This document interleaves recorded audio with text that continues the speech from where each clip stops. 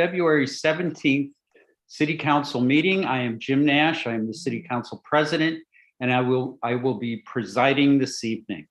This meeting and all participating on Zoom will be audio and video recorded. Tonight, we are operating once again under our new rules, and we will be doing things a little bit different than in previous meetings. If you were here back in the fall, we've had a slight change around public comment, and I'll be highlighting that. We will first convene the meeting before we take public comment. I now call the council to order. Laura, can you please take the roll? Sure. Councillor Elkins. Here. Councillor Foster. Here. Councillor Gore. Here. Councillor Jarrett. Here. Councillor Large. Here. Councillor Maori. Here. Councillor Moulton. Here. Councillor Nash. Here. And Councillor Perry. Here. Council President, you have a quorum. Thank you, Laura. Now that we are convened, we will take public comment. If you wish to make a public comment, please use the raise hand feature. The raise hand feature is in the bottom menu bar under reactions. If you are calling by phone, you can raise your hand by hitting *9. If you are having trouble raising your hand, you may use the chat feature to send me a message. To ensure equal access, and because of the open meeting law, technical problems such as not being able to raise your hand are the only thing the chat function is used for, and it will only be available during public comment. We cannot accept comment over chat. Private chat or chat only visible on Zoom during a public meeting is antithetical to an open public process, in violation of the council rules for public participation, and violates the spirits and potentially the law of open meeting law. If you want to submit a written public comment, please email it to citycouncil@northamptonma.gov, and it will be sent to all councilors and will be part of the public record. I will unmute each raised hand in the order raised to make a comment. Before you begin, please state your name and your city or town for the public record. To ensure everyone has an equal opportunity to speak, the council limits comments to 2 minutes. This has been a change since some people may have provided public comment in the past. You are in no way obligated to use the full 2 minutes, but if you do, after 2 minutes, I will ask you to please finish your sentence. According to the council rules, we do not respond during public comment as it is your time to speak. So while your comments should be directed to us, you will understand when we don't respond. Our rules also state the councilors and members of the public shall conduct themselves with civility and respect at all times.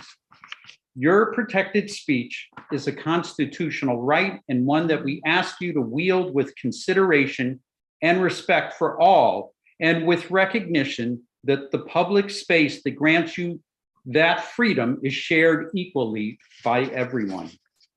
Also, according to open meeting law, if someone is disrupting a meeting, they may be removed. You may speak on any topic. It doesn't have to be an item on the agenda. I ask that all but the council turn off your video until called upon. Only the person recognized has the floor, and all comments are to be directed to the council.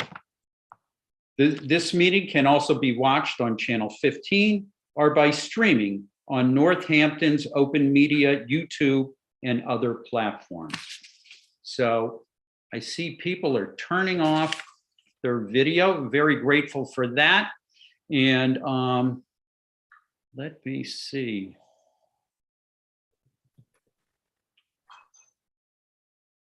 Okay, it looks like the first person up is Tracy Atwood.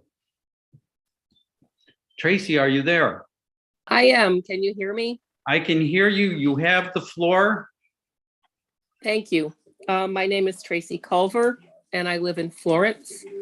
I'm a lifelong resident of Northampton. I'd like to offer my thanks to the council for their work. My first comment is to address the proposed animal control facility. No other city in the state has built such a facility in a residential neighborhood, including the underused facility in Amherst. The reasons for that are obvious. The Massachusetts Building Code must be interpreted in a way that protects the public safety, health, and welfare. Physical and mental manifestations of noise stress are well documented. By locating this facility where people live, you are choosing to put their well-being and quality of life in jeopardy. I ask you all, if this modest working-class neighborhood was also a small community of color, would you consider building this facility here? If your answer to that is no, then you must also say no to this proposal or label yourselves as hypocrites. I also want to address the police department's urgent need for new dashboard cameras. While I agree that they are needed, I feel that way because I know that they can protect our police from false accusations. Councillor Elkins appears to feel that the cameras are only necessary to, quote, hold the police accountable, as if it is inevitable that they will do something wrong. That's too bad, isn't it? Councillor Elkins did not respond to my email. I'm hoping our other councillors don't have the same unfounded negative opinion of our police force, because that would be untenable. Thank you. Thank you, Tracy. Next up is Kimberly Fitzgerald.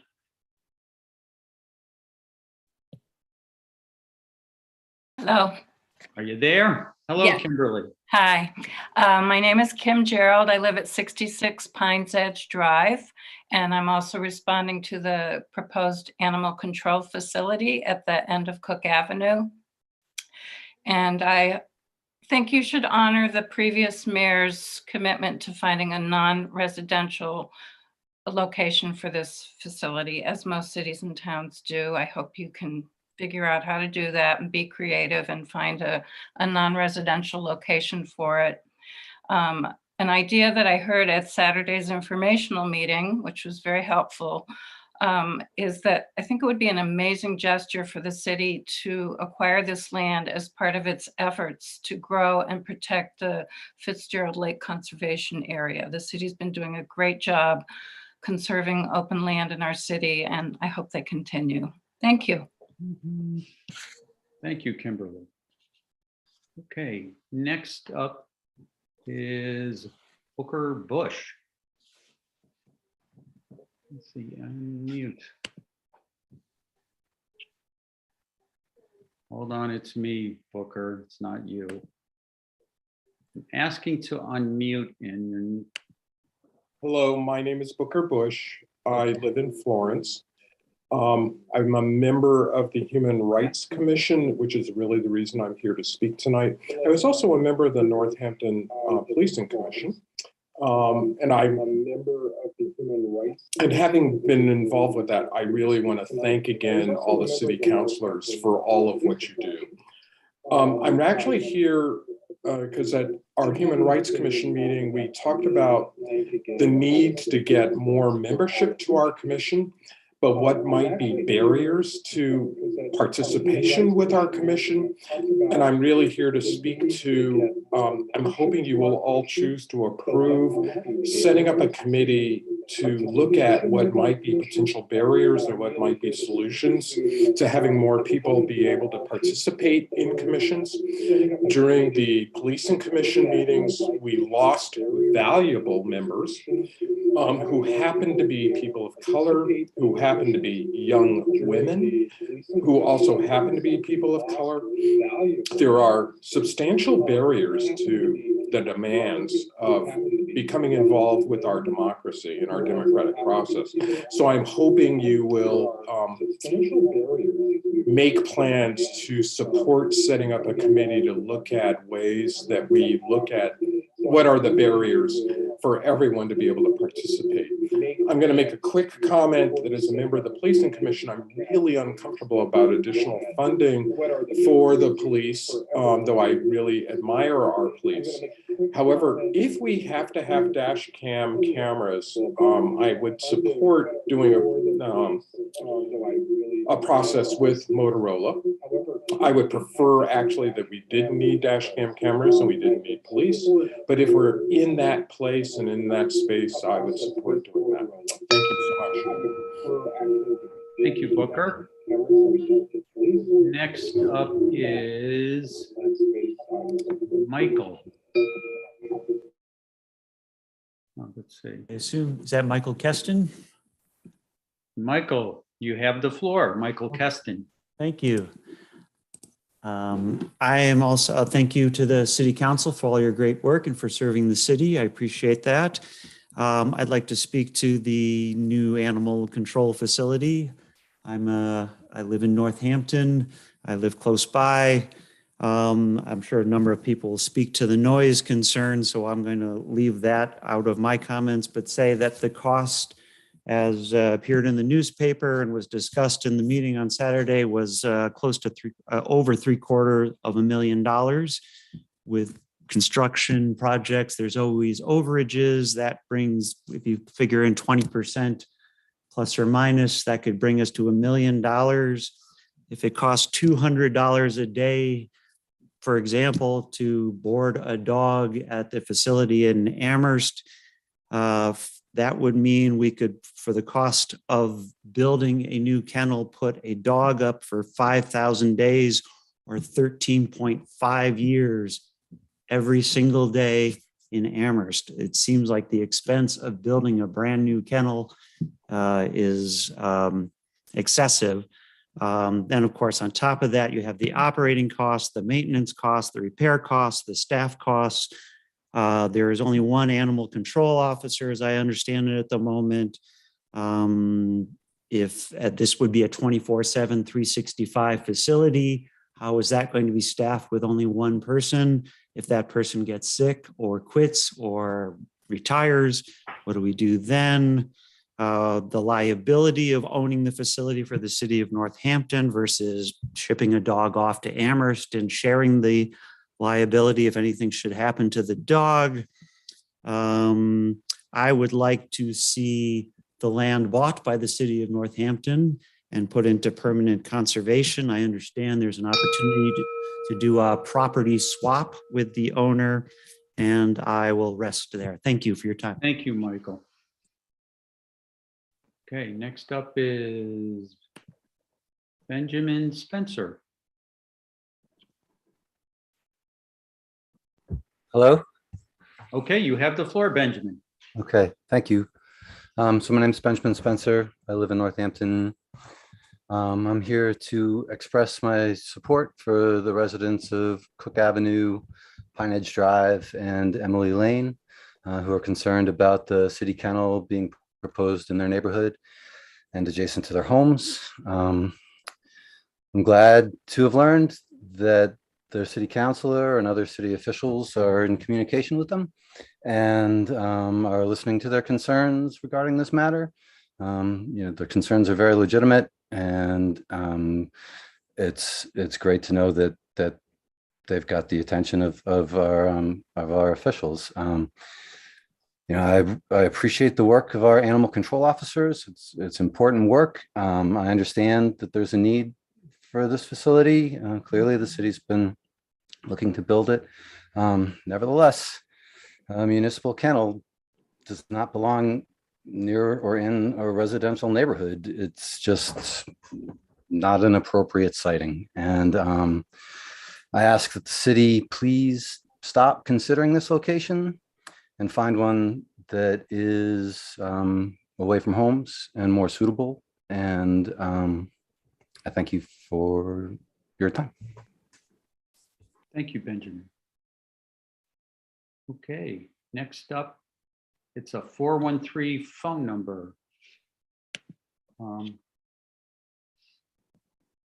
Welcome to council. Can say your name in town. Can you hear me? I can hear you. Welcome to Okay. City Council. Thank you. Thank you for having this. I'm Patricia Maynard, and I live at Pines Edge Drive, and I'm calling also in concern for the animal rescue of the animal control facility. And my first concern is that the facility will be about 300 feet from my now peaceful patio. A dog barking can reach 120 decibels, and even at 1,000 feet, that would register at 71. Accepted noise level for residential neighborhoods is 60. The smells from the outdoor kennels is also a concern, especially in summer. In researching other similar situations with neighborhood and kennel concerns, the overwhelming recommendation was that new kennels should be placed in non-residential areas. Excessive barking can disrupt a person's ability to concentrate, producing stress and altering psychological and physiological functioning. There's a large body of research showing that excessive noise reduces property values. Having a dog kennel nearby would reduce the amount a prospective buyer would be willing to pay if he would even buy at all. Apart from noise, smell, and reduced property value for residents, we have an additional very important concern, the conservation area. A dog kennel would infringe on the peaceful atmosphere of the trail. The potential site is surrounded by wetlands, including a perennial stream, which could become contaminated from possible wastewater runoff, typically having high levels of nitrogen from dog urine, as well as sanitizers and chemicals. Wetlands are valuable to wildlife, providing food, water, breeding areas, and protective cover, and should be protected. Broadbrook Coalition has created a gem for the city with significant expenditures of money and volunteer hours. Putting this in jeopardy. Thank you, Done. Tricia. Yep. Next up is Kathy McNally. Welcome, Kathy. Hello there. Hi, friends. Hi, everybody. I want to say tonight a big thank you to the members of the Finance Committee and Chair Rachel Maiori and members Jim Nash, Stan Moulton, and Marianne Labarge. We had such an engaging and productive and satisfying meeting on dash cams last week, in which dialogue and exchange was allowed. And it was so respectful and civilized and informative. Even when people didn't agree with each other, it really moved the dialogue along on that issue. And I feel like we need so much more of that. And I think that Councillor Stan Moulton's proposal for a forum on dash cams / surveillance is going to be a way to really provide the dialogue and sense of community input that we need and that has been lacking.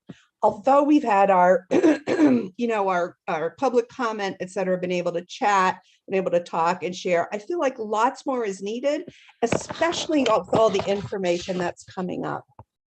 And we know that in the marketplace of ideas, we need to hear what people say, and we also have to examine what people say closely, and at times be critical of those ideas. We always want to focus our criticism on the ideas and words and actions of public officials, and I think that's appropriate, but never on the person. So I feel like a forum would be a great way to continue and to solve this lack of input and discussion and us being able to digest the dash cam issue. And I strongly support the Stan Moulton's proposal about the forum. And I'm so grateful to Finance Committee Chair Rachel Maiori and Jim and Stan and Marianne. Thanks. Thank you, Kathy. Okay, next up is Dan Kennedy. All right. Welcome, Dan. Hi, everybody. I'm going to try and get this under 2 minutes. I will do my best. I also want to echo Kathy's sentiments on how great it is to have a sort of space to do some back and forth work with city councilors. So I really appreciated the finance committee meeting in that format. I'm unsurprisingly here again to express some concerns over a 5-year contract with Motorola Solutions. In just a couple of minutes, I'll say that any cloud storage solution is going to have a lot of concerns, but especially this one. So Motorola's master customer terms, which is the sort of company's terms of use for their tools that they make everybody sign, says that it allows the company and its subcontractors to have the right to process, host, cache, store, reproduce, copy, modify, combine, analyze, create derivative works from such customer data, and to communicate, transmit, and distribute such customer data to third parties engaged by Motorola. That seems really problematic, especially when we just had a sort of we heard that it's going to be really public not public, it's going to be really private and really safe. That screams not super safe to me. And I don't think that we're necessarily going to get Motorola to agree to make an exception for our city, right? That's not what they're going to do. Beyond that, I also really do appreciate the idea of a public forum on dash cams and the idea of whether we want them or not, and police surveillance, at large. I'm inspired tonight by the thought that Northampton was one of the first cities to adopt cameras because they might provide accountability, but all of the research 15 years later says that they don't actually promote accountability. They're signs and symbols of accountability, but they don't actually do that. A large amount of the a lot of times when video is used to hold police accountable is because someone was there as a bystander to record it, which is why the movement for Black Lives has repeatedly called for an end to police surveillance technologies. I really hope that we can engage in these uncomfortable conversations together as a community. And thank you all for your time. Thank you, Dan. Next up is Gwen Nabad. All right, well, how do I there we go. I think you're Hello. unmuted. All right. Hi, I want to thank everyone for being here tonight and for allowing us each to have our time. I kind of prepared a statement because I always go over. My name is Gwen Nabad and I live in Northampton in public housing. I'm here to speak about the affordable housing units that are slated to be built at 737 Bridge Road. I am concerned about the felling of trees that store carbon. Development has an impact on microclimates and the environment. This location is extremely close to a major highway and many traffic lights that produce air and noise pollution. Trees are playing a part in storing carbon, temperature regulation, and the hydrologic cycle, with water management being an issue just down the road at Hampshire Heights that causes basement flooding. There should be a plan for future residents to have the ability to have community plots. Over the past several years, there has been progress made in awareness of food deserts and heat islands, with Boston being the 6th highest heat island in the country, and Chelsea, Massachusetts declared a food desert. We do not want this to happen in Northampton, and it doesn't have to. Residents have the ability and should have the ability to share community time outdoors and in nature, enjoy the sound of birds, enjoy the cooling effect of shade, and the ability to garden. These are not things that should only be reserved for those who have the capacity to buy property in rural locations. Building heat islands costs more money in the short term and is bad for human health. I am hoping a good part of the natural landscape is preserved in the building, and I'm very happy about the building of the affordable housing. Climate change must be a driving factor in the design and building of any new housing in the city to preserve the environment, and should be livable in a sustainable way for many generations to come. Northampton Police Department has arrangements of some type with Northampton Housing Authority, and I would like to understand better what that arrangement is. For example, do the police contact the NHA as soon as they get a call? I would be asking Finish your sentence.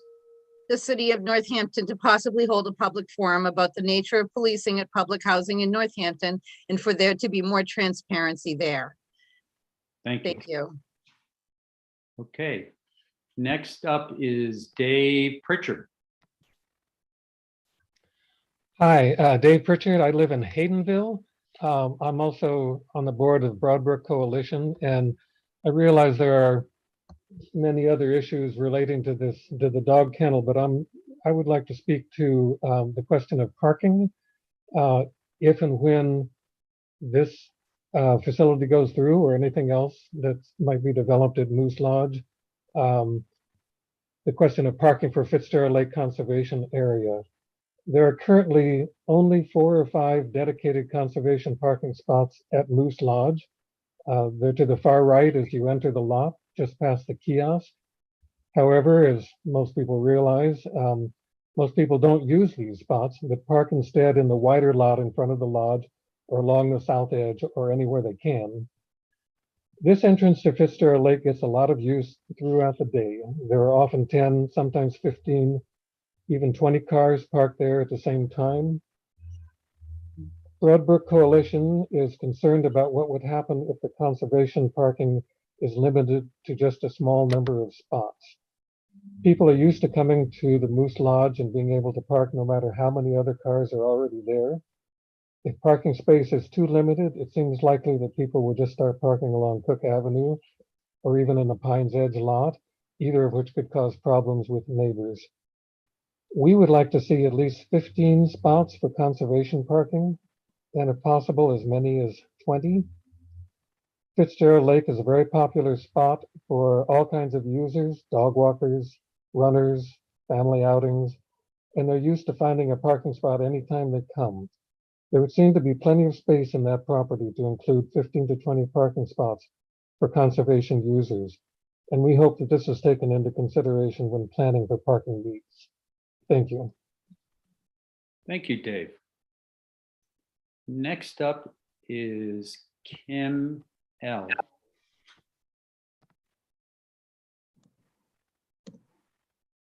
Are you there, Kim? Hello, can you hear me? We can hear you. Okay. You have the floor. Okay, thanks. I'm just going to read from my statement. I'm here, I've lived on Pines Edge Drive for 30 years. It's a beautiful neighborhood, and we share our woodland environment with other residents of Hatfield Street, Cook Ave, and Emily Lane. I'm here today to ask you to vote no to the dog pound on Cook Ave, which is next to my property. It's not a good fit for this residential neighborhood, and here's why. There's going to be a lot of loud barking. It will greatly increase noise, which will disturb the peace here. Even if there's only one dog in the pound, there are hundreds of dogs passing by the location and hundreds of cars going in and out of the parking lot. The sound and scent of dogs and human activities will cause both the impounded dogs and the visiting dogs to bark. The sounds of dogs and people walking and talking, getting out of their car, slamming doors, will create an unwanted canine chorus of barking. In the summer, it will go on from 6 in the morning until 9:30 at night. Sound barriers and walls will only add to the amplification. The other problem is the environmental impact. Animal waste and urine will need special equipment, storage, and removal. We have to protect our groundwater, brooks, and river, the Connecticut River and city wastewater treatment. Next, keep looking for a non-residential area. How about Old Wilson Road, some cemeteries, Chesterfield Road? Try the golf course, not here on Pines Edge Drive. Long-term contracts, how about looking at a long-term contract? And the cost, $750,000, that's way too much. The city needs to improve its record of treatment in this neighborhood. We've gone to the city for many incidences and many situations, and we have gotten no response in the 30 years I've lived here. Thank you. Kim. I hope everybody's seeing our timer here. And I also noticed that people are wrapping up right after the bell. I really appreciate that. Okay, next up is Chris.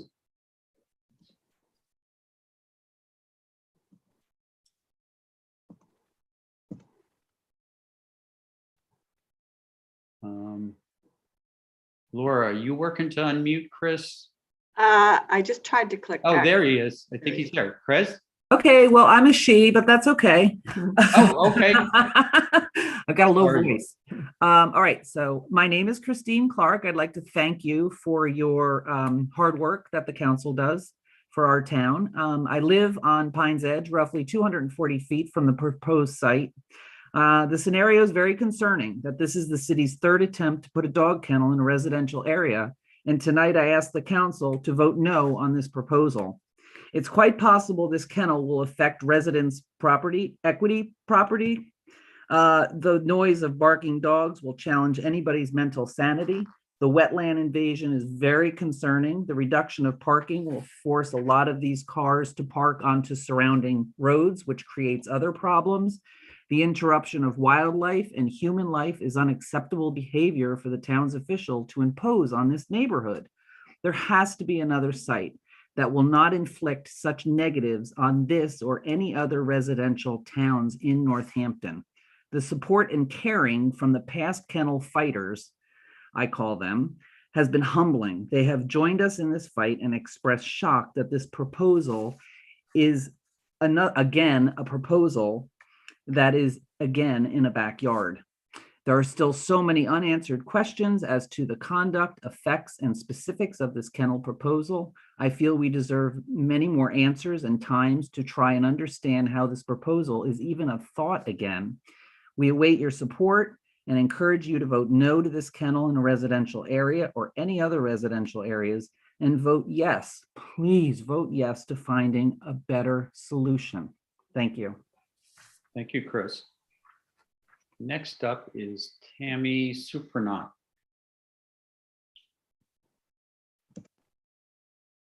Tammy, you have the floor, I think. Let's see.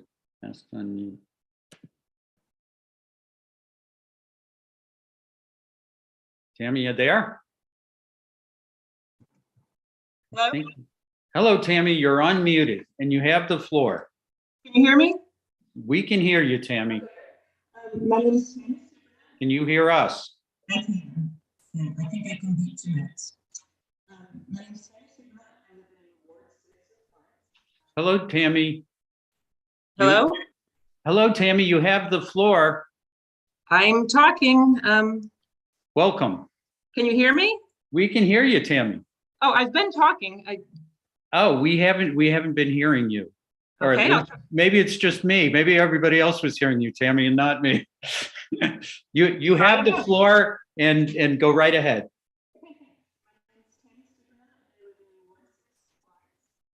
I've lived in Northampton, Florence for the last 35 years. I attend council meetings regarding the purchase of the watchguard cameras. Tammy, you're going in and out. It's as if the microphone isn't near to your Tammy. Oh, this is unfortunate. Yeah, I'm not sure what's happening. Maybe I'll try to call in. You know what, Tammy, if you want to leave the meeting and then come back in, I will search for you because you've been in the queue. I mean, if you want to give it one more try right now, because we're hearing you and then not hearing you, it's strange. Okay, I'm right on top of my computer, so I'll try one more time. My name's Tammy Supranant. I live in Ward 6 in Florence. I've lived in Northampton, Florence area for over 35 years. I attend council meetings frequently via Zoom, and I'm calling tonight regarding the purchase of the watchguard cameras. And I just have a couple of quick comments. Are you hearing me? Yes, keep going. Okay. First, I totally support the purchase of these cameras because I feel that they provide transparency for everyone involved. Transparency is something that I hear this council speak about often as one of your values, which is why I was quite surprised that it did not pass unanimously at the last meeting. While I do understand the issue that you have with Motorola, I don't feel that this should be the driving force of your final decision. Additionally, I noticed that many of the people that call into the public comment about this issue are the same individuals that call into many of the meetings related to policing issues. Some live in Northampton, but many do not. And that's not really even what I'm taking issue with tonight. The point that I'd like to make is that I just feel that this is a very small representation of our community. While I'm aware that you probably get emails and phone calls as well, there are roughly 28,000 people that live in Northampton, and I feel that you are not hearing from most of them. Most people in communities would consider this an important police reform measure, and it's what's happening all over the country. It's what people are asking for. Our police officers represent our city, and this is a layer of protection for them, but also for everyone involved. Basically, a recording provides an accurate representation of an event. I would think that that's what we all would want.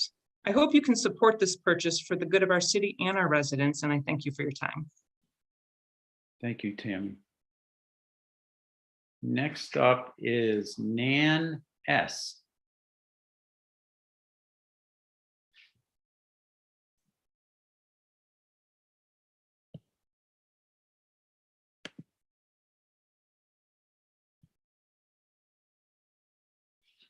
Okay, Nan, I believe you have the floor.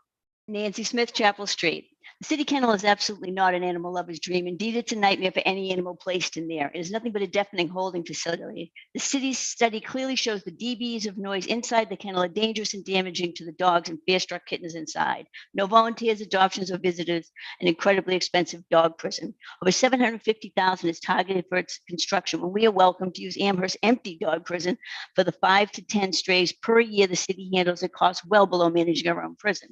The harsh mandated cleaning chemicals will reduce the efficiency of our city's sewer system and threaten the conservation and wetlands it borders. Why would we do this? To save our one full-time and one part-time animal control officers the inconvenience of doing 5 to 10 drop-offs and pickups to Amherst per year? Beyond this, owning a dog prison dooms all dogs left in our care to prison for generations. Better options like a private kennel in Florence we once used will be off the table for good.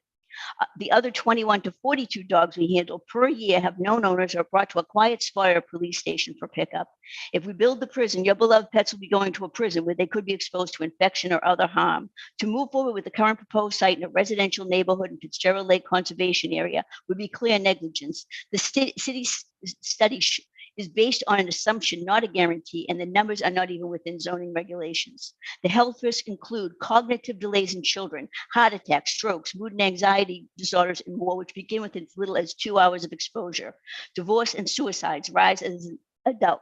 As a result, no other city in Massachusetts has a city kennel anywhere near residential areas because they care about the health and safety of all their people. This is the third proposal targeting a working class neighborhood. Please do the right thing to the animals and people of this city and vote down this perhaps well-intentioned yet grievous mistake of a project tonight. Thank you all very much for your time and your dedication to the city. And yes, on police dash cams, but maybe a local server that's a little bit of money to off, set some of the concerns. Thank you, Nancy. Next up is Bat Phone.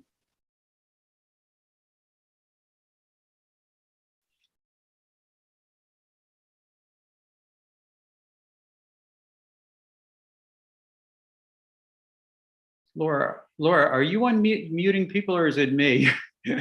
I'm only when there's a delay. So Oh, okay. do you want me to consistently? No, I'm fine doing it. All right, Bat Phone, I'm having an issue trying to unmute. You want to give it a try, Laura?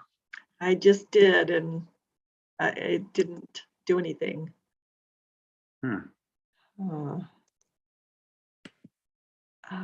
Right. I'm not sure what to do. All right. Let's see how we doing on people in time. To the person on Bat Phone, if you want to leave and then come back in on another device, as we're not able to unmute this, but we don't know who you are. It looks like there's only 11 people in the queue and you should be able to queue up. So, all right, we're gonna head on to Chris and I will continue to go back to Bat Phone. Welcome, Chris. Hello, my name is Chris Kitzmiller and I live in Ward 4. The reporting today from the Shoestring shows that Chief Casper and Director Pagan have misrepresented the data sharing aspects of Motorola's dash cam system against our express concerns.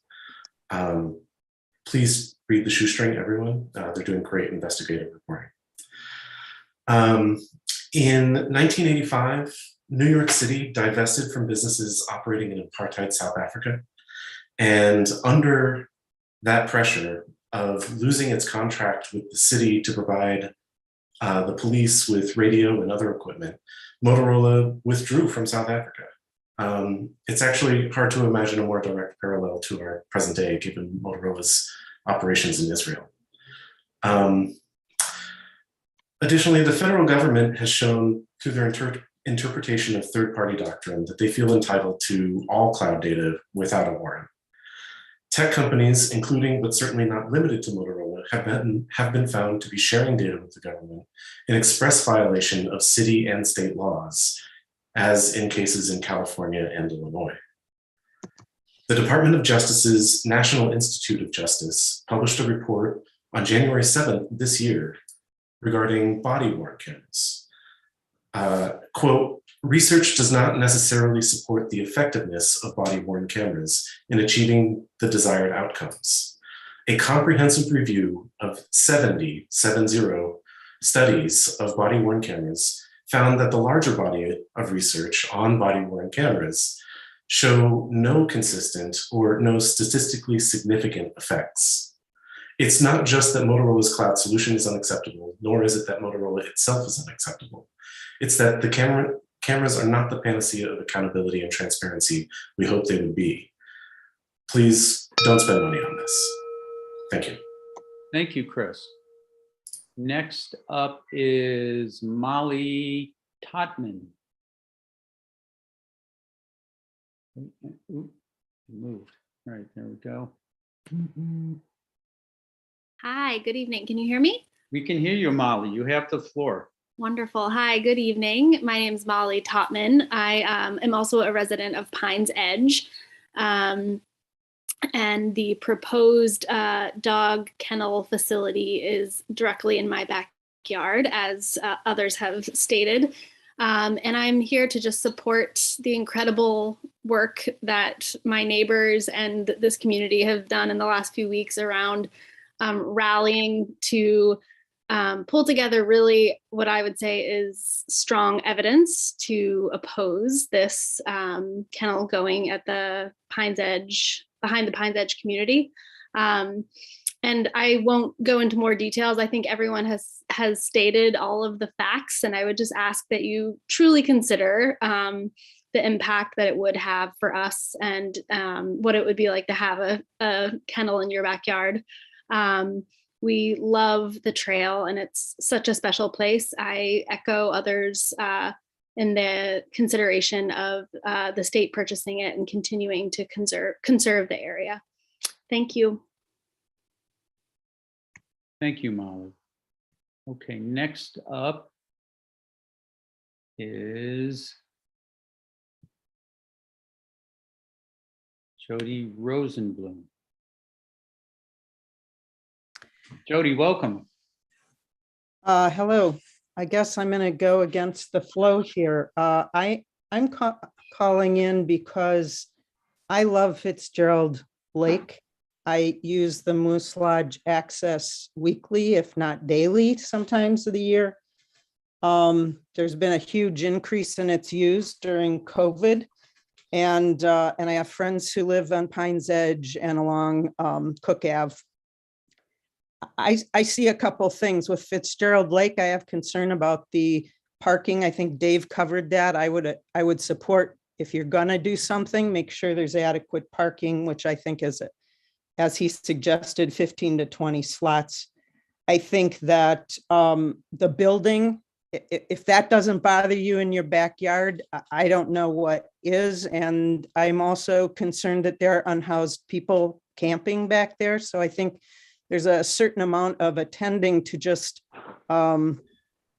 what's a reasonable use of the space. And I think a small facility that upgrades the area could be a positive. And I think some of the assumptions that it's all negative, I would disagree. I would say that there may be, the presence may help dog owners be a little more accountable. A lot of people running their dogs there, a lot of dog walking services running their dogs there. There's plenty of reasons why there's noise, not to mention all of you who live there just re-roofed all your condos, which was a lot of noise for a stretch of time.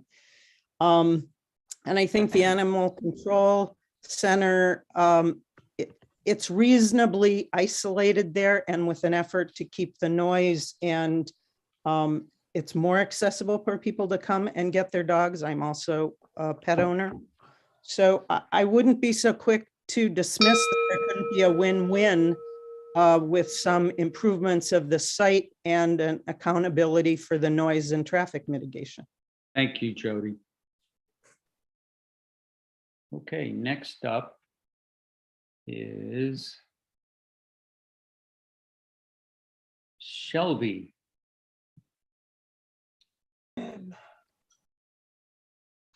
Shelby, you there? Hi, can you hear me? I can hear you, Shelby. Welcome. Hi, my name is Shelby Lee, and I'm a resident of East Hampton. I have a medical disability and receive weekly medical services in Northampton.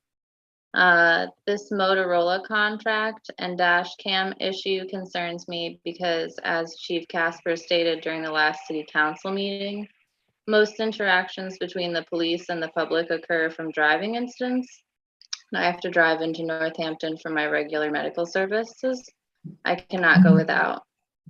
I really want to address the statements made in the paper by Councillor Elkins, specifically that the city urgently needs reliable dash cams.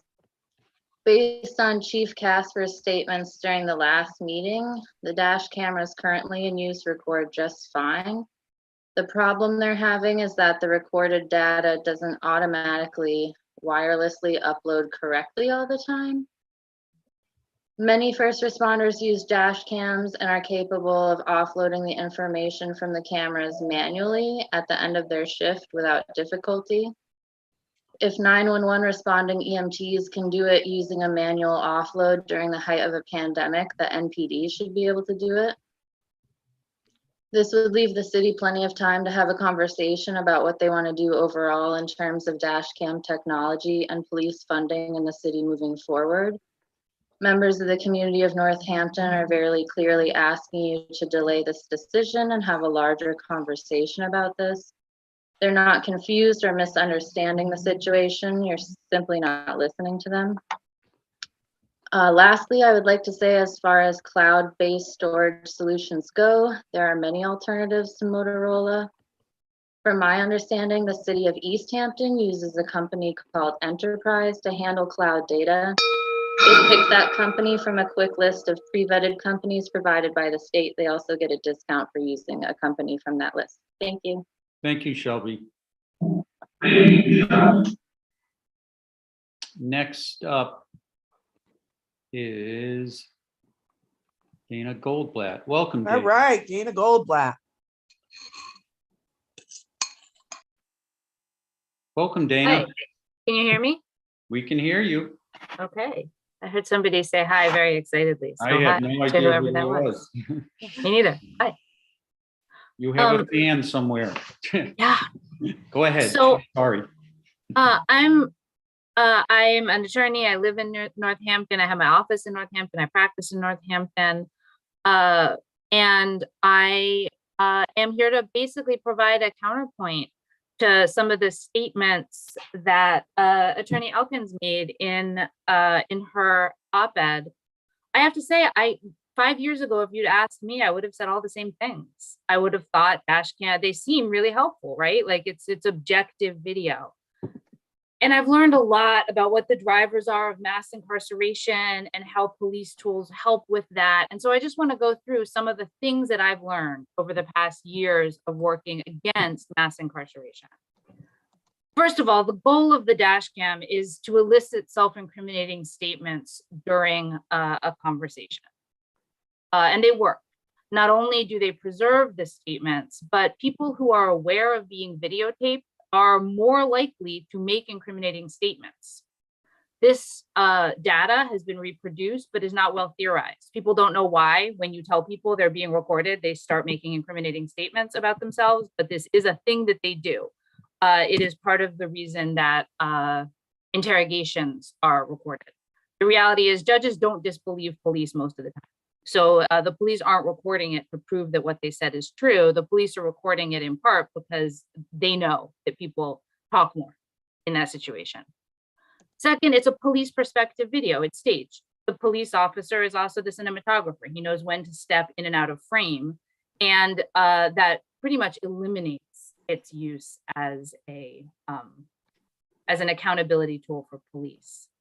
The third is implicit bias. There's a lot of data on this, that white viewers, when they see these roadside videos, are very aware of this genre, that it's cop versus criminal is how they see it. And they immediately regard the person who's been pulled over as having done something wrong.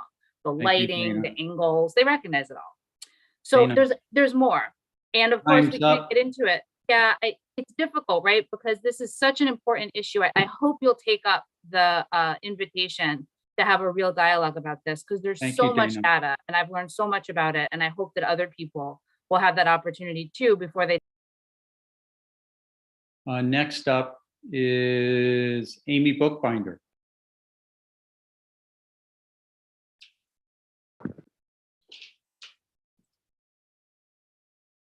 Okay, do you hear me? We hear you, Amy. You have the floor. Okay. Hello, everybody. First, I want to join others who have thanked the Finance Committee for its wonderful meeting. It was inclusive, informative, and comprehensive, and welcoming, and a welcoming, open-minded discussion of the dash cam contract before the full council tonight was held. And I also want to thank all those in the public who called in to that and tonight to share their research and expertise with the committee.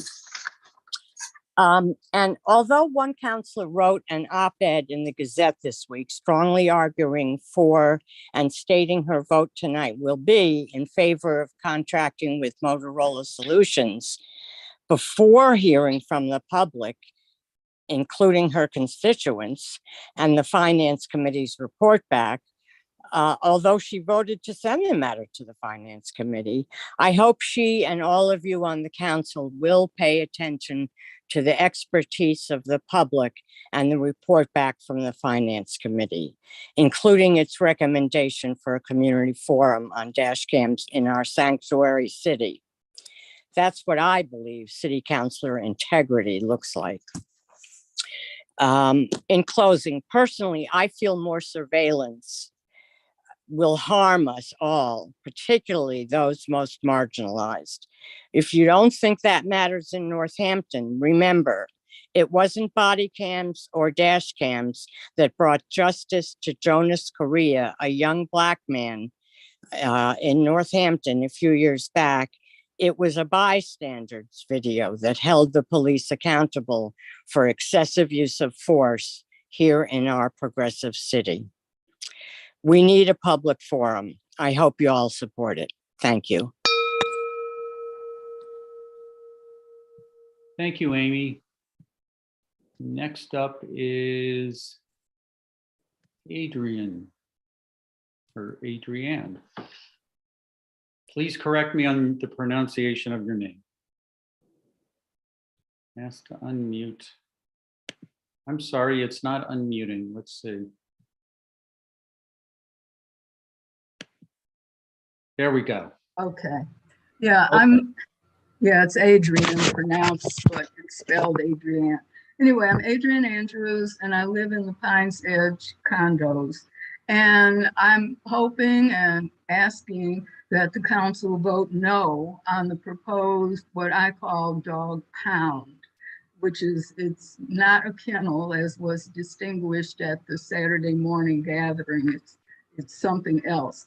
But, and others have articulated my concerns as well about placing that animal containment location at the doorstep of our lovely community and the neighborhood on Cook Avenue.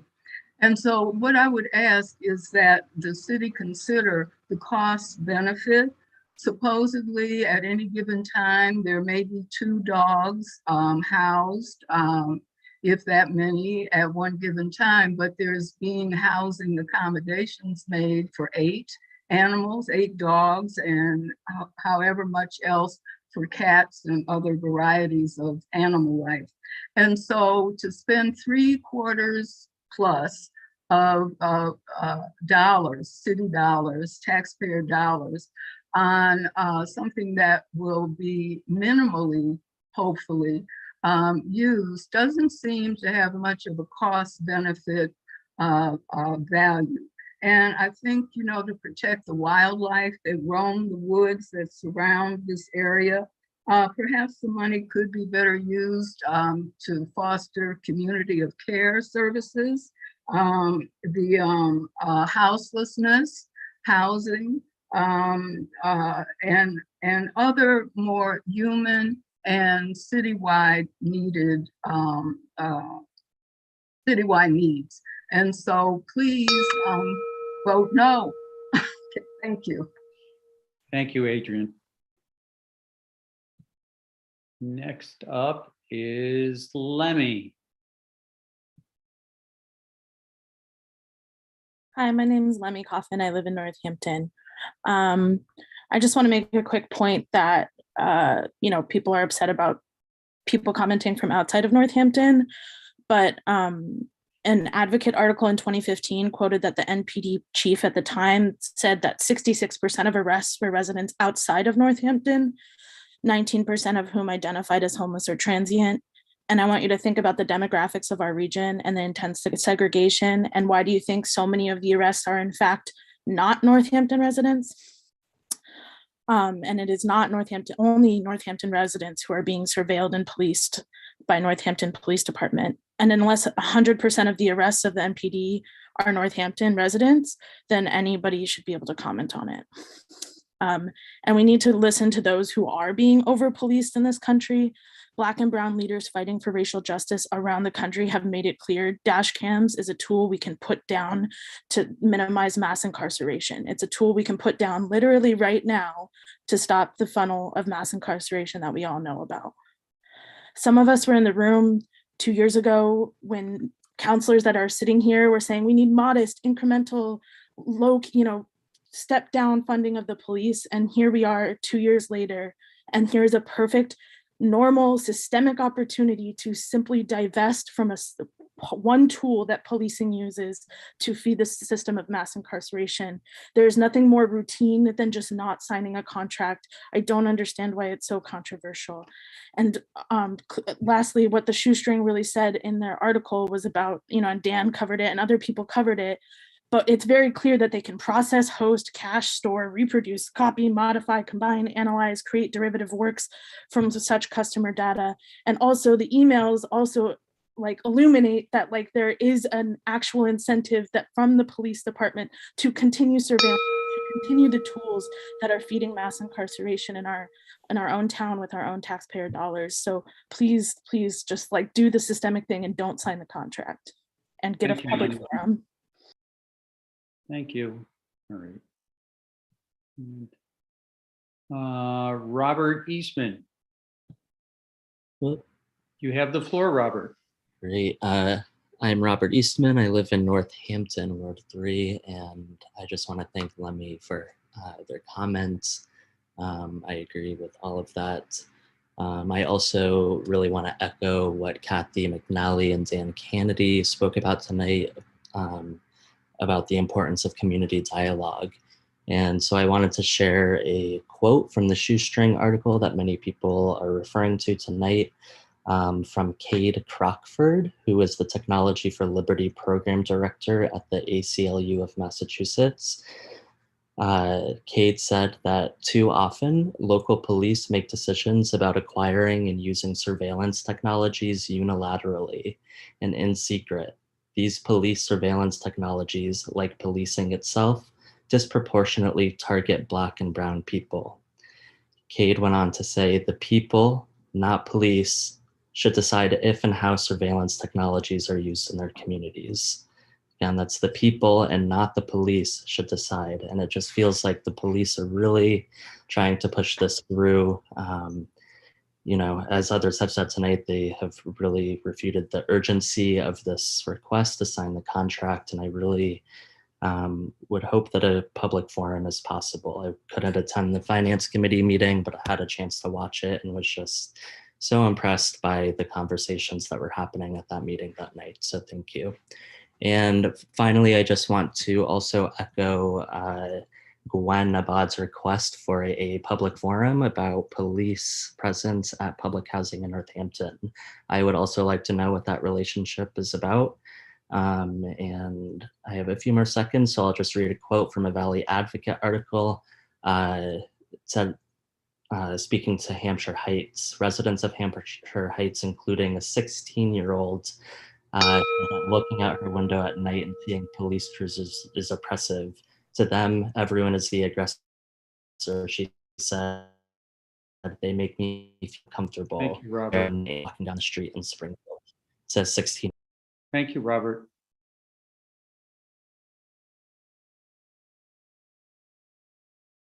Okay. Brian. You are unmuted. Welcome. Hello, thank you. Ryan McChesney, Ward 3B. I'm just here once again to echo many of the things that have already been said during this meeting. I did speak 2 weeks ago in opposition of the city signing a contract with Motorola Solutions and would like to publicly state my opposition to that again. I stand with many of the people, Lemmy and Dana and Dan and Robert, who have raised concerns about increased police surveillance in that community, who that affects primarily, and who that supports. And I still feel like whatever the stated sort of goal of these dash cams are, there are a lot of potential intended or unintended consequences, people that can and are harmed by this data and by the surveillance. Again, I speak in part based on my experience working with undocumented folks who are, very concerned about increased surveillance and the increasing the fear that puts on them. I would also like to echo the thanks to the Finance Committee for hearing this matter. Thank you to Rachel Maori for allowing public comment and discourse during that meeting, and to Stan Moulton for proposing a public forum before this is decided. I think that clearly there is a lot of input that the community has to give on this and on their, the role of dash cams and police technology in general in our community. So thank you. Thank you, Ryan.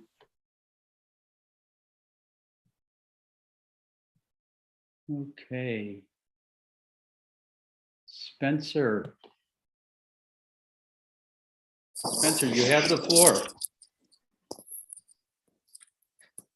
Good evening. Can everybody hear me? We can hear you. Great. Good evening. Thank you for, hello? Welcome.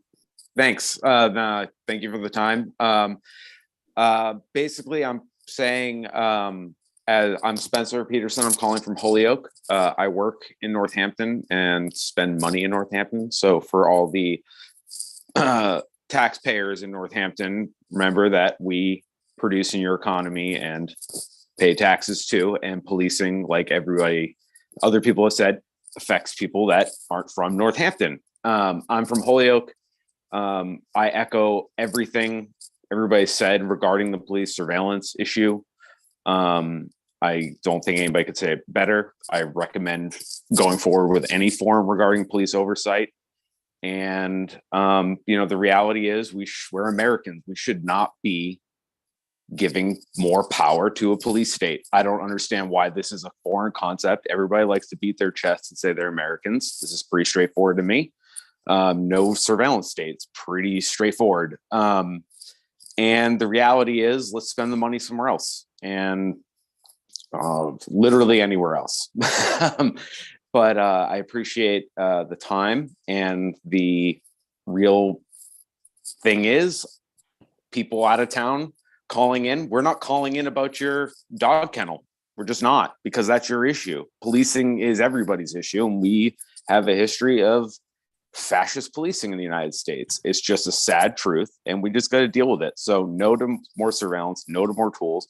Yes to any given forum, any day of the week. I will show up and plead my case on why police shouldn't have any more power. And I'm sure other people like Dana and other people have spoke so eloquently about this. So please, no more power to these guys. None. Thank you. Thank you, Spencer. Okay, Sean. Sean, you have the floor. Hi, my name's Sean Lamoure. I'm from Northampton. Excuse me. I've lived here most of my life. My family has lived here all their life, and I don't think that matters at all when I come to say as well that we shouldn't be spending any more money on the police department. Policing, it's a national epidemic. Everyone should care about it, no matter where you're from. And the way we're at right now as a society, we should be focusing on abolishing the police, not reforming them. Any efforts towards surveillancing the police or policing the police should be done by the community, not by the cops themselves. You can't trust them at all. That's pretty much what I have to say. I echo everything that Dana and Lenny said so eloquently. Also not for the dog kennel either. So spend the money anywhere else but on the dog kennel. It's really a waste of money. It's ridiculous you guys are considering it. It's $750,000 proposed for the building, $100,000 for the lot.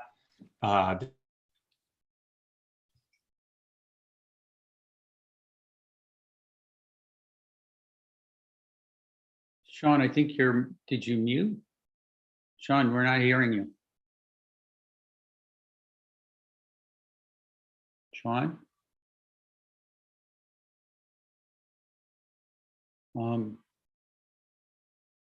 I guess, all right, I'm assuming he's finished. Okay. Thank you, Sean. Next up is Ya-Ping Douglas. Welcome, Ya-Ping.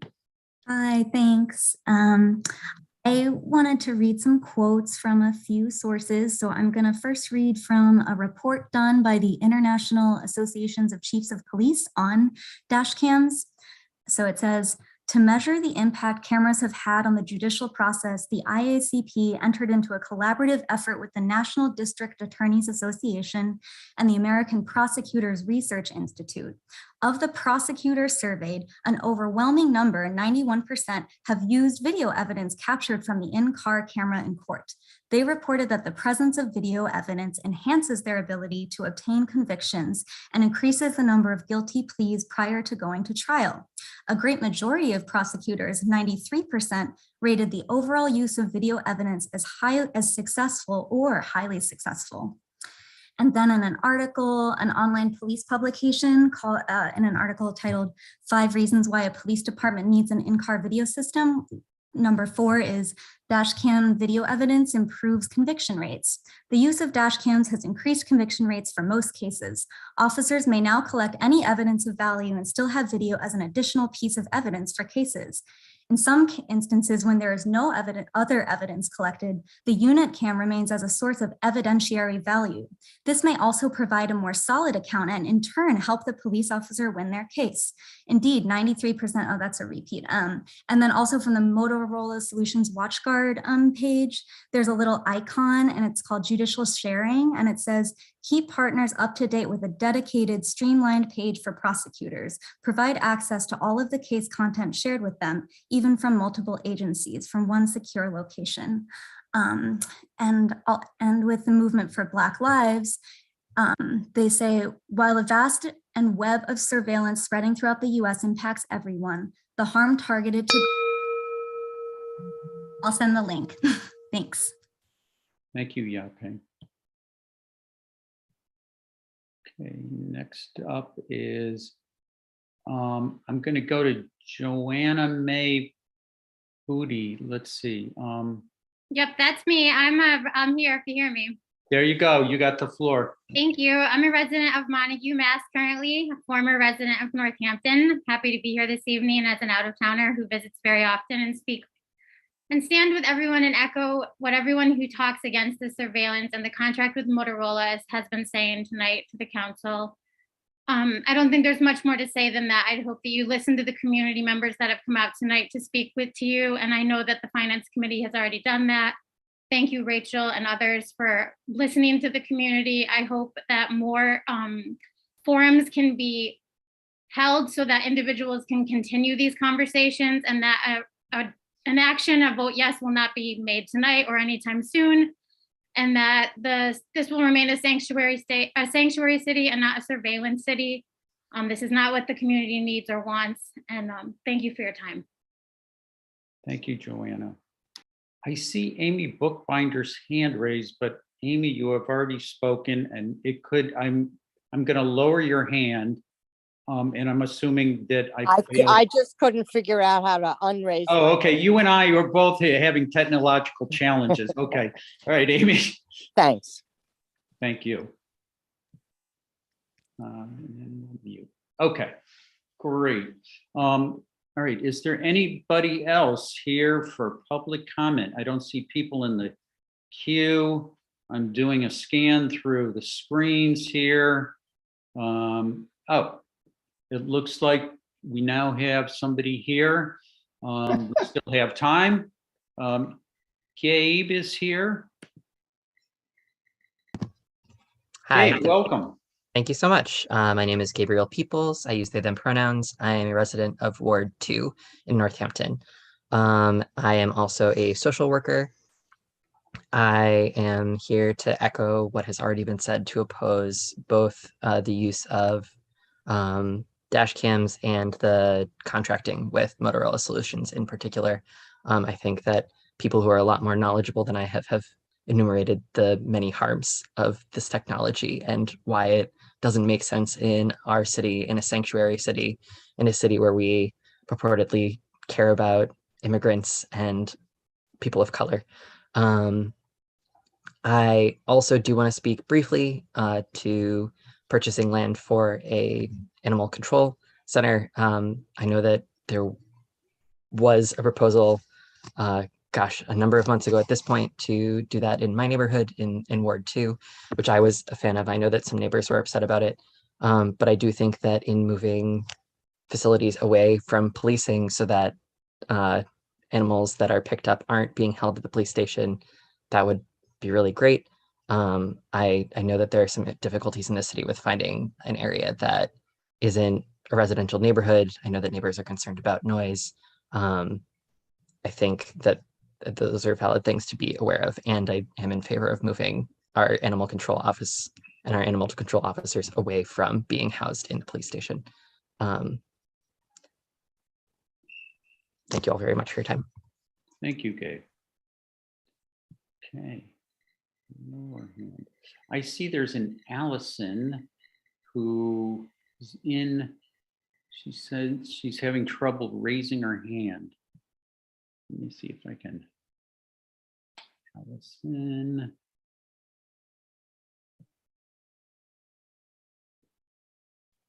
Huh.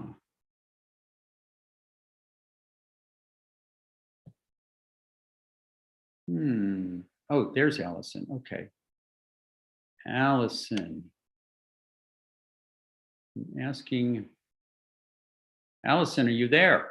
I am. Thank you. Yeah, I'm glad we were able to hunt you down. Okay. Yeah, thank you. You have the floor. Thank you. My name's Allison Berryman. I'm from Northampton. I live on Pines Edge in Ward 1. I just want to comment about the proposed animal control facility, the proposed site. I echo the comments of those who are opposing it. Don't want to bog down details or statistics or things like that. I just want to say that it's obvious that there is a need for an animal control facility in Northampton. There's no doubt about that. I do, however, feel that the proposed site is not appropriate or reasonable option, given that it's in a residential area and abuts conservation land.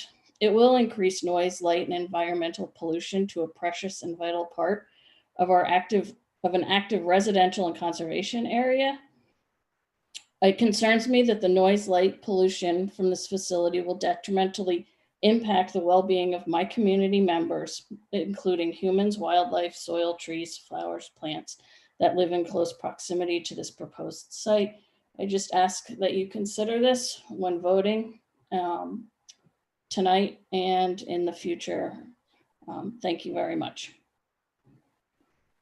Thank you, Allison. Okay. Right. Jim, I've lost the little yellow mitten to raise my hand. Okay, hello. Oh, welcome, Mary. Hi, Jim, and all of you. Just briefly, I didn't come to speak to either of the two issues, although I tended to think that the Cook Avenue location for a very, very small dog facility might make a lot of sense, again, as long as the parking spaces are preserved for people using the conservation trail. Secondly, I have strong personal feelings about policing and the issues of stereotyping some people as likely good citizens and others, primarily people of color, as a suspect in a mostly white community like ours. That issue strikes very close to my heart. Emotionally, I have two relatives on the African American side of our family who were lifelong professional police. Other relatives who are poor and can't step out of their neighborhood. This is not Northampton, without fear after dark. And so, I supervised the police department 25 years ago and was very proud of the great majority of our police officers. So what I came with a question about is the major change in downtown zoning. I hope that there will be more public discussions of that issue. I don't think most members of the public are aware of it yet. Thank you, Mary. That's all. Okay. All right.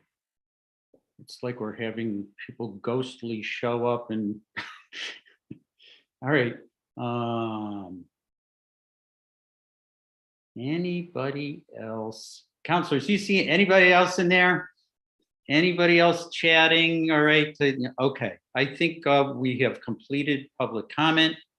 And okay, that means I have to pull up the agenda here. Okay.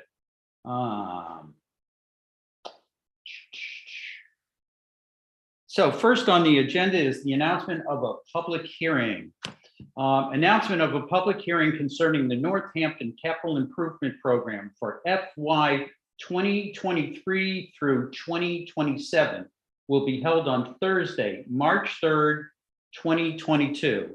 In accordance with Article 7, Section 7-5 of the Charter, the Northampton City Council will hold a public hearing by remote participation on Thursday, March 3rd, 2022 at 7 p.m. The City Council will consider the capital improvement program for FY 2023 to 2027 and hear all persons who wish to be heard thereon. Instructions for accessing the hearing will be posted on the March 3rd, 2022 City Council agenda to be posted no later than 48 hours prior to the meeting on the city website at www.northamptonma.gov. The CIP is available for inspection here. So if you have the agenda, you can click on a link to the capital improvement program. And I'm also assuming, Mayor, that it's on the city website as well. Is that correct? Mayor. And I see Councilor Maori, let's see. Yeah, I was just going to say, President, that I don't think the link isn't working for me. And so I hope it is on the website. It may work for others. It's telling me I need access. I just tested it. But hopefully it will be on the website and certainly in the agenda 2 days before. Okay. Oh, you know what? I should have done that before public comment. Holy moly. Okay. Announcements from counselors and the mayor, and maybe the mayor can say where that is. Counselors, any announcements? Counselor Maori. Oh, what's going on here? No, I got it. I was just slow.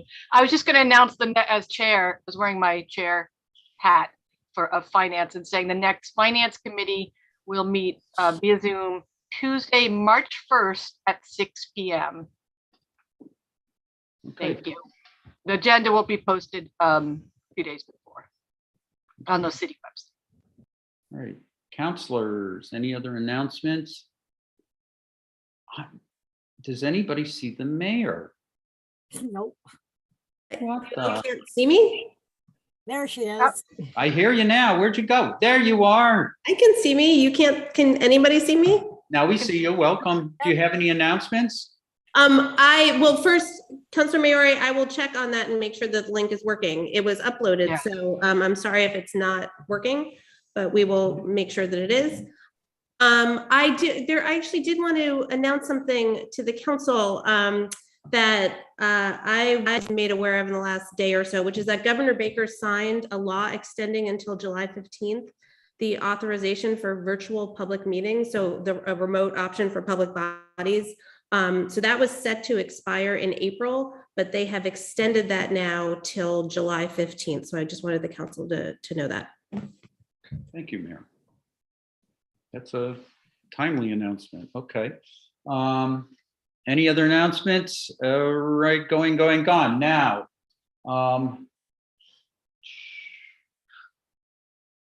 Mayor, we don't have any presentations, correct? Nope. No? Okay. We are up to the consent agenda. Counselors have the opportunity to request, just one counselor can request anything being removed from the consent agenda.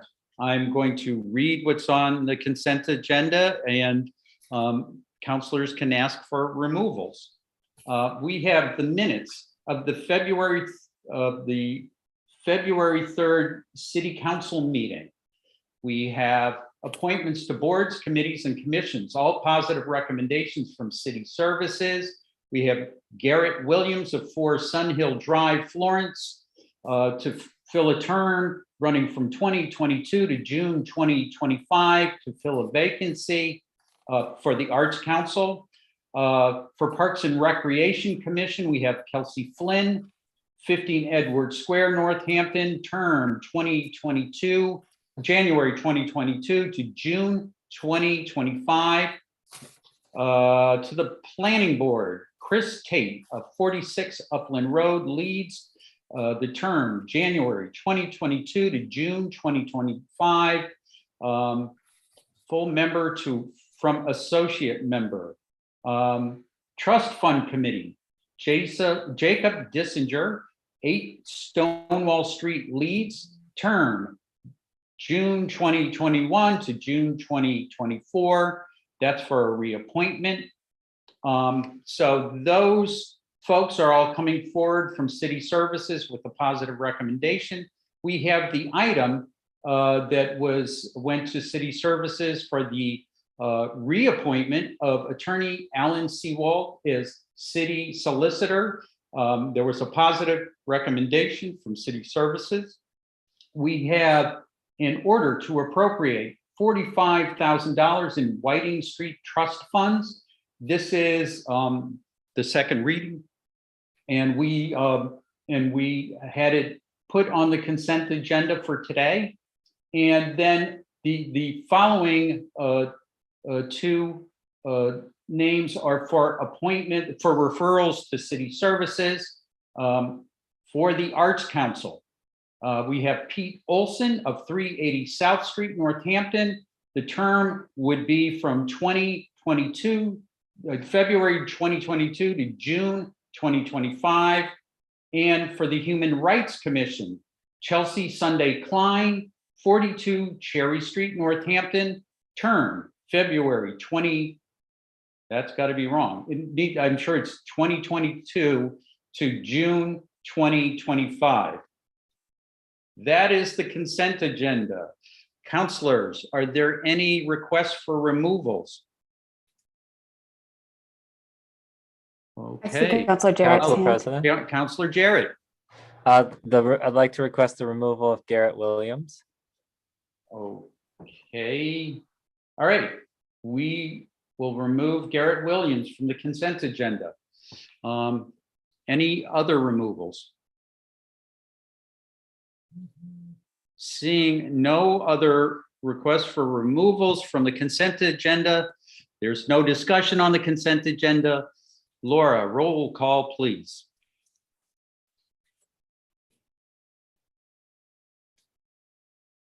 I didn't hear a motion and a second on the floor. Oh, yeah. Could we get a motion? I make a motion. To approve the consent agenda. Second. I always start slow and then I pick up. Okay. So we have a motion and we have a second. All right. Now ready for roll call. Now for the roll call. Okay. Counselor Elkins. Yes. Counselor Foster. Yes. Counselor Gore. Yes. Counselor Jarrett. Yes. Counselor Labarge. Yes. Counselor Maori. Yes. Counselor Moulton. Yes. Counselor Nash. Yes. And Counselor Perry. Yes. Okay, great. The consent agenda passes.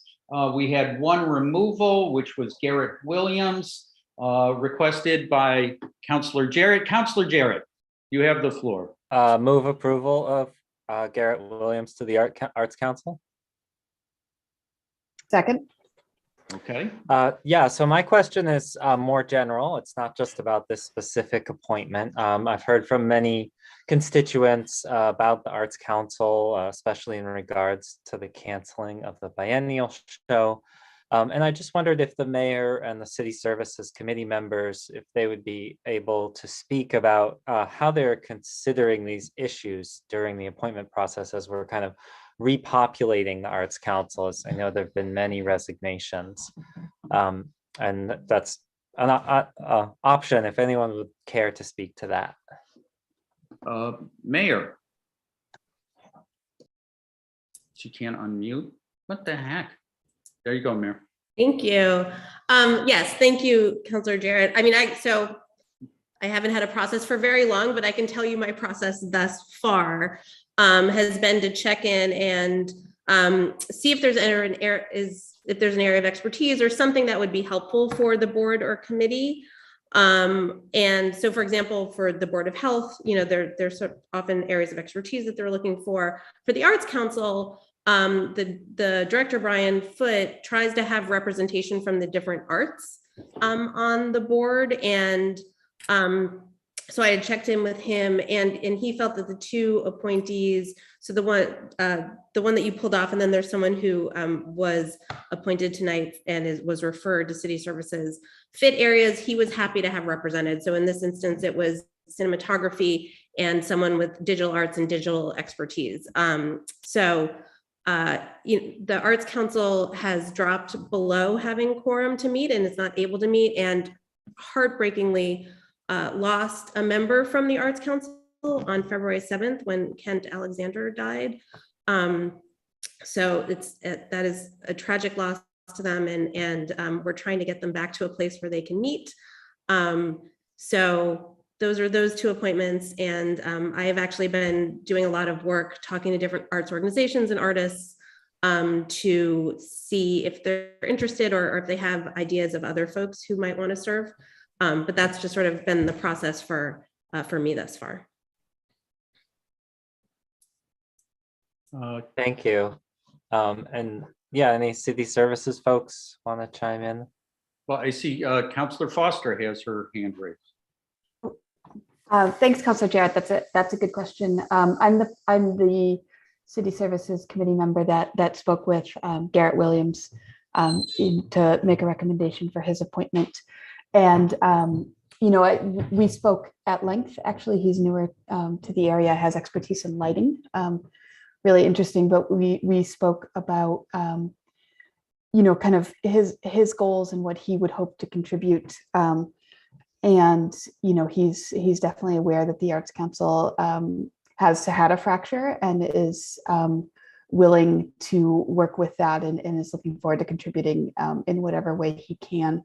We have made a request from City Services for Brian Foote to come and meet with us so we can learn more and speak with him and are waiting on that as well. We know there's quite a bit of community interest in the Arts Council and are, definitely have that on our radar. Okay. So we have a motion on the floor to approve this appointment. Any more discussion?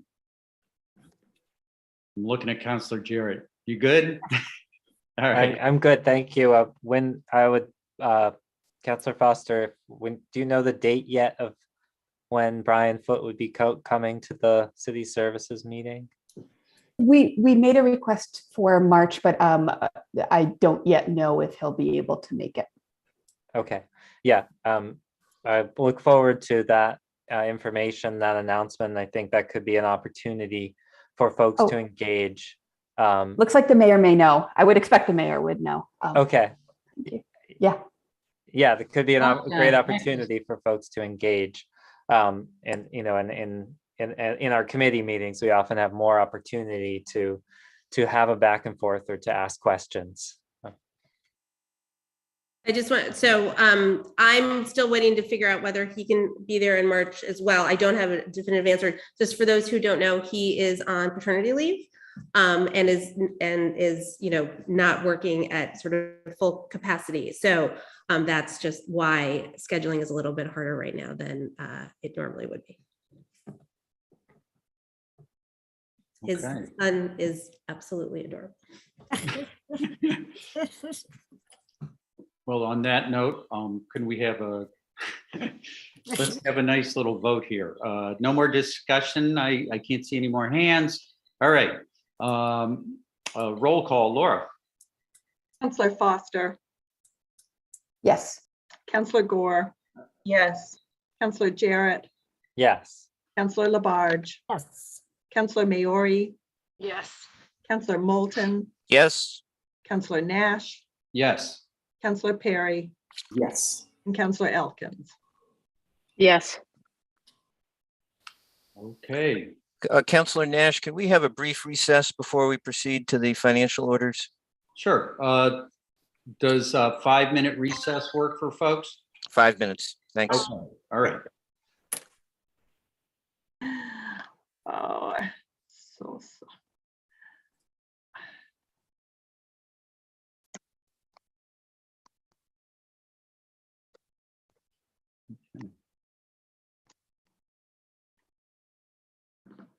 All right. I think I'm going to use the break, Laura. Yeah, me too.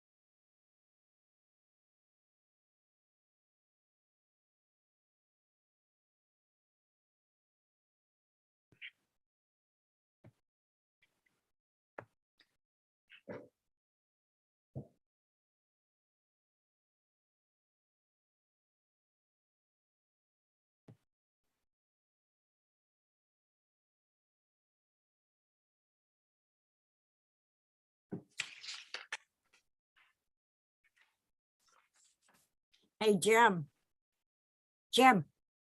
Yes, Marianne. I bought myself a new used car. Wow, nice. What'd you get? I'm getting rid of the red Buick I've had for, oh my God, a long time, using it as a city car, for city council and everything. It hit 189,000 miles. I bought a Toyota Corona LE with 25,000 miles on it. All black outside, all black inside. It's gorgeous. Picking it up tomorrow. That's great. Yeah. That's great, Marianne. Yes, I can't wait to pick you up at Edgemile.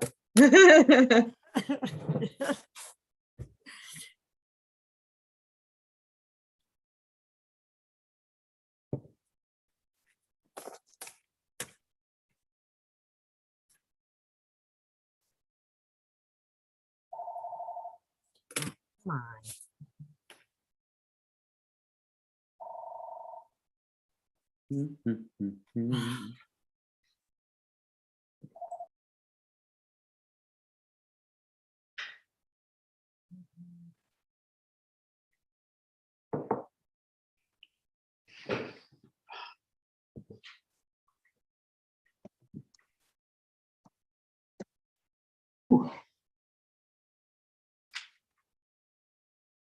How's the show going, Garrick? The opener is on their last song right now.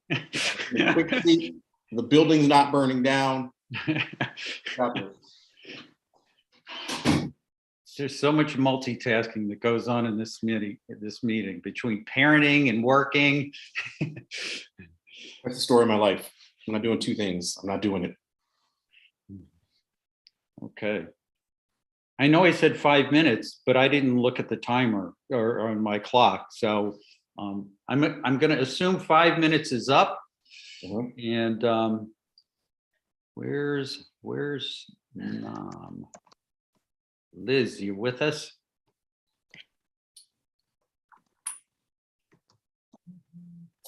All right. I feel like I'm in a dungeon in here, realizing the decor in this office is not the best. Doesn't look bad to me. That's really like an elevator shaft. It's just an empty an elevator. Like it's Bring out the GIMP. Yeah. Industrial chic. It's industrial chic. It does look industrial chic. Wow. Okay. Where is Nam? Oh my Lord. I was looking just in case they're like on a different screen and can't unmute. I'm with you, Rachel. Yeah, getting a little stretch. Yeah, usually Nam gives us a countdown. Maybe I should go look at the TV and see if we're still on. Let's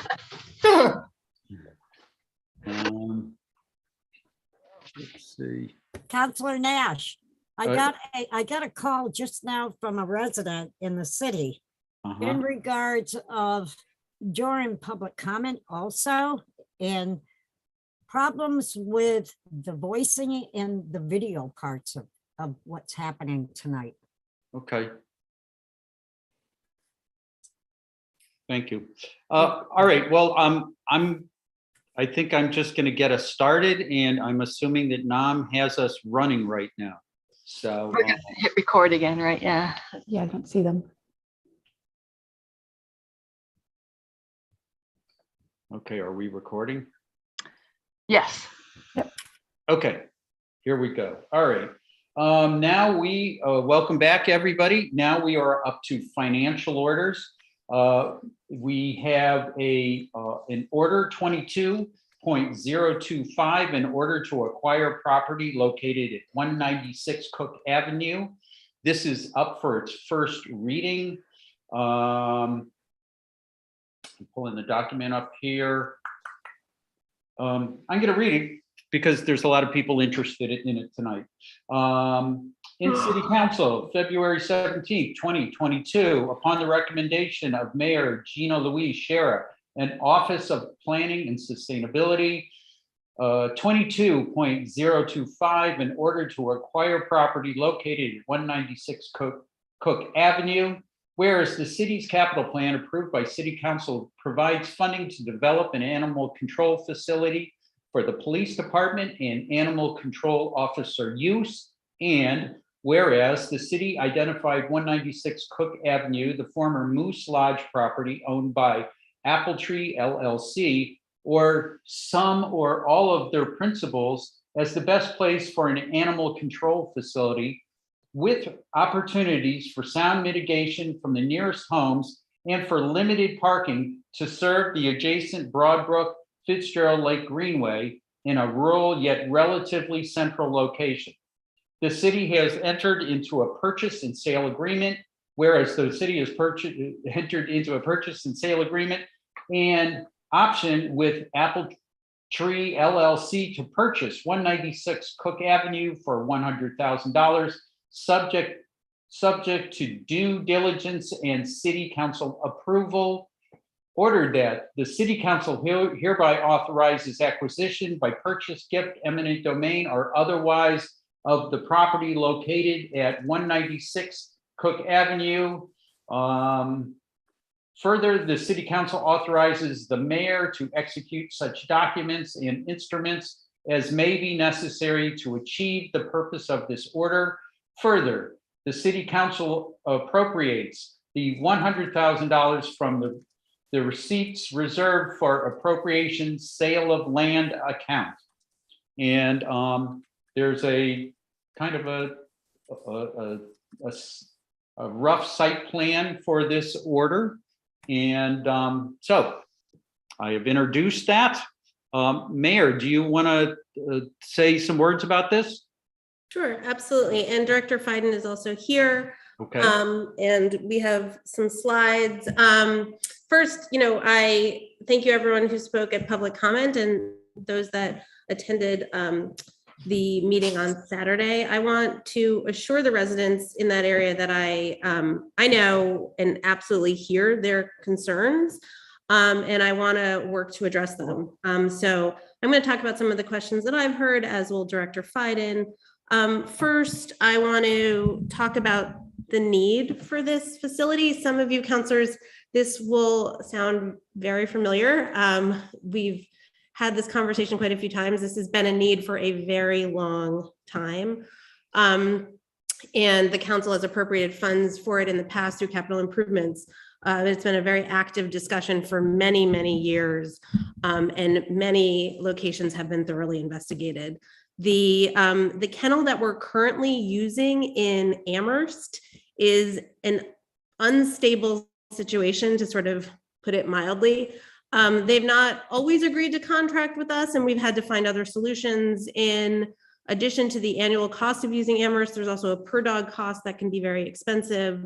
But again, this is not a stable situation with that kennel. Additionally, they do not accept all dogs. For example, pregnant dogs, they will not take. They will not quarantine dogs, which is something that is a requirement that we need to have, or a requirement we need to meet.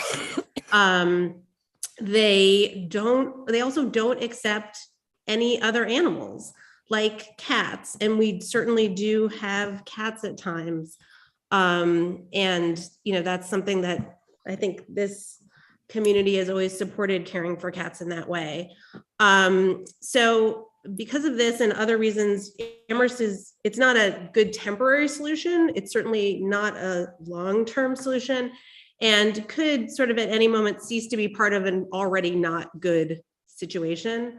So the reality, and you can see, hopefully you can see in these slides, is that we sometimes have animals kind of all over, including in the basement, garage, and other areas of the police department.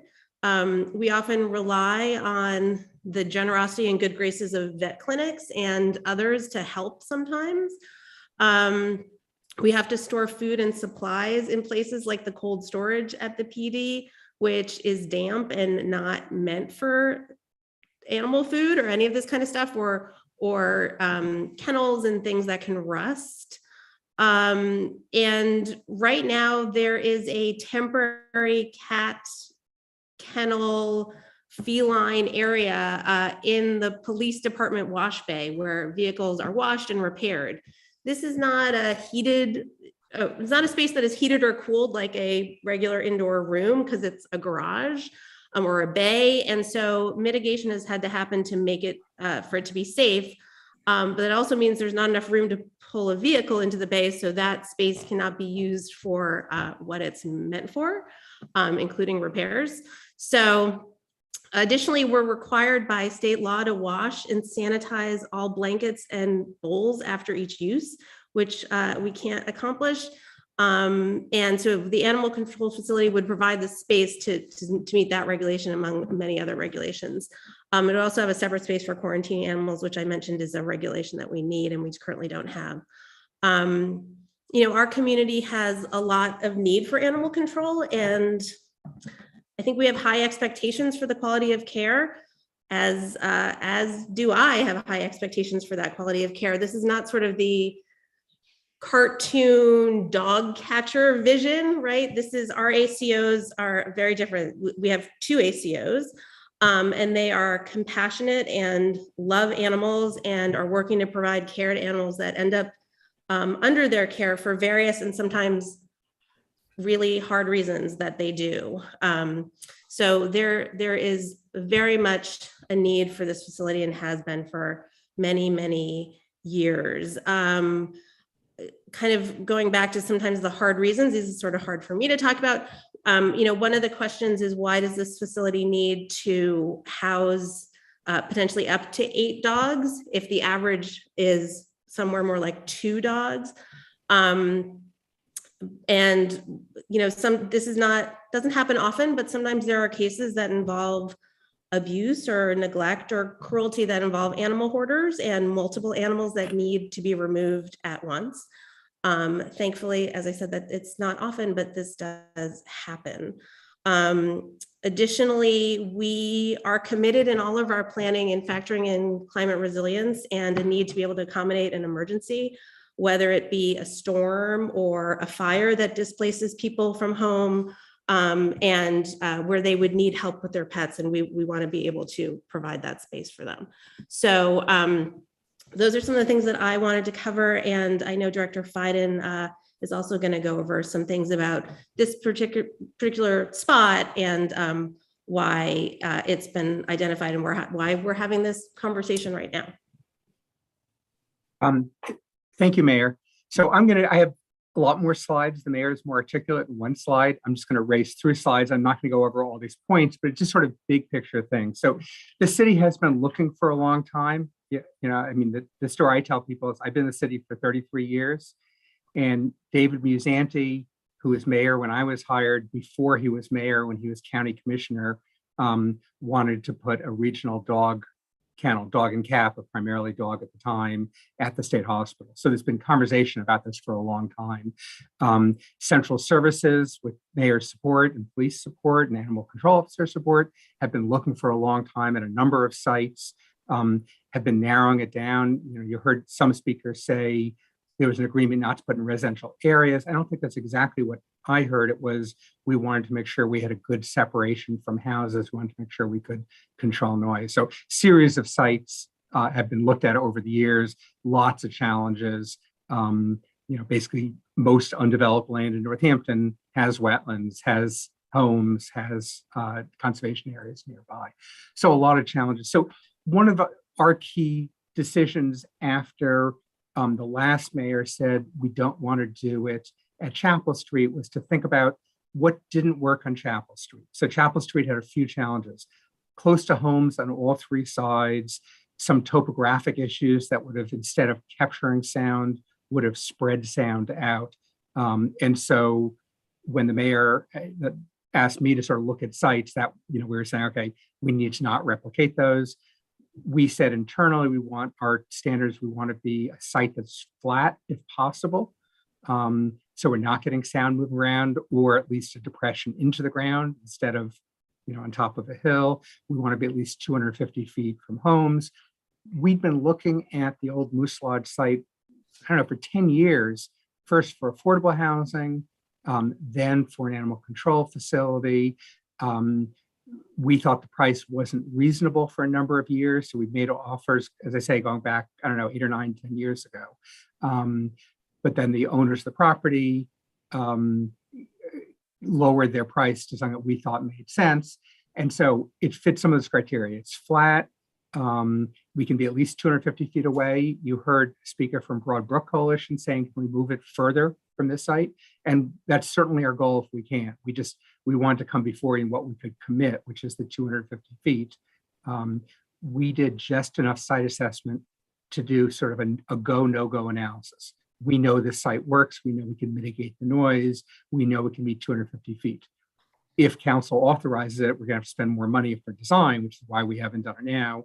We hope we can move the site further to the northwest, sort of to the left in your screen as you look at that, and have a greater separation from the home. So easy access to downtown, city sewer, separation, enough space that we can buffer the noise. So there's a lot of benefits. This is not primarily about conservation benefits, but you heard those co-benefits. So right now there's only legal parking for about 3 cars on the site. The Moose Lodge owners have never objected to the public parking, but we have no right for the public to park. If we acquire the site, we have room to accommodate parking on the site. And then this, along with the state hospital, are probably the biggest areas where dogs are running off leash in violation of our leash law. That's not primarily the reason for locating it here, but obviously having the ACO, who spends a lot of time in the facility, is going to make that sort of enforcement much easier on this site. I want to go through point by point what we heard from residents and both emails and the site visit we did. But I need to come back and stress, the mayor pointed out that yes, we're looking at a larger facility because there are times we have to deal with a hoarder. There could be a time where there's a hurricane or tornado and we have multiple dogs. But looking at the census, we don't expect to have more than 2 dogs there most often.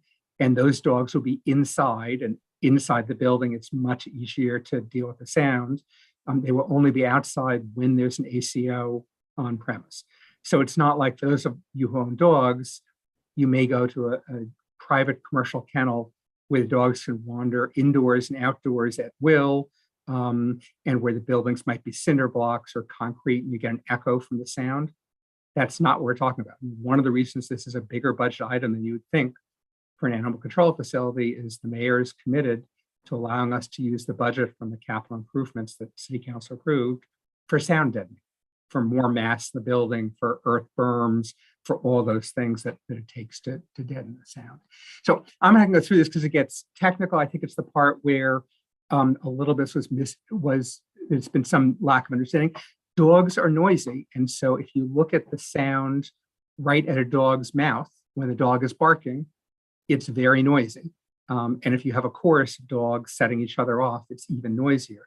And so people have looked at these tables thinking, oh, are we saying that it's going to be this horrible sound? You would not want 100 decibels all the time in your neighborhood. But the top numbers are sort of the raw numbers. I won't go through all these, but the third line down, the 57 decibels, and decibels are a logarithmic scale. So reducing decibels in half is taking out far more than half noise, because it's basically an energy level. So outside with the building, we expect it to get down to 57 decibels. And then with distance from the homes, we expect to get at 30 decibels from the sound from the building. That's where dogs are there a lot. And then when there's dogs outside in the runs, which is usually going to be during the daytime, you will occasionally have 47 decibels, which is a quiet neighborhood. So we're dealing with relatively small noises, nothing, certainly. But what you'd expect if you have a neighbor who has a dog who's outside. So again, we've only done enough design to be go, no go. So the slide on the left was done by Berkshire Design. They were showing a facility where we know we can do the building and not have ledge, which is on the northwestern side of the site, and not have wetlands, which is on the southern side of the site. And it's the site where the red is the analysis we've done in the past when we were looking at this for affordable housing. So it's more or less in the area when we were looking for affordable housing, we were thinking we would do 2 to 4 units. What you heard from the speaker from Broad Brook Coalition is, could we move it as you look at this slide to the left? And that's the area we hope we can. But again, we need to do a little more analysis in terms of ledge and wetlands issues. So we think we can get it greater than 250 feet, but 250 feet is the minimum distance that we're committed to. I won't go through this in detail. This is the original design that was done when the city was pursuing something at the Hampshire County Jail. And the facility certainly might change, but it just explains a little bit why, for a facility that doesn't have a lot of dogs, it is a big ticket item. And you heard this from the mayor. We need a place to isolate dogs. We need a place to separate dogs and cats and animals. At least at the Hampshire County Jail, the design was a place where, I guess Sally Port's the term, where a animal control officer can back into the facility and close the door, so there's less noise and it's easier for them to move. If there's a difficult dog, it's easier for them to move it. Again, these were the design from some number of years ago, and we'd have to go back to the drawing board, and it's not necessarily going to be the same design. But you can see it's not incredible. It's not the basement for the police department. It's a more complicated facility. And then one of the comments you heard in public comment, and we heard it on site, was that there are no animal control facilities in Massachusetts next to homes. The mayor, I never knew that mayors spent so much time doing detailed in the weeds work, but the mayor did work just looking very quickly and searching and finding a number of animal control facilities that were right in residential neighborhoods. Some are publicly owned. I think 2 of these are publicly owned. One is privately owned, but leased by the town, right next to homes, right next to residential neighborhoods. There's other ones around. These are the 3 that she found in her search. The point is just what we're doing is not new. There are animal control facilities. You see the one on the bottom in Brockton that is literally right next door to a home, a lot less than 250 feet. So I won't go through each of these things. The point of the next 5 slides is just to say we are trying to actively listen to what people say. When people conclude that it's impossible to do it, we're not necessarily saying we agree with that, but we're trying to listen to all the comments. Every comment you heard tonight, every comment that Councilor Moulton and I heard when we did the site visit last Saturday, all the emails we've received, and we've been trying to look at and saying, can we address those issues? So you already heard the mayor talk about why we think animal control facilities needed. The previous mayor and central services director spent a lot of time searching all over the city for different sites. I was only involved peripherally, so I don't know all the sites that looked at, but it's not as easy as you would think. Sites aren't necessarily on the market and expensive and all those things. And then, some things are obvious of, the number of dogs, how it's designed. Those are things that affect property value. Those are the things that affect noise in the process. I won't go through this, but a couple people have said the city has stringent noise standards, which is absolutely true. We are not exempt from that. City facilities are allowed everywhere in the city. So where you couldn't do a private dog kennel here, city facilities are allowed, but we have to meet exactly the same noise standards as everybody else. And we tend to think we're more responsible. So, we have no choice. We have to design by the standards. And based on analysis, we think we can well exceed those standards. So that's the city's commitment. And if, we built the facility and it's still noisy, we would have to put another earthen berm or do something to address the noise. We don't get to ignore our own standards. And then again, I won't go through these things, but, some of the issues are lighting. We've been looking at lighting. We don't think we need parking lot lighting that's on 24/7. Maybe there's lighting on that's for motion sensitive. Interestingly, I don't know why they've been paying this bill, but the Moose Lodge has had an outdoor light on for years. Actually, it was off on Saturdays. So they finally turned it off, but for years it was on. So whatever building lighting there is, we want dogs to sleep at night. Can't disturb dogs. We're not trying to torture them with lights on all the time. So lighting is going to be minimal. And so we can address those things. And then, You heard Broadbrook Coalition, at least the board. So some of you may have gotten emails from individual board members. I think you heard an individual board member tonight. But the board, we did notify them 14 days ago now, that when the board met, their recommendation is that basically they're not making a recommendation about whether this is a right site or a wrong site. They want to talk about the operations. And they, again, think we should move the site further to Northwest, which we agree. The parking, their suggestion of 15 to 20, the site can definitely accommodate it, and we have no objection. Because we had so many people on the site visit on Saturday who were objecting to the very concept of a animal control facility, we didn't go deep in the weeds. We heard some difference of opinion from residents. One resident thought we should only have 4 dogs who would track traffic. The majority, 4 parking spots. The majority of people wanted more. So my assumption is we would go, if City Council approved this, we would go back to the neighborhood and frankly empower them and leave it to them. We could definitely do, 15 to 20 spaces, or we could do less. I think we'd want to have that input, but it's only a design possibility. And then there've been other emails that are more supportive, and you heard maybe 1 comment tonight or 2 comments, but people saying, yes, we could do it, but we do need to think about the mitigation, particularly for sound. And Mayor, I turn it back to you. Thank you. I'm, not sure that I have anything to add, but, we're happy to try and answer some questions. Councilor Moulton. Thank you. I want to ask one question before reporting on what I've heard in the last 2 weeks about this. My question is, has there been any consideration about this accommodating dogs or other animals from outside of Northampton? Would there be a situation in which you would anticipate there might be regional use of this?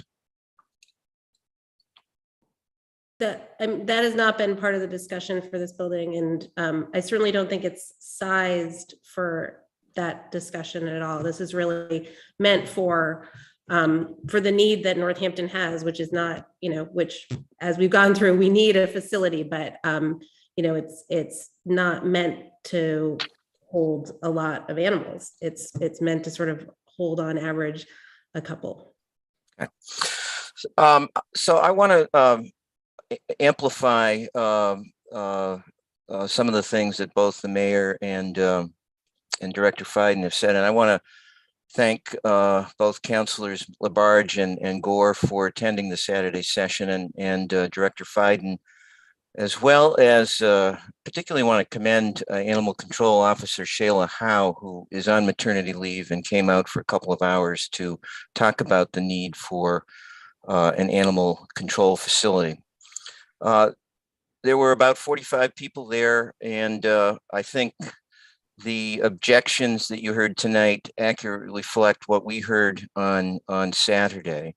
They fall really into, the concerns fall into quality of life issues for the neighborhood, and the question about how much parking would be provided in that area, and that's the subject, I think, of some disagreement. Certainly there's the users of the conservation area would like to see 12, perhaps as many as 20 parking spaces there.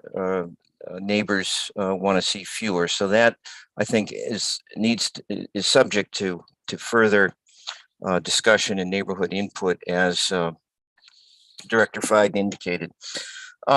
I have received 35 either emails or calls from individuals, distinct individuals. Some have contacted me more than once. 20 of them have expressed opposition. 14 are supportive of this. And one I put into a neutral category. She contacted me on February 7th saying this is a terrible idea, you have to oppose it. 2 days later, she contacted me again and said that after thinking about it, she was going to support it conditionally as long as there was soundproofing and some parking provided. So that's about 57% of the people I've heard from are opposed to this. Not surprisingly, most of them live in the immediate neighborhood. There are at least 2 immediate neighbors, though, who have expressed support for this. And I think that both the comments you heard tonight and what you saw on the slides that Director Fiden put up capture the various concerns that neighbors have, and so I'm not going to repeat those. But this is an area that I think is less has less of an impact on nearby residences than certainly the site that was considered on Chapel Street last year.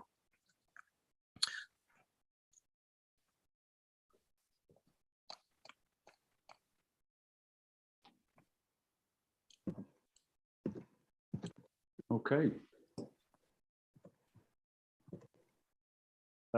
Councillor Foster. Thank you, Mayor and Director Fiden, for all of this additional information. I found it really, really helpful, and I, as I have also received, it's Ward 1, so many of these are going to Councillor Moulton and to Councillor Score and Elkins, but certainly I've received emails as well from folks, and I understand there's really a concern about such a significant change or project coming near homes, and that's really alarming and concerning for people. And I just really commend your willingness to engage with the neighborhood, and that you held a neighborhood outreach meeting before this ever appeared on the city council agenda. I think is really commendable, and is really indicative of a willingness to work with the neighborhood on this. A couple questions I have. One is, I guess I'd like to get an understanding of the timeline and steps where, I understand that this is really to be able to do due diligence. This isn't, a final deal at all. So I'd love to understand what are the opportunities, additional opportunities for neighborhood engagement and engagement with Broadbrook, and kind of a greater timeline. And then what are the things, I understand the noise mitigation needs to be below certain levels. Are there other potential barriers that you could see coming up as you do the due diligence? I'm just trying to understand what are the things that could come up that could say this site may or may not work because of these factors. So let me start, and the mayor may add to it. So we think we've done enough due diligence to know the site's workable. What we haven't done due diligence on is the design issues. So how thick, what our engineers tell us is we should be able to address those, get the sound down to those levels that I mentioned, which are lower than the zoning requires. You can do that through a combination of sound, and I'm not a technical person, so forgive me if you know sound, I'm using the wrong word. But between sound absorption inside the building, thick buildings that absorb things, and then earth berms outside. So it's the combination of those things. We don't know the exact location, and then the number of parking spots. We have some time pressure to buy the property because the nature of our purchase and sale agreement, the sellers want to know what we're doing. But we don't, police and animal control feel very stressed by the current situation. So we'd like to move forward, but we don't have any artificial deadline. So I think the short answer is we want to move forward aggressively, but aggressively is consistent with designing it right. And so if that means we get somewhere and we test things and it doesn't work and we have to slow down, we're totally committed to doing that. And I'll just add, and Wayne, tell me if I'm right. And we do want to look, as Broadbrook had recommended, whether the building could be sited farther, a little bit farther from the homes, which I think we'll take some looking at. Am I correct? That's correct. So you all know the wetlands issues. The wetlands were delineated some number of years ago, and there's a large amount of area which is cleared already for the Moose Lodge and Moose Lodge parking. So we could design, this is the go, no-go analysis. We could easily design a building that has a far smaller footprint than the current mud site and building, and yet still accommodate parking in the building. So we know it's possible, and the Conservation Commission would be happy because our footprint is smaller than it is today.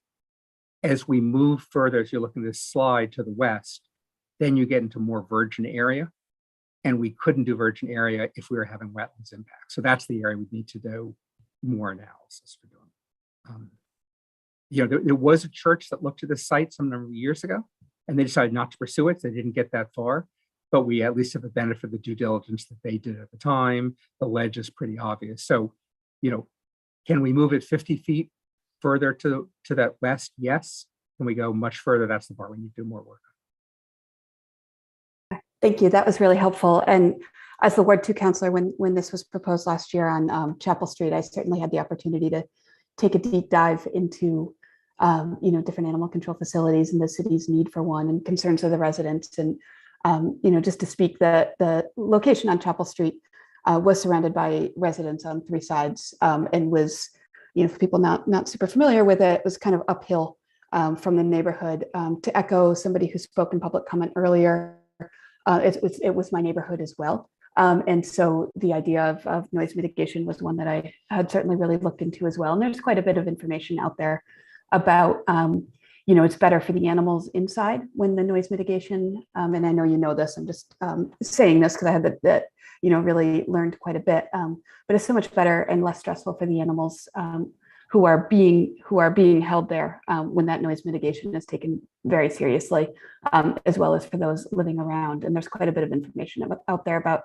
how that can be done. And then to emphasize your point before as well, that has been a common theme all along in these discussions, that if dogs are outside, they're only outside during the time the animal control officer is there. As somebody, I'll admit, I have two dogs that when I let them out, they bark. They don't stay out for very long because I hear it and handle that. And so that is something that there would be the animal control officer on site. They wouldn't be left unattended barking, during that. So, I really appreciate all of the thought you've put into this and the information you brought to us tonight. Thank you. Thanks. And just, we keep talking about earth berms. One of the things that really absorbs sound well is earth.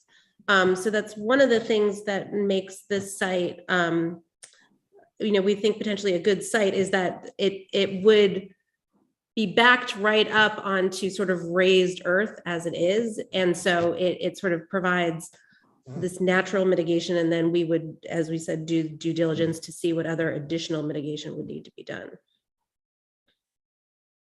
Councillor Elkins, and then Councillor Jarrett, and I think Councillor Gore and Labarge. All right, we'll do it in that order. Thank you. So first of all, I want to say I wanted to attend the meeting on Saturday, and I had family obligations, so I wasn't able to. But I did follow the news and read the article in the paper, and I've certainly read every email that I've gotten and I paid close attention to the public comment today.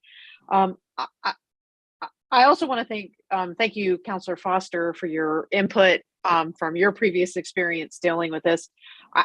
What I want to say is sort of where we are in the process. I'm listening, I'm thinking. I also bring to this my experience from the planning board, and I do want to offer that sort of however this comes out, to the folks who've come out and expressed very legitimate and reasonable concerns about the noise, that one of the things that we dealt with all the time on planning board is concerns about noise and concerns about, I remember a very extensive conversation about the noise of pickleball.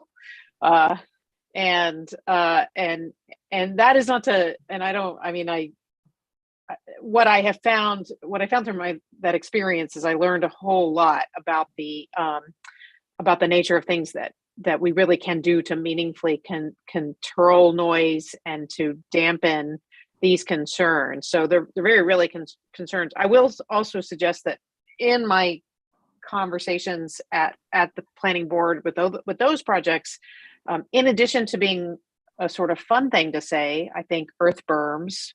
We should also let's all say earth berms. That's fun, but also that is perhaps more effective sound mitigation than many of the things that are often available for other kinds of developments, and that it does seem to me that there are some things available to address these concerns of the neighbors that aren't always available at every site. So so I'm listening, I'm learning. I am very convinced of the need in the city for this, but I just wanted to add to that I hope that the expertise of the planning department and of the Berkshire Design and what they bring to the table for solutions to these concerns are heard by the folks with concerns as real solutions and as really addressing. I can understand the apprehension that it may not address the concerns, but I found I think that folks are really good at considering this and considering what needs to be done to address sound concerns in particular, and that these things are that we're being very thoughtful about that. So just would add that. Thank you, Councillor. Councillor Jarrett. Hey, thank you. Yeah, thanks to everyone who's spoken so far. I appreciate the need for the facility. I appreciate the analysis of how the sound will travel. And I wonder if you would consider doing some kind of field trip, essentially that, if we were to play the sound of barking dogs at the volume it will be after the soundproofing, which I understand is 57 decibels. That would be after, the soundproofing and the berm wall noise abatement. And then if we were to proceed 250 feet away, we could have a better understanding of the impact to the neighborhood, because it's hard when just hearing, okay, it's a quiet neighborhood, 30 decibels, various decibel readings, but to actually be able to hear it and to be able to walk away and say, okay, this is what it would sound like, with understanding that these dogs are not likely to be barking all the time. This is generally going to be an intermittent noise. And our building department has a sound meter and the expertise to use it. So I just wondered if that's something that the mayor and the planning office would consider. I love experiments. I certainly would be open to it if we could figure out how to do it. It takes me back to my youth when I worked for the Park Service, and I had to play wolf music when the rangers were giving their talks, so people would hear the wolves howling in the background. So, sir, maybe I can find some wolf tapes. That sounds like a yes right there. Great. Councillor Gore. I have talked to a couple of residents of that area, and I've also gotten emails about, and I was there on Saturday. And I think, Wayne, you've answered a lot of the questions that came up. One question I have is, how can you guarantee that the decibels of the noise won't go past the zoning requirement? And also, just how much will the neighbors be involved in the whole process, like from beginning to end of the building process of this? And is it possible that if it's too much noise, that it would be a no-go? I mean, is that something that would be possible? So I don't fully know. So just so you all know, so David Pomerantz is retiring, and the new central services director will be the one who actually oversees the building itself. I don't do buildings, but there's a few answers, I guess, to Councillor Gore. First is, we're certainly going to hire consultants who tell us what they think the building should be able to do, and we're going to make sure that it does that. But then it's an iterative process. If we're wrong, if its sound still exceeds the zoning, just like a private party, we're going to have to add things after the fact. I hope we don't, because it's frankly more expensive to retrofit than to do it. But, you know, certainly the building mass, we wouldn't make a thicker wall once the building's built. But between the earth berm on the outside and absorbent material on the inside, those we could retrofit if we had to do those things. So we will absolutely make sure that we meet the standards. A little worried Council Perry is raising his hand because he knows sound a lot better than I do. But you know, we will have people who do know sound, which I don't claim to know, who are involved in the process. Typically what we do, again, I don't do buildings for the city. I'm the one who buys open space. I'm the one who does a lot of real estate, but not buildings. But typically what we try to do with neighborhoods is we want the neighborhoods involved to help figure out what are the design principles, what are the things that we want to meet. So things like the parking is a good thing. I don't really have a strong personal feeling whether it's 4 cars or 20 cars. We want to engage the neighborhood in that process. I don't think we're going to have them involved with the design of the building per se, but sort of what are the principles? How do we know we have success or failure? We want the neighborhood to be involved with what does success look like. So we hopefully at the end of the day say we all have success. Okay. Next, it's Councillor Labarge and then Councillor Perry.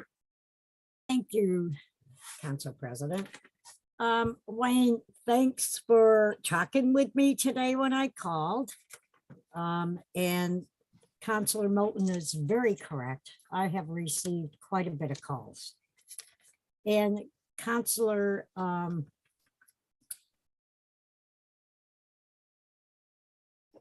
I do know for a fact that just not that site alone, it was the issue of people parking their cars and dogs, which I told Wayne, I had great concerns of what I heard about this, and your eyes see it all when you're there, of how people would park their cars, all of a sudden open their car doors, not one dog, yes, 2 dogs.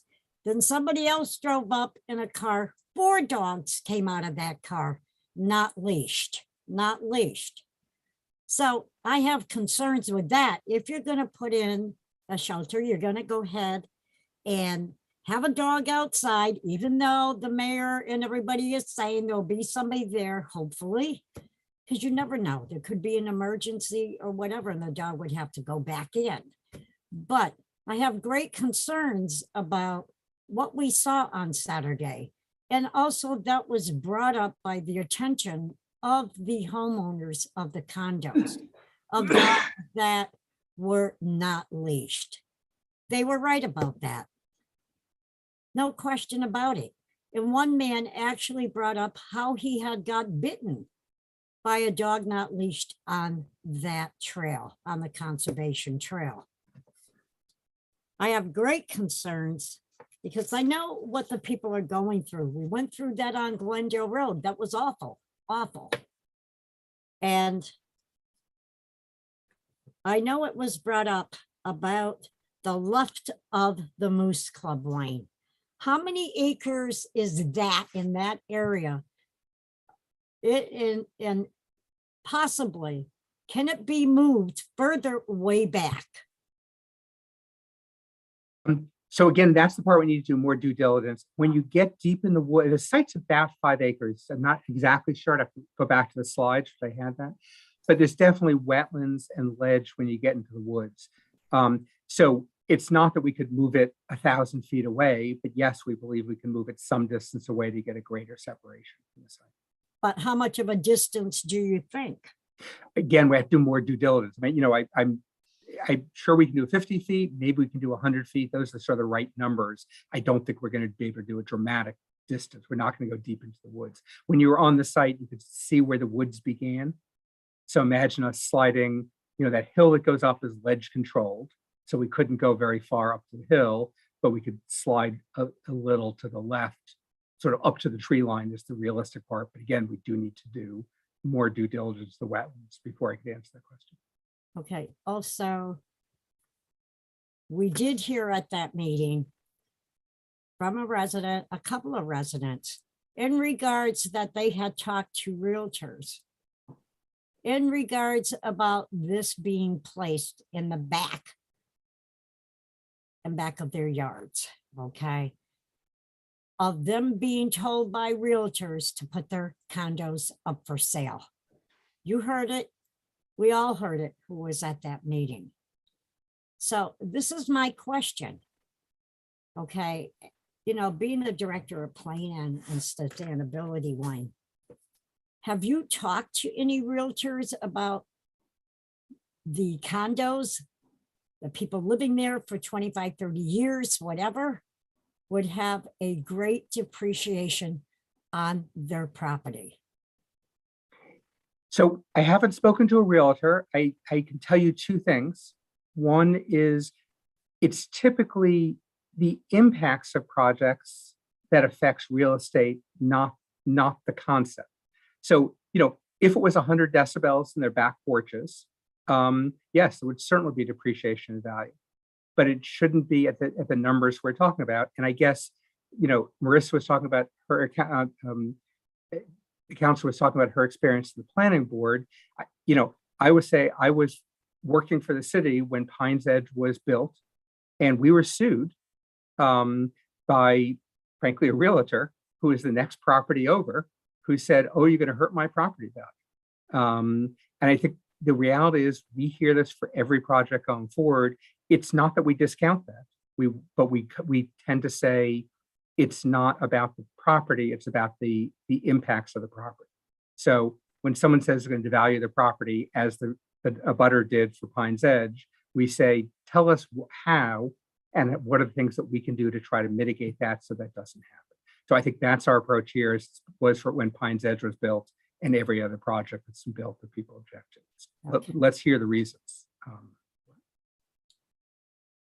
Also, too, we're hearing from Councilor Moulton that apparently, and I think Councilor Moulton, you did state something to the effect that you heard from 19 people who were in support of it and 20 something that were not in support of it.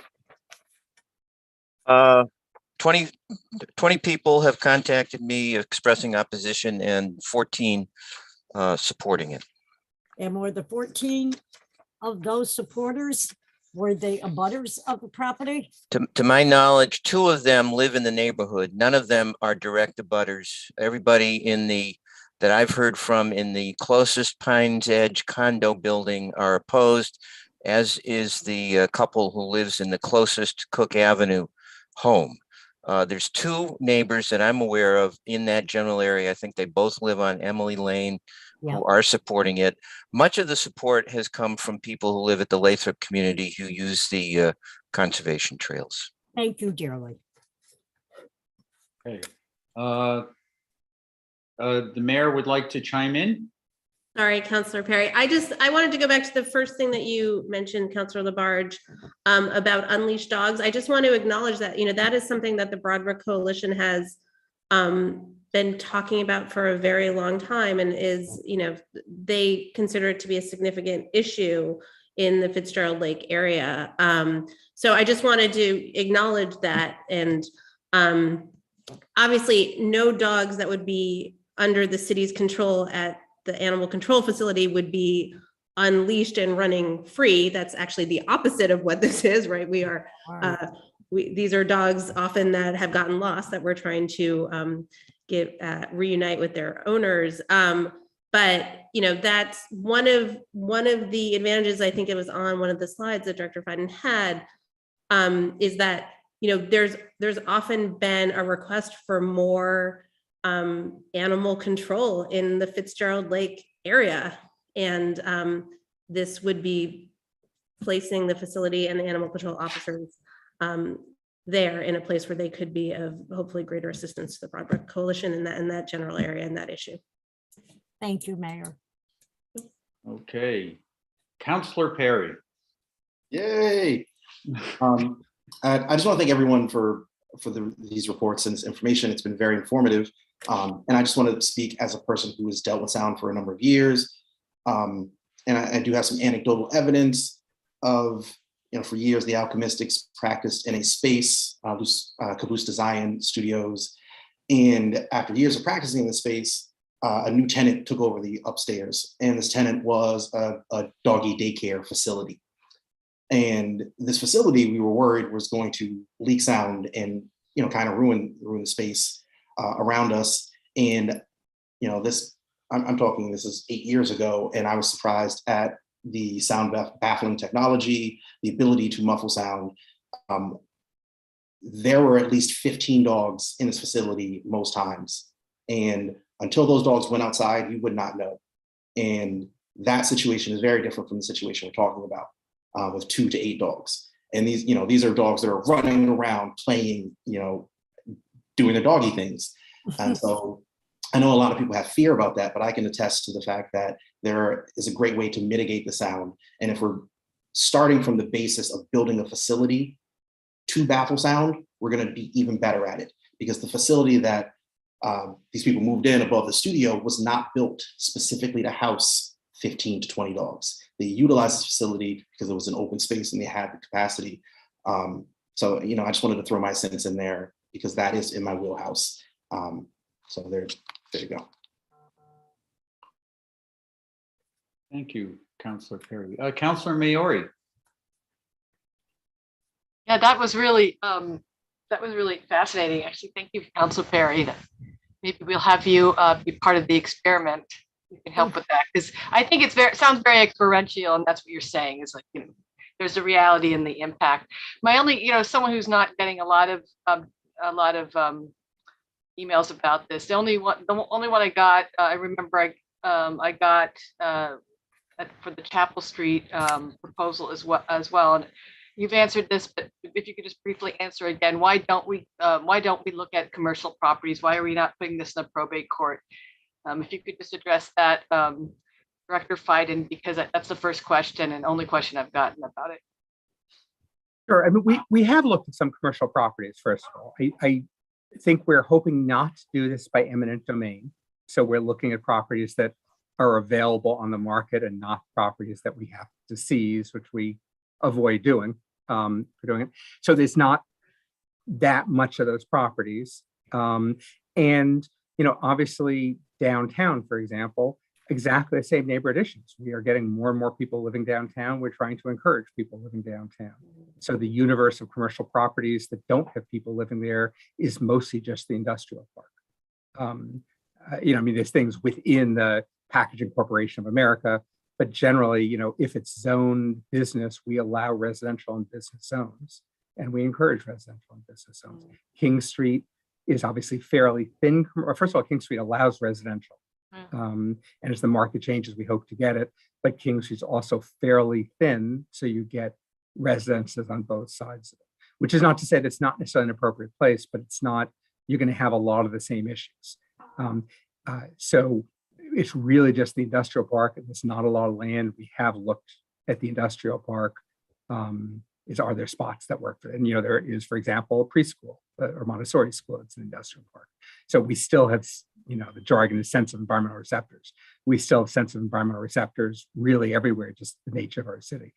In our most rural places, which we also looked, Ward 6 and 7 of the least density, you heard some people being concerned about wetlands and conservation areas, and almost by definition, in Ward 6 and 7, you're near wetlands and you're near conservation areas.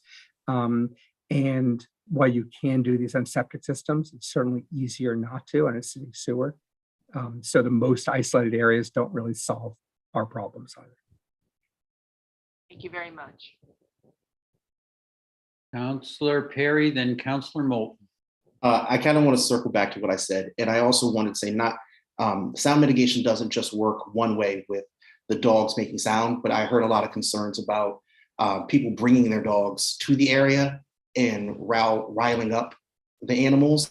And from my experience, that was one of our concerns in our space, was whether or not drumming and loud noise and music would agitate the animals, because everyone in the band loves animals, and we did not want to do that as well. So I just want to assure people that if you're thinking that bringing your dog to the area is going to, for some reason, cause a dog chorus or something, that sound mitigation will deal with that. Thank you, Councillor Perry. Councillor Moulton. Yeah, I'm going to move that this be referred to Finance Committee and also endorse Councilor Jarrett's suggestion of a field trip. I think that would be very useful. I'll second that. Okay. So a motion to refer it to finance, correct? Yes. Okay. And you're tying it in with a field trip? Well, I'm not suggesting that the Finance Committee meeting is going to be the field trip.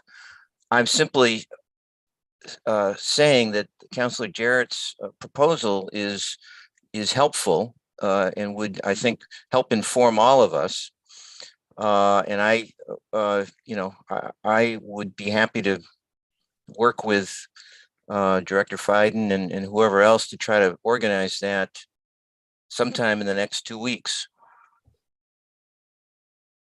Okay. All right. So this is on the floor, and I open it up to discussion. And I'd like to hop in here and just say that that I'd like to. I'm all for the idea of a field trip, and I'm all for the referral to finance. I think I would just like to decouple the two, and I think that tonight we can probably get a commitment from Director Fiden to work on a field trip, and we can also do that referral at the same time. That's my only suggestion. That's fine, and I accept that as a friendly decoupling. Okay, thank you. Okay, so now we've decoupled, and we have a motion on the floor to refer to finance. I see some hands raised now. I saw Councilor Labarge, and I think Councilor Jarrett too. So, Yes. No, okay. Councilor Labarge. Thank you. I had it up before you were going to call in for the motion. I'd like to see if the mayor is available to come on that site visit. I think that would be great for her to be there, so she can, meet the residents there and see the visibility of the area, if she can possibly do that. Absolutely, Councilor Labarge. I would assume that we would be setting up actually this experiment, since we have the sound equipment and whatnot. And I would be happy to be there. I apologize I wasn't there on Saturday. I had a family medical thing that I needed to do. Otherwise, I would have been there. I've actually been to the site multiple times. Additionally, later that day, I was able to go over there. I just couldn't be there at that time. But yes, I would certainly be there. As I said, I love experiments. So I would certainly be there for that experiment, and we would be happy to work on making that happen with the equipment that we have. Please bring your puppy. Oh, yeah, right. Bring your puppy. Really, bring your puppy. All right, I think Councilor Foster. But on leash, on leash. Councilor Foster, you have the floor. Okay, I just like to put bows on things. So Councilor Moulton, I just wanted to make sure I'm hearing correctly. So your request is for an experiment in the next 2 weeks. And is that so that we would have that information prior to this coming back to the full council for a vote? So your request is that this experiment happen before the council is voting on the order? Yes, that is correct. Thanks. Okay. I see Councilor Elkins. You have the floor. I would like at some future point to discuss adding into the council rules a motion to experiment. I like that idea. Just putting that out there for future reference. Okay. Any other discussion? Okay, I just want to add really quick that that there was a lot of comment tonight about the lively discussion at finance and how people felt engaged. I think that is reflects the way the council rules are designed, is that people get a chance when items are at committee to really interact with things and be able to discuss things. And I encourage folks who are interested in this matter to attend the finance meeting and have a chance to, hear the proposal out. We heard much of it tonight, but also to share your thoughts and ask questions. So right now, when we're in session, we don't do questions with the public, but in committee meetings, you have that opportunity. So, okay. So Councilor Nash, Moulton. to piggyback on that, for people who may have missed it earlier when Councilor Maori announced the date, then the Finance Committee meeting will be Thank you. Tuesday, March 1st, 6 p.m. Thank you, Counselor. Okay. Any more discussion on this? I think we can do a roll call. Go, Laura. Councillor Gore, Yes. Councillor Jarrett, Yes. Councillor Labarge, Yes. Councillor Maori, Yes. Councillor Moulton, Yes. Councillor Nash, Yes. Councillor Perry, Yes. Councillor Elkins, Yes. and Councillor Foster. Yes. Okay, that passes. And I see a hand raised by Councilor Maori. Yeah, I just wanted to to reiterate for anyone listening out there that we just voted to refer it to finance. Yeah, we didn't vote to approve Yeah. it. Thank Okay, thank you. So that has been referred to finance. Okay. All right, next up, how's everybody doing? We did take a break, but okay. Yes, we have a break. Could we have a very quick one? All right, we're going to do another quick 5-minute break. We'll be back at 9:49.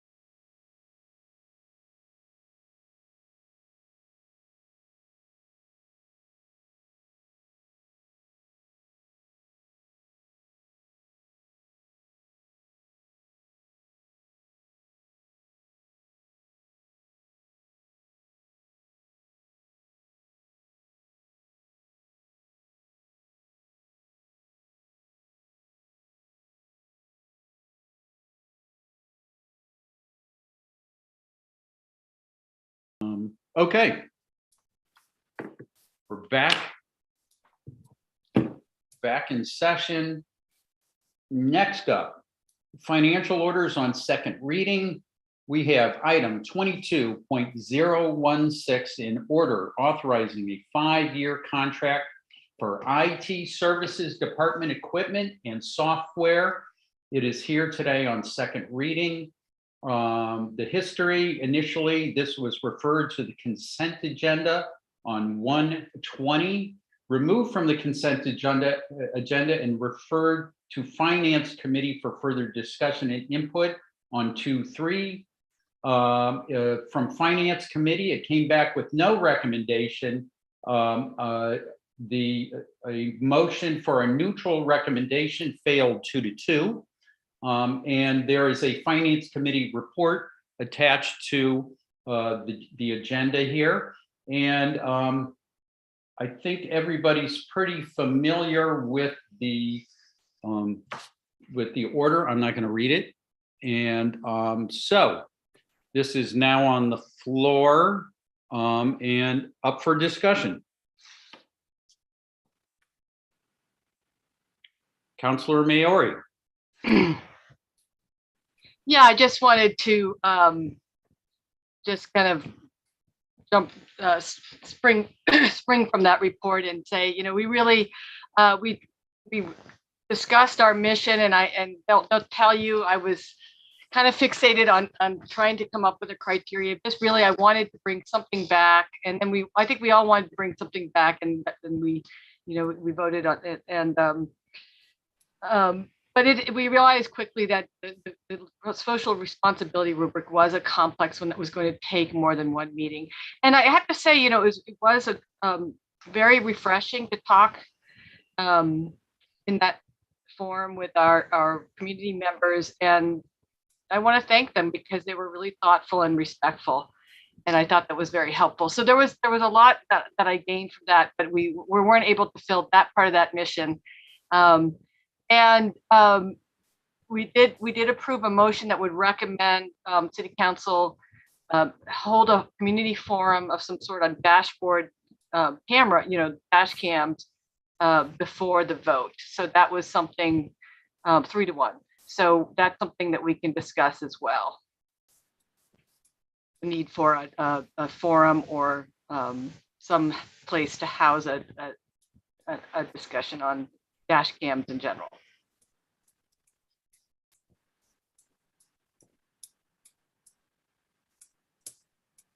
Councilor Moulton. Before we go further with this, I feel a need to respond to something that's been very troubling to me, and that's the boilerplate emails that have come into that have littered our inboxes in the last day, that have contained a personal attack on one of our colleagues, Councilor Elkins. Some have called her column that was published in the Gazette on Tuesday shameful and offensive. Well, what's shameful and offensive is that any one of us or any citizen of this city would be subjected to that kind of bullying. It's despicable, intolerable, anti-democratic, and antithetical to the kind of civil discourse that I was hoping to engage in when I suggested that we have a forum on this subject. And it is shameful that our colleague was subjected to this. And I turn to Councilor Elkins and I say, thank you for finding that forum to comment on a topic that you are eminently qualified to speak about because of your profession. And I appreciated your efforts to offer that opinion, not just to us, but to the community. Thank you. Thank you, Stan. And I would like to weigh in on that as well. I mean, that we all bring our own particular expertise to the table here. And sometimes we know things before they get here. That for many of us around this topic, that for me, it's been a learning curve. I've spent a lot of time on this, but for Councilor Elkins, This is right in her wheelhouse. She is an expert on this and more broadly on not just dashboard cameras but on body cams as well. And that any future discussions that we have around this, we're going to rely on her expertise.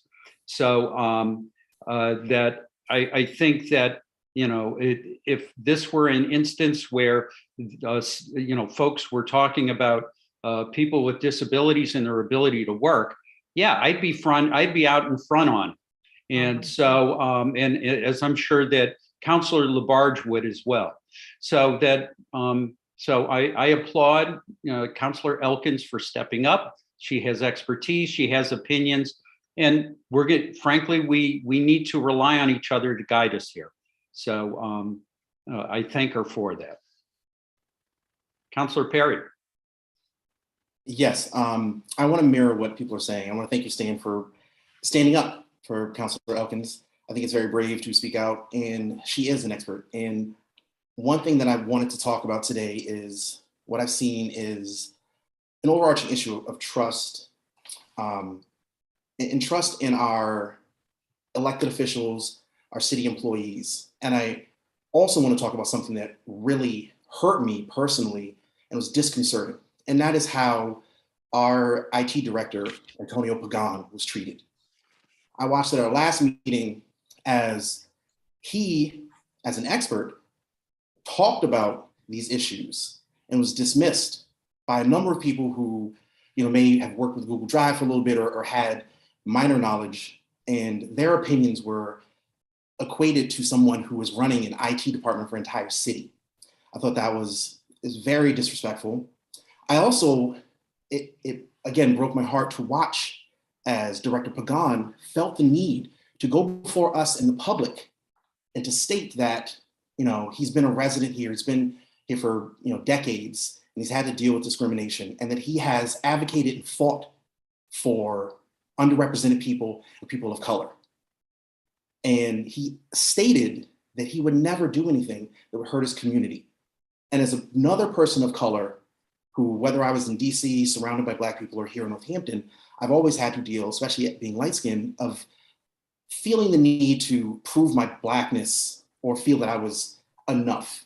And to watch one of our fellow employees feel the need to have to prove against the attacks of people that he wouldn't hurt his community was very disheartening.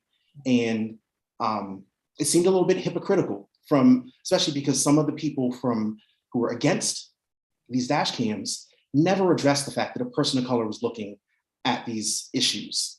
And I also want to state that this reminds me a lot of what happened to former Councillor Thorpe when he was asked to recuse himself as a person of color and someone who works as a parole officer. And I think that this tendency to dismiss people who are experts, whether it is Councillor Elkins, whether Director Pagan, the people who we should be relying on, we are not listening to them. And in fact, we are dismissing them, which kind of, for me, goes counter to what the actual goal of some of the people who are trying to look out for people of color. So I just had to put that out there. And I want to state that, you know, a lot of these issues for me do come down to trusting. And I've watched as each of the counselors I'm looking at have grappled with a lot of these heavy issues. And the reason why we were elected is because a majority of the citizens in this city trust us to do the due diligence and do the work. And we are watching as a small minority of people are taking that power from us, which we were duly elected. And you know, and the trust doesn't just extend to the council and to Director Pagan, but I also trust that our mayor has the best interest of this council at hand. And it was, again, it's disheartening to watch as the division and people using very racially charged terms and saying, if you don't agree with it, you are for white supremacy. The language that's being used is very charged, and it makes it very difficult to come together as a community, because a lot of what's happening are hypotheticals. And I want to be real, that we are real people, we are real counselors, we are spending our time, we are grappling with these issues. Director Pagan sat there for many, many meetings discussing his expertise. He's not just the guy who hooks up a network. He runs the network for the schools. He runs the network for the police department and all of these things. And to dismiss him casually, runs counter. And I hope that we can come back to understanding that this is an issue of trusting the people that you have elected and the people who are working for us to have our best interest. It's cool to use hypotheticals of stuff that happens in other cities, but Northampton is different. And I want us to really think about how we're addressing this. I know that Director Pagan has our best interest in mind. I know that you guys do. So, that's where I am for that. This triggering language and this kind of thing is counterproductive to me. Thank you. Thank you, Councillor. Councillor Labarge, then Councillor Gore. Yes, I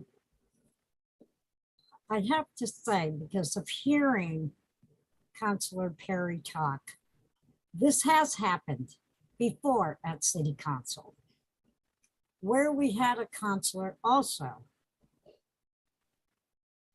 Two other councillors were upset about a situation and went into the Gazette on the front page. And that councillor was very, very hurt about it. And I had to call him and tell him that I was very sorry to see that happening with our councillors.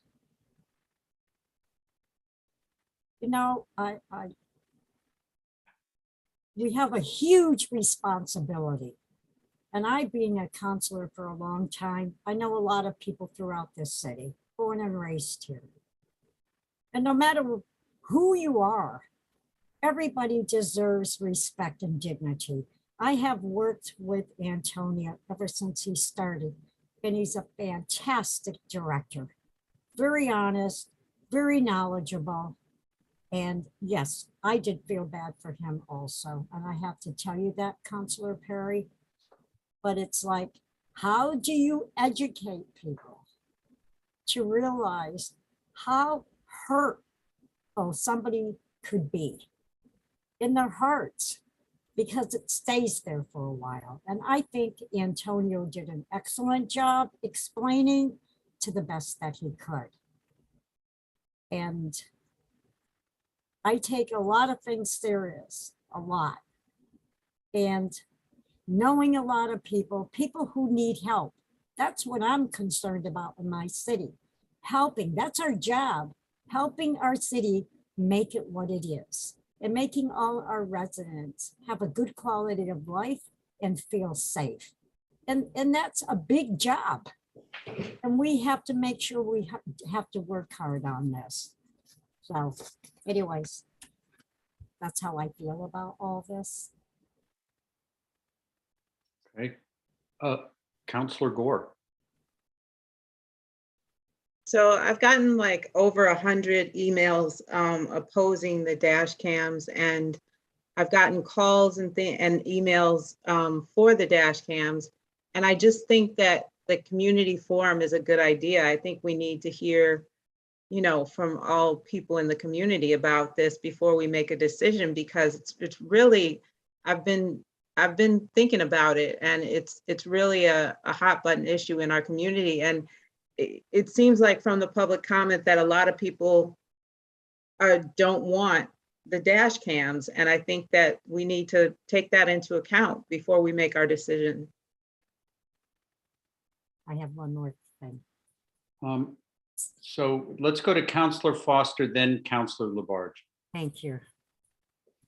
Okay. I just wanted to jump in because, there is a representation that there hasn't been a public process, and always a public process can be better and deeper and bigger. At the same time, this is our third meeting now. There have been many opportunities, and I have engaged with a number of constituents around this issue. I've read very, very thoughtful emails, had conversations, and have definitely engaged on this issue. And while I understand that, it's one of the things that can be really, really challenging as a counselor is when people when you are making decisions that are hard decisions and you're not necessarily doing what a constituent is asking you to do, what lands on me or what gets directed at me is you're not listening. You're not, but listening doesn't necessarily mean doing exactly what somebody is asking us to do. It's what's listening and what's working hard on behalf of the city is taking in all of the information that we have access to. And so, just to mention a bit about public comment, I think it's fantastic. In fact, Councilor Maori and I, before the pandemic, were starting to sit down and have conversations about how can we institute remote public comment so that more members of the public can participate in our meetings, because we know that there are people, back when we were meeting in person, people with caregiving responsibilities, people who maybe couldn't drive at night or for whatever reason couldn't get to City Hall at 7 o'clock on a Thursday to make a public comment. And we've seen that over Zoom, that more and more people can participate in our meetings. And it's fantastic and it's amazing. But what we need to understand is that public comment is not perfectly representative of the views of our community. It really is a privilege to participate in public comment. It's a privilege to have access to know when the meetings are, to have access to be here, to show up, to speak, and there's a safety aspect. I have heard from people who have said to me, I feel differently and I don't feel safe speaking up. So that is a thing that happens. And so there might be a perception that there's a lot of unanimity in how people feel about issues. But that's not necessarily the case behind the scenes. And I'm not going to sit here and tell you who I talked to that said they didn't feel safe, because that is going to defeat that purpose. But we do need to understand that participating in public comment is actually a privilege that's not fully representative. And there is opportunity within the mechanisms that we have to have these discussions. And looking at our mayor, who is one of the sponsors of the ordinance around facial recognition technology, and the ordinance banning the use of that in our city, they actually put in that ordinance that it needs to be reviewed. I think it was Councilor Nash, am I correct, 3 years out? So we're actually— It's due for review this year. It's due for review. So these conversations are actually in the wheels and they're churning, and we do need to have these conversations. We have had a lot of public forums regarding policing and the role of policing in our community. And I think it is so crystal clear that our community is asking for a reduced role for policing or for other ways to go about public safety. The Department of Community Care is getting launched. It's coming. We are moving that way. At the same time, we have a police department. And in the work of the Policing Review Commission and other opportunities for public input that have come up, there, at least it's not in the final report. There may be a couple of conversations that came up, but dash cams weren't one of the recommendations of the Policing Review Commission. I will defer to others who were there for all of those meetings. But this at that time wasn't one of the hot topics. I do hear the community call that we're looking for alternate ways to go about public safety, and I am fully on board with that.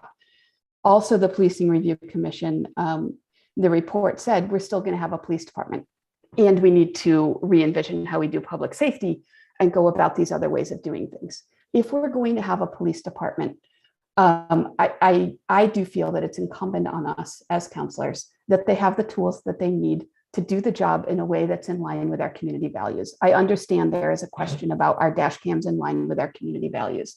I do want to say that the recent statewide policing reform bill that was passed does include a provision for dashboard cameras, including in one of the, that it would be able to have specific redactions. And I know that this technology that we're looking at has that, and it's not officer controlled, it's to protect privacy.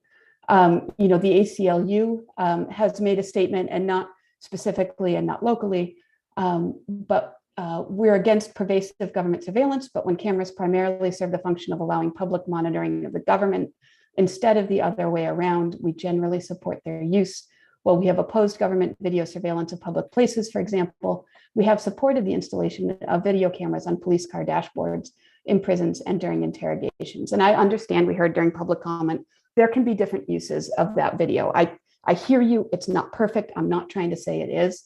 One of the calls that the ACLU, when they issued that guidance, was that the video not be able to be edited by officers, or that there couldn't be officer discretion to turn them on and off. The system that's been proposed to us, there isn't an officer could start recording, but an officer couldn't decide they're going to do a stop without it, because when the lights come on, the recording starts. So that's meeting that request and that standard, that they're not necessarily be officer control of, like, I don't feel like recording the stop, which would defeat the purpose, that it would be there and that video evidence is there. Yes, it's subject to interpretation. I'm not saying it's perfect. At the same time, it's a tool that we have that can provide video evidence of what happens at a stop. And then there was also, and this was a while ago, in 2014, but there was a joint statement that included the ACLU, the NAACP, Lawyers Committee for Civil Rights, among a whole bunch of others. But one of their calls was, so much to be done, we cannot begin to provide an all-inclusive list, but in an effort to outline a beginning strategy of reform, we are recommending the following. And then there's a whole list of recommendations, but one of them is the universal use of dash cameras in police vehicles. So there are these calls, and there has been, a representation among a lot of public comment that there's kind of a collective unanimity among communities of color that there shouldn't be dash cameras. And I just want to say, like, we've done our homework, or I've done my homework, and I've seen this, and it's not universal. It's not fully collectible. It's not fully unanimous. And we have had a number of opportunities for public input into the process. And there are additional opportunities for public input coming forth as we revisit the ordinance around facial recognition. Thank you, Councilor. Councilor Labarge, then Councilor Maori. Thank you. I'm still concerned about the proposed contract with Motorola Solutions for dash cams. And I want to say clearly that my statement tonight is not a rejection of the Northampton Police Department in their efforts in providing public safety in Northampton. I have concerns, especially the council is being asked to vote on a budget issue for a 5-year contract that we have not yet seen. There have been a lot of concerns voiced about the storage of the collected videos and the issue of Motorola sharing the data with other authorities. Since our last meeting on this contract, what has become clear is that Motorola Solutions and their WatchGuard system is marketed around the world with the claim that it makes data sharing across police departments and other law enforcement agencies smoother and more collaborative. In light of the hard work that was done to approve Northampton as a sanctuary city, I can't feel good about contracting with a multinational corporation that has built its reputation in the security industry around claims like this. Another issue I have is the urgency to get this contract quickly signed. At our last meeting that included a great deal of public input on the proposed contract, what was left unclear was why. Why? Why? And why is there such an urgency? I really do agree. We have sent this to finance, and I have to agree that we need to have a forum. There's no question about it. I think we need to bring more people abroad to come in and talk about this. So that's my feelings toward it. Thank you, Councilor Labarge. Councilor Maori is next.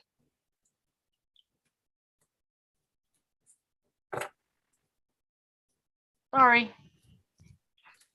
Yeah, so again, there's kind of two issues I think we're talking about here. The contract and then kind of the value of the dash cam. So, I mean, all I can say about the contract is, I mean, the question's been put out there and it's really been answered. It's answered on the Motorola website, which is if the data exists, it can be requested and obtained. That's just the truth. I mean, will it and will it at what rate and how will it be used? I mean, I'm not answering that, but but if we look at the track record of Motorola, I mean, there's some answers there. But I think, to me personally, in terms of Motorola, getting into a 5-year contract with such a questionable entity, it just does not sit right with me. And there's just been too much that there's just too many questions around that part of the contract. Now, and in terms of the dash cams, the public forum was brought up. I would also be for a select committee, bringing back some sort of forum in which we could have more, have experts and varied opinions and look at and do a deep dive. Because here's what I'm thinking: this isn't going away. Tech is exploding in all sorts of areas, not just police. We've got body cams, there's talk about body cams. And I don't know what you all, but I don't think the council or the mayor enjoys just reacting. I think that's why that's why the ideas surfaced around a socially responsible rubric. I think we want policy. I think we'd all feel better with informed, proactive policies already in place to help address these issues when they come here. I don't want to go through this again with the body cams and with any other tech that we haven't even imagined yet.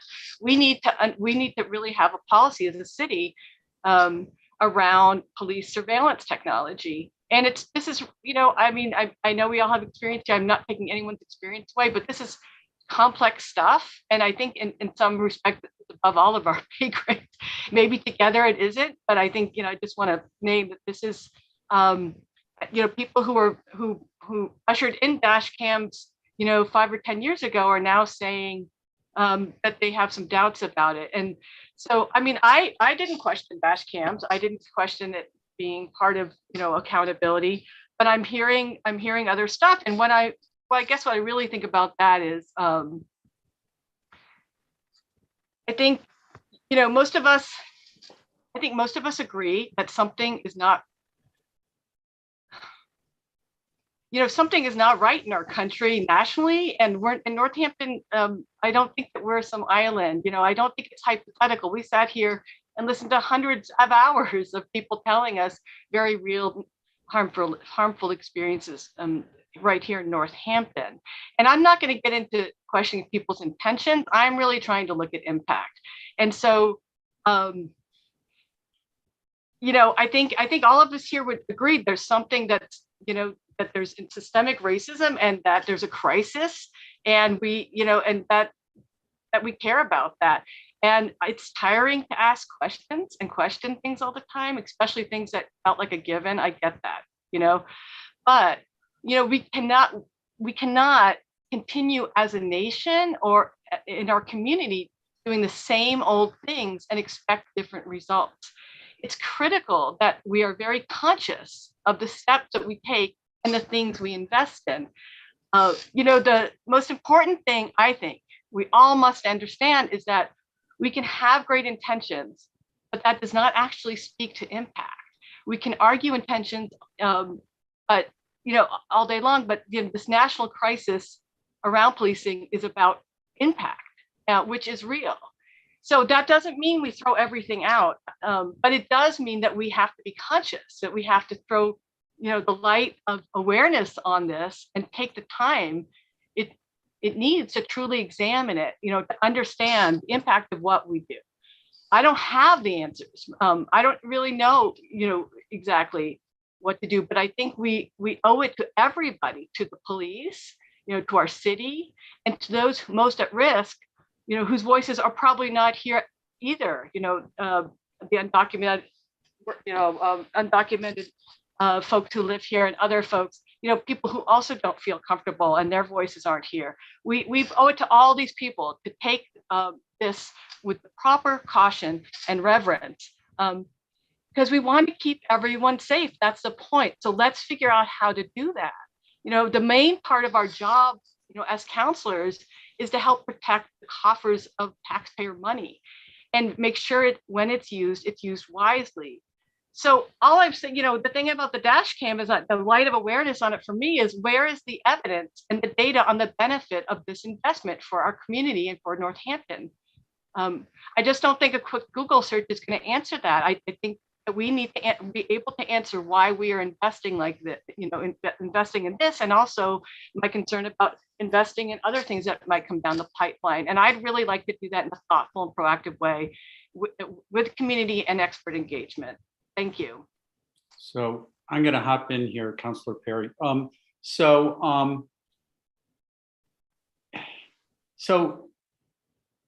over the last 3 weeks, I have been sent, and other counselors have been sent, what is supposed to be evidence of different organizations opposing dashboard cameras. Their concern inevitably has to do with surveillance and technology and the concerns around using body cameras. The 80 slides that were sent to us, I went through all of those organizations and none of them mentioned body camera or dashboard cameras. That is what that's what's at issue here. We're talking about an established technology. It's been in the NPD in our cars since 2007. We were a forerunner in doing that. And that the current system that we have is failing. It is ineffective, and that for both sides, when you get into a courtroom, they both want to see that video evidence. And if we aren't providing it, we are effectively, counselors, this is kind of in our hands. Are we going to endorse the idea of cruisers going out without adequate equipment for somebody to get pulled over on West Farms Road or on North King Street, and there's no video evidence, for what happened during that traffic stop? And that I have heard from both attorneys. We had a email that was sent to all of us by former counselor and attorney Jesse Adams, supporting the idea that we need these dash cams. You've heard, I spoke with Alan Rubin of the Public Defender's Office today, and he said to me that, yes, you can go and say that I support the idea of our police having effective dash cams, and that this is an established technology, that I feel like the information that's being sent to us and the questions are not about this particular technology, that it's about questions to keep us questioning so that we keep going around in circles. So we spend another council meeting, maybe another month.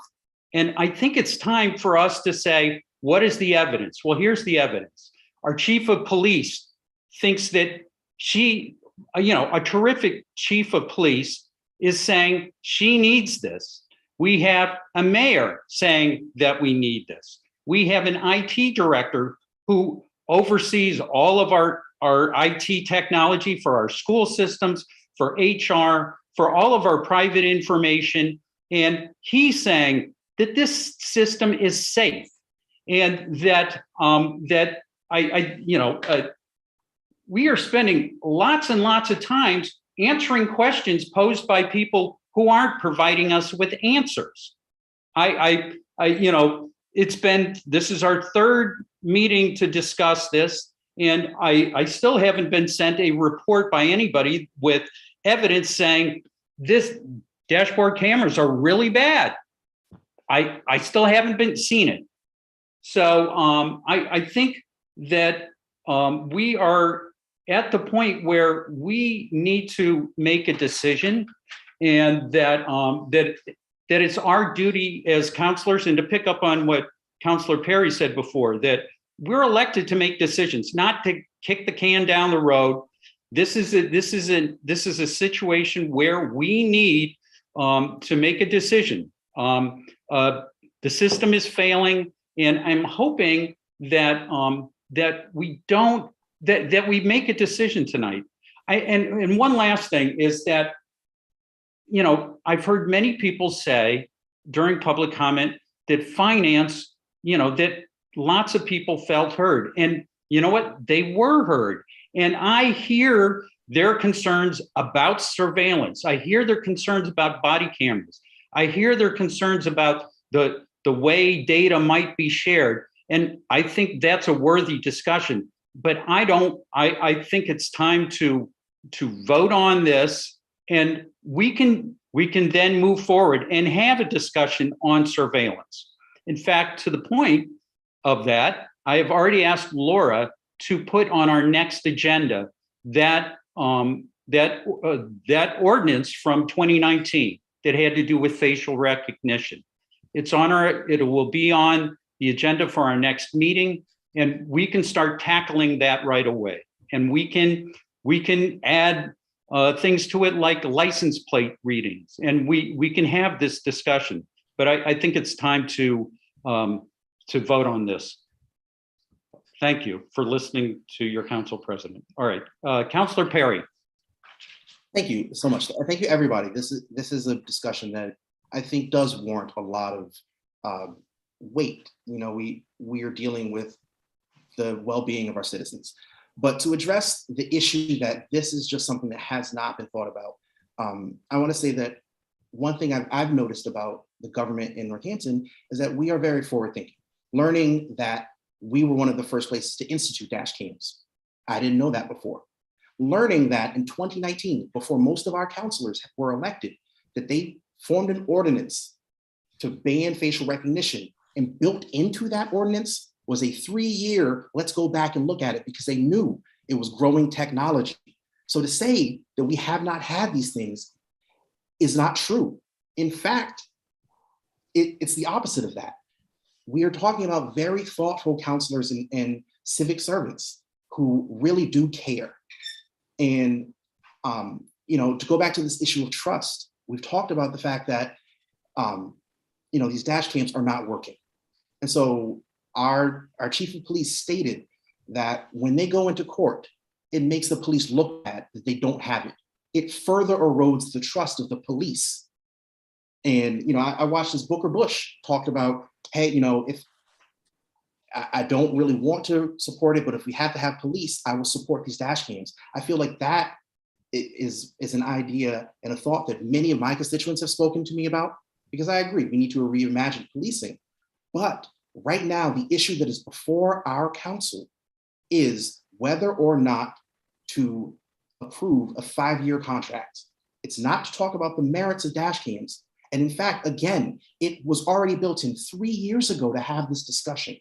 And so we can talk about it, and we should talk about it, talk about license plates and all that stuff. But I want to be very clear that, again, the hypotheticals I'm not dealing with. I'm dealing with the fact that our city is special. It's the reason why I ran for a city councilor, because I know that we think very deeply about these things, and we are doing this work. The evidence is clear from the past. You could see it. You could see it in the fact that we introduced dash cams. You can see it in the fact that the way they wrote the ordinance. And so to say that we're just out here not weighing, considering these things, it doesn't seem right to me. And I agree with President Nash, is that right now our job is to vote on whether to move this, and then we can go back and figure out, you know, how we want to proceed forward, because that's what we do. You know, and I salute, you know, our current mayor, former councilor. She was the one who presented that ordinance because she had the forward thinking to know that we have to really weigh these options. And again, that's why I trust that when she brought this to the council, she thought about the impact on our community. The same way that I trust that a person of color, our director, thought about how it would look. He's not going to go out there and do something that is counterproductive to the community that he has struggled and worked for. And so let us move forward. So I will make a motion, if that's possible, or, you know, to vote on this. There's a motion on that's been proposed. Is there a second? Second. Okay.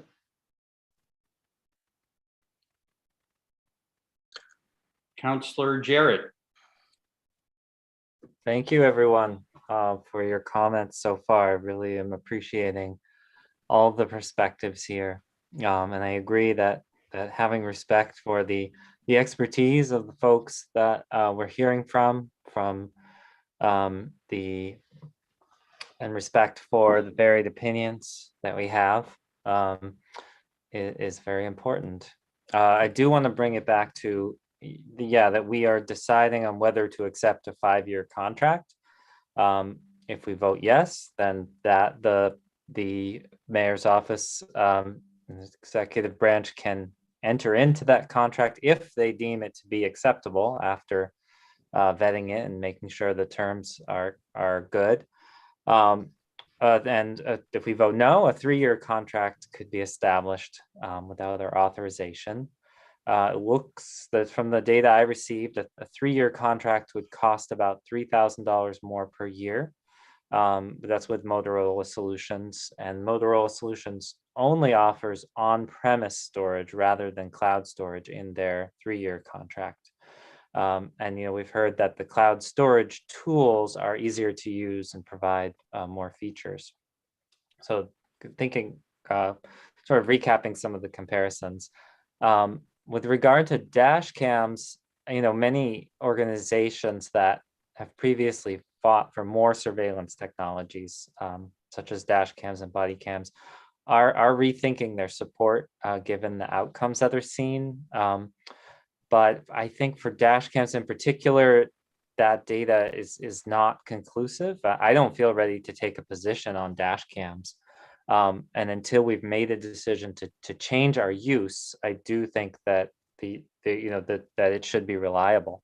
But again, that's not what we're voting on. But given the concerns and the future discussions that we have, I do lean toward locking ourselves in for 3 years rather than 5 years.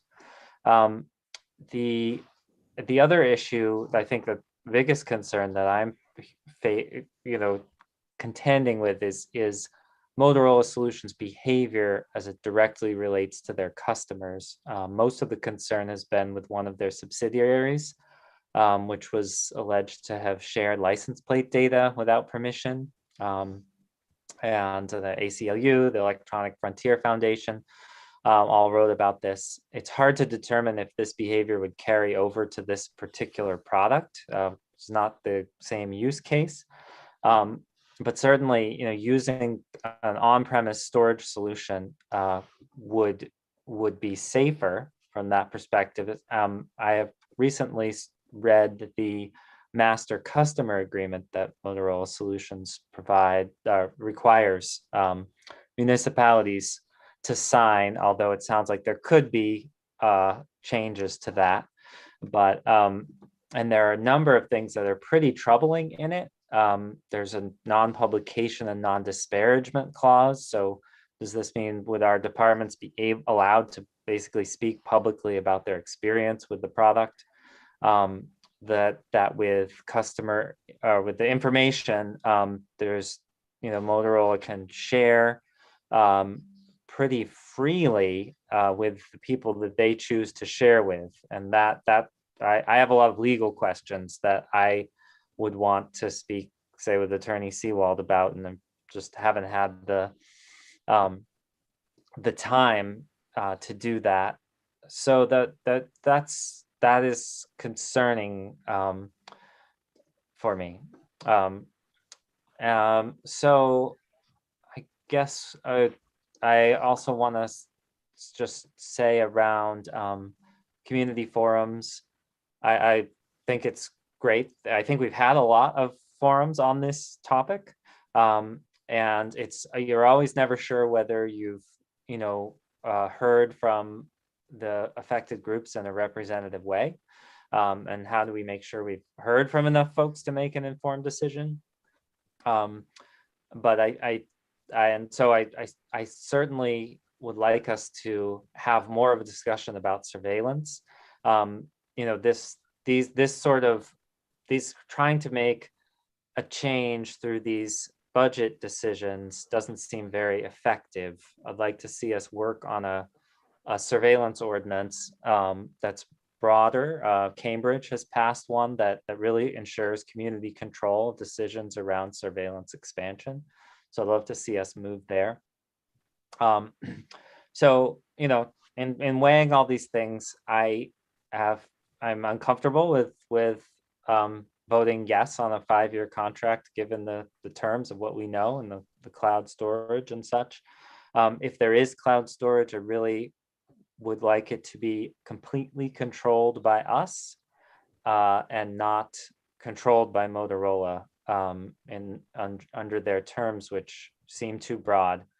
And I don't mean to say these in a way that are not respecting the expertise of those, of our director and others in the IT industry. But I think there is often this sort of push to go for a solution that is offered to us, and that considering all of the factors of privacy and security, it can, yeah, and that's still what I'm concerned about. And I feel like for me, those answers haven't been resolved. That's, yeah, those are, and then I believe, is Chief Casper here with us tonight? There's Chief Casper.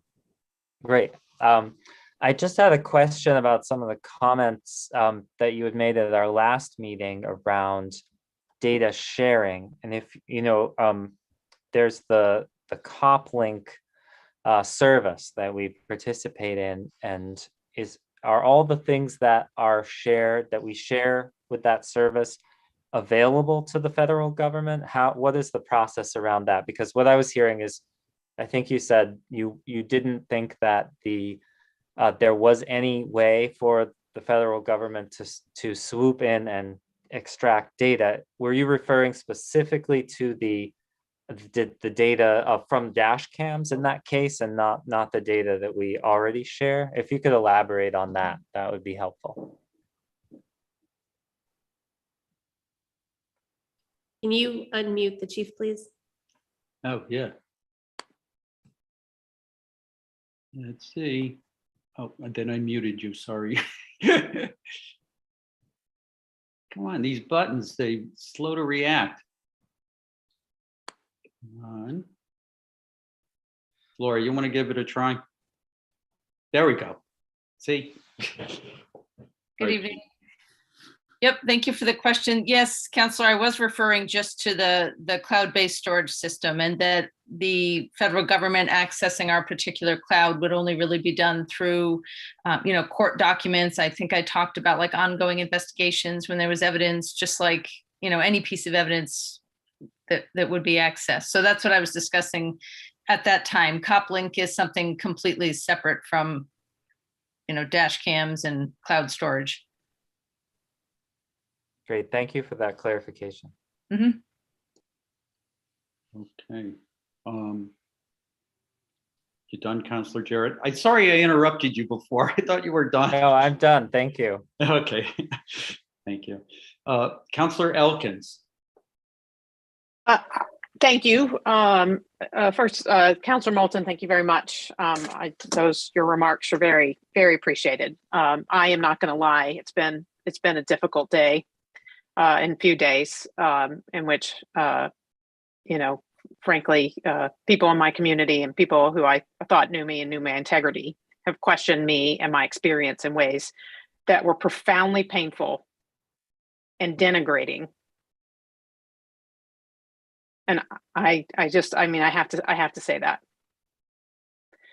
That being said, it has been suggested in sort of a rather derisive term that like my position has come from just my experience, as if that is nothing. But I would like to point out that my experience includes nearly 20 years as criminal defense attorney, all of which has been largely dedicated to public defense. I spent 6 years on the board of the National Association of Criminal Defense Lawyers.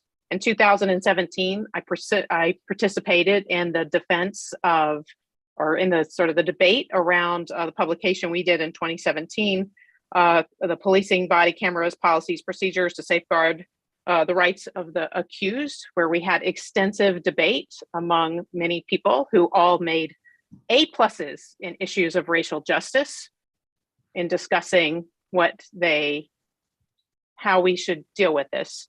I also authored myself the MBA Massachusetts Bar Association Police Body Worn Camera Resolution. I think that was 2016 or so. That has gone on to be part of the template that the state legislatures have gone in the recent police reform bill. I will say that police body worn cameras and dash cams are complicated. Well, dash cams are less complicated. Body cams are quite complicated. There's a lot more that goes into it. I very much welcome further discussion about that and very much intend to be a part of it. I think anybody who assumes anything about my votes or thoughts or opinions about those future discussions and how I might go based on how this conversation has gone is probably remiss. I'd also mention that I've litigated literally hundreds of cases involving police video, dash cams, booking videos, holding cell videos, interrogation videos. I've taken cases to the Supreme Judicial Court where police misconduct was litigated and people were and people's rights were vindicated, and they in fact were not then in the system of mass incarceration and spared from years of prison. So I have also been asked in the context of this discussion whether or not one client's exoneration was worth whatever hypothetical harm that dash cams might be doing to Black and brown people.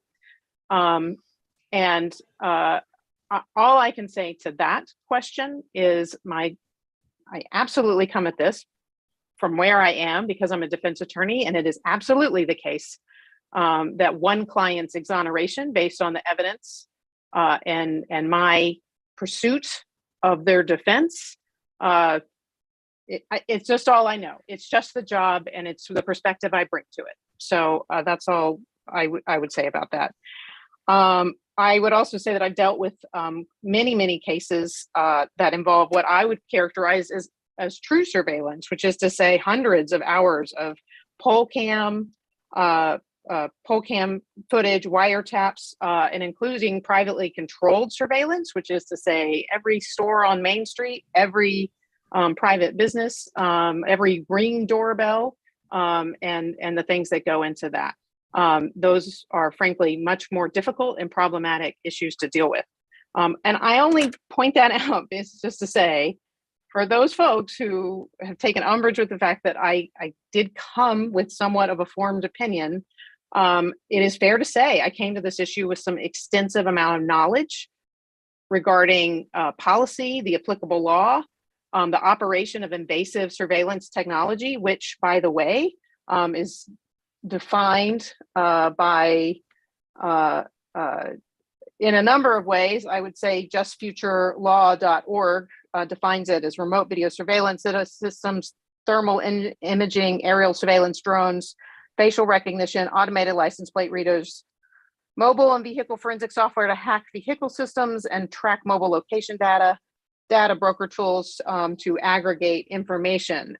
Dash cams, and frankly, not even body cams are on that. I consider this more akin to more traditional evidence preservation, like crime scene photos and mapping, software systems, interrogation, booking videos, and then, of course, dash cam. I wasn't particularly interested in laying out my whole CV and breadth of experience, but it has been questioned, and so there you go. Regarding this, I want to take a moment also to say I have listened to every minute of public comment. I have read every single email. I am sorry to those who are disappointed that I did not reply to every single email that I got, even those that were the multiple cut and paste ones in which my actions were called offensive for expressing my opinion. But I can assure you, I read every single one of them.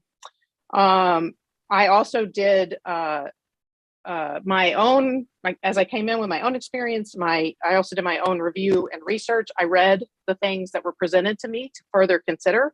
I also reached out to city staff and experts and other residents. I'd also say it is very much the case that there is not unanimity of opinion on this. That's not what I heard from, whatever happens in public comment. That's not what I heard in emails. That's not what I heard in my private discussions. I'd also say that I reached out in particular to defense attorneys, and there, with the exception of a couple that we've heard from repeatedly in this forum, I did hear near unanimity that if we have dash cams, they need to work. So I just wanted to put all that out there. A lot of good questions are raised. I very much want to continue to have the conversation, but I agree that we need to vote tonight. So I spoke at a little bit of length. I do have a few questions if Attorney Seawald is present. Hi, Attorney Seawald, how are you? I'm unmuting him here. Welcome, newly reappointed Attorney Seawald. Thank you all for your vote and your vote of confidence. I really do appreciate it. And I will point out that I was first sworn in as city solicitor 10 years ago today. So it's an auspicious occasion. Yes, I'm here, Counselor. Excellent. Congratulations. I just wanted to briefly, have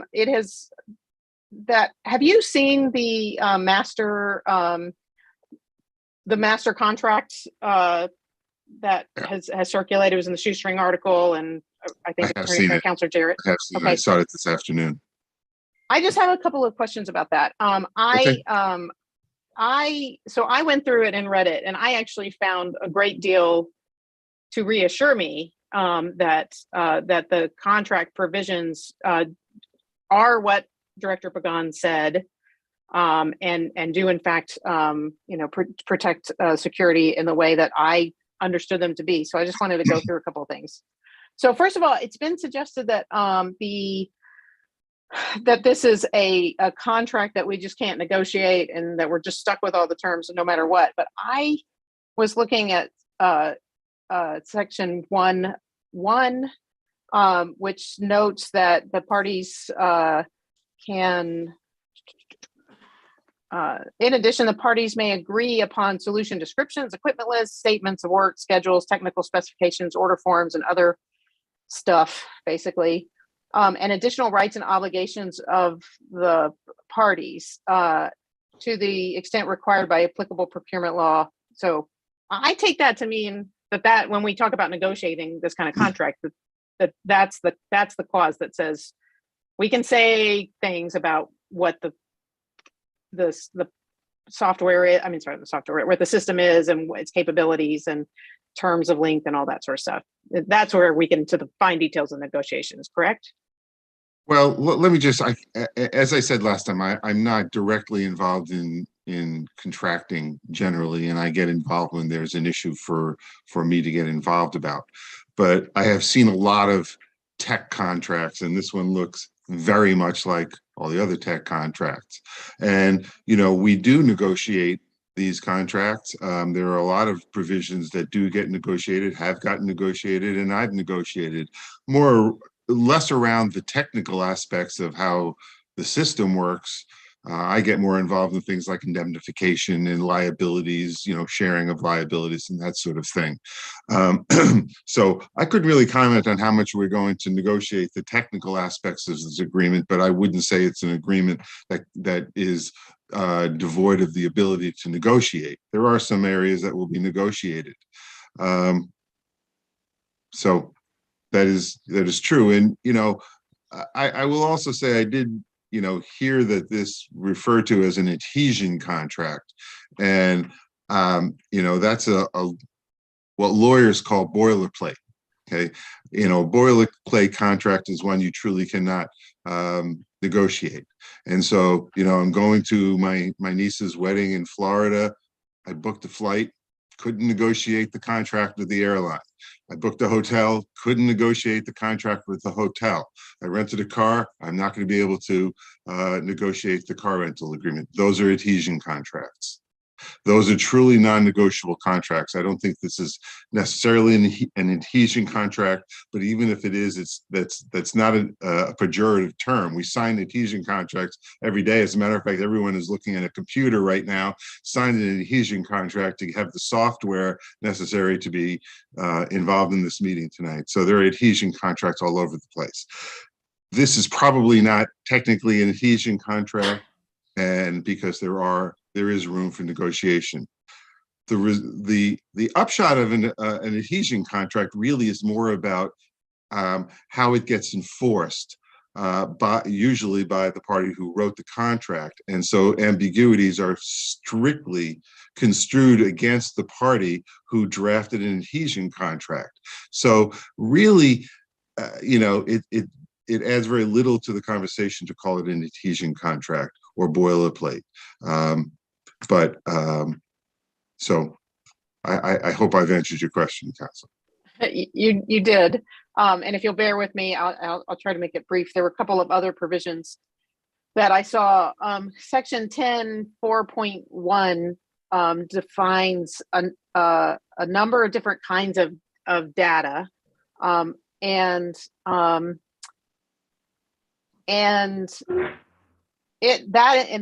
It notes that customer data, a worldwide non-exclusive license to use customer data, including to process, host, cache, store, reproduce, copy, blah, blah, blah. So first of all, that's all this, and this is a tech question, but I take that to mean that's like all the stuff that the data does. Like it's a process to upload. It is a process to download it and burn to a thing. So it's moving the data around within the system. And maybe if Director Pagan is here and might be able to answer that, but that's what I take it to mean. But so with that said, I note that it's been represented that this data can just be given to third parties, but what has been omitted from what I saw is the part that says, to the extent permitted by law, that there is this ability. So if I may, let me just tell you my experience with these contracts. Okay. The software provider is going to retain all rights to the proprietary information in its software. Everything that they're providing to us to operate the system. The data that we produce is ours. The contract specifically says that the customer retains all right, title, and interest to the customer data. Now, the customer data, by definition in this master customer agreement, is the videos that are created by the dash cam and all the data around that video. That's our proprietary property, and it says so and I'm just telling you what it says. Customer retains all right, title, and interest to customer data. Motorola acquires no rights to customer data. Now, I'm not here to tell you that Motorola is a Mother Teresa corporation and that they have never done anything wrong and they won't do anything wrong in the future. But I'm telling you that under the terms of this agreement, the data is ours. Okay? Their proprietary software data is theirs. The data that's produced by it is ours. And this is the same in every one of these tech contracts that has crossed my desk over the years. And the extent, and Council, you were referring to 10.4.1 also states specifically the reasons that Motorola can share this data with third parties. It is to provide the service and equipment under this agreement. If it needs to be shared with a third party, for that reason they can share it. To develop better systems for Motorola. For that reason, they can share it with their third-party vendors, and also to create new software. They can use data, but those are the limitations in the contract. What they actually do in the real world, I'm not in the criminal world, criminal defense world or the prosecution world, and I never have been. So I can't really speak to anything more than the words written in the contract and what I have seen over the years with regard to these types of contracts. Okay. And if I can point out one more clause, 10.4.2, and that has to do with, again, this customer data, which is the video, right? Which specifies, which is actually an agreement, that part of it, if it term applying, this was the contract that gets signed, actually applies to the city. And as I read it, it requires the city to promise to represent and warrant that customer data, their customers' collection, creation, and use of the customer data, including in connection with Motorola's products and services, which I take to mean with our cameras, and Motorola's use of customer data in accordance with the agreement will not violate any laws or applicable privacy notices or infringe on any third-party rights. Customer also represents, well, actually, so I'll back up with that. I take that to mean that we have an obligation to not use their equipment to break the law, including our own city ordinances. I would also it goes on to say that customer also represents and warrants that the customer data will be accurate and complete. I take that to mean don't put out a video, in this context, a video that has been tampered with or edited in a misleading way and then say our camera did it. Like, that would be a breach of our contract. It would also be against the law, but that's how I read this contract. I'm not asking you to agree with me, Attorney Sewell, but if it does seem to me that part of this deal is Motorola saying to us, don't use our stuff to break the law either.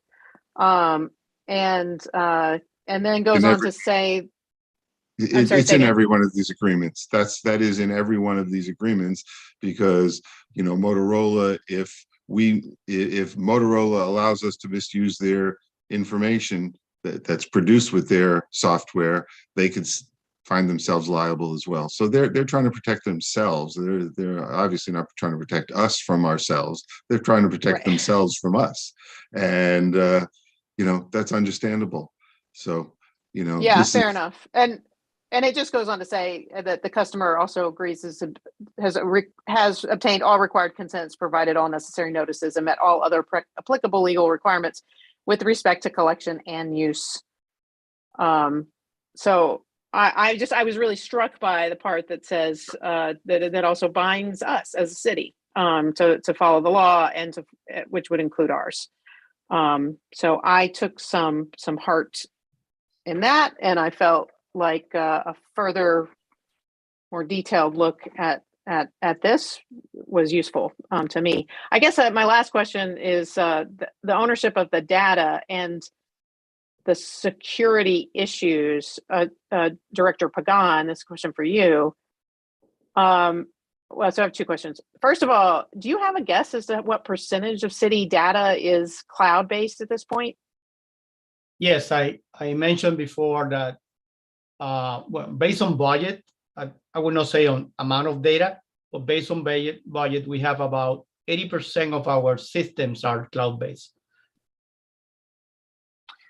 And so this must be one of the only remaining local server storage systems. Definitely. Most of our local storage is for what we call IoT, the Internet of Things. There are basically things that control equipment within the buildings, and there is no, it's still on development, cloud-based control management for those devices. So we keep control management for, whether are doors or whether are speakers, clocks, even cameras, anything is in all the buildings that we have. We have 27 buildings that we manage throughout the city. And most of them are local, and most of the data, like student information data, financial data, municipal permits, municipal assessors data, everything is cloud-based. We have very little amount of data that is hosted on our servers. Is a good amount of servers there because we have to ensure that we have the capacity to work under some kind of a disaster situation, but cloud-based is the majority of the systems that we have. Okay. And do you have an opinion in general as to whether or not cloud-based versus local servers are more or less secure, relative to each other? Yeah, that is, yeah, I have an opinion, definitely. Let me give you a little bit of background. I think that, as Councilor Perry mentioned, that I felt very insulted by many of the comments that were made about me. More than 10 years ago, the Department of Education was bothering with the idea of using cloud-based servers for student information. And I was one of the witnesses that they contacted to, make an opinion about whether to use Google as a platform for students. That was 10 years ago. And today, I would say 99% of the public school districts in Massachusetts use Google because of the decision that they made at that time. So I've been working with cloud-based data for many, many years. I think that the capacity that the cloud, and let me make another comment there. So most of the companies that use cloud storage, they have three different options. They have their own private cloud, or they use Amazon or Azure or Google. Those are the options. And as you can imagine, Microsoft and Google and Amazon have, I would say, 99% of the capacity worldwide for security on any place in the world. That is the most secure place that you want to have for your data. If you have your data on basically local storage, and you want the security that cloud-based storage has, you have to invest like double the amount of money in order to keep and sustain that security. It's really hard to do it. That's why cloud is being so successful on the market. It's not because it's more accessible. It's because the security and I would say the mostly the resiliency of the services is a much reliable than trying to do it locally. So yes, I believe the secure, and as a matter of fact, actually, the state of Massachusetts, the Commonwealth of Massachusetts, the IT department, it actually requires their agencies to work on the cloud, and they recommend the municipalities to move to the cloud as much as possible. And every time they do contracts, they emphasize the use of the cloud as one of the options. At one point, when they created the municipal department, they actually came with basically a goal to get municipal administrations to adopt cloud-based storage as their main storage. They later on they abandoned that goal because it was really hard for some of the small municipalities to be able to do it. But the Commonwealth of Massachusetts, that's part of their policy. Cloud-based is the way to work. And as part of an experience that I had in the past as an ISP provider, we work with some state agencies to provide them a connection to the cloud. So that is, it's not only in Massachusetts, but it's also in other states. So government more and more use the cloud as a way of being, more sustainable and more reliable, and disaster recovery is a lot more secure through cloud-based. And okay. Sorry, I didn't mean to interrupt. Just Yeah. two, and I promise these are brief questions. Is it likely that that when in that contract, when Motorola talks about third parties for processing, cache, and all that sort of stuff, that what we're talking about is Amazon and Google, these sort of worldwide sort of cloud storage containers? Is it likely that that's that's what they're really talking about? Yeah, I'm pretty sure. If I'm not wrong, I can. We haven't get to that point yet, but I'm pretty sure they use Azure, which is the Microsoft cloud option. Yeah. Okay. And do you think that ultimately in the pretty near term that all data storage is going to be cloud-based, sort of regardless platform? I think eventually that would be the case. I think that even if you go to small businesses, they are moving into the cloud. We have definitely, the cloud started mostly for enterprises, and then it went down to, government, because government always get, a little delay on adopting new technologies. And small businesses are the ones that are basically the latest, the ones that take the technology the latest. But even today, I think that there is a lot of services that are cloud-based for small businesses, and the adoption is growing. Yes, I would say that eventually that will be basically what our kids that are graduating from college today will see happening in every workplace. Right. I mean, I would offer that my firm operates on all my cases are in the cloud, and I get discovery from the U.S. Attorney's Office from cloud-based solutions. So I think that's all I have. I appreciate your time, Attorney Seawold, Director Pagan. That was very helpful. Having those questions answered. Thank you.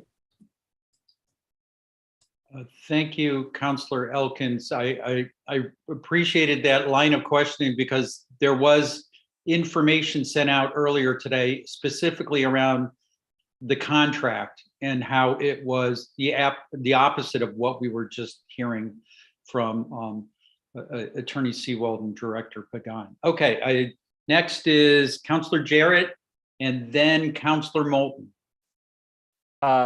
Yeah, I just have another question about the contract, Attorney Seawold. Section 1.2 modifications. Motorola may modify this agreement at any time after providing notice to the customer. Modifications are effective as of the date of publication, and if customer does not agree to any such modifications, customer must cease using the products and services. Does that mean we could get out of a contract if they change the terms in a way we didn't like? But that could be very sudden, perhaps, so that suddenly we wouldn't be able to use any of the equipment we just purchased, or essentially we have to agree to their changes. Oh. All right. Well, yes, the answer to your ultimate question is yes, we would be out of the contract if they tried to impose terms upon which we were not in agreement. We would simply terminate the contract.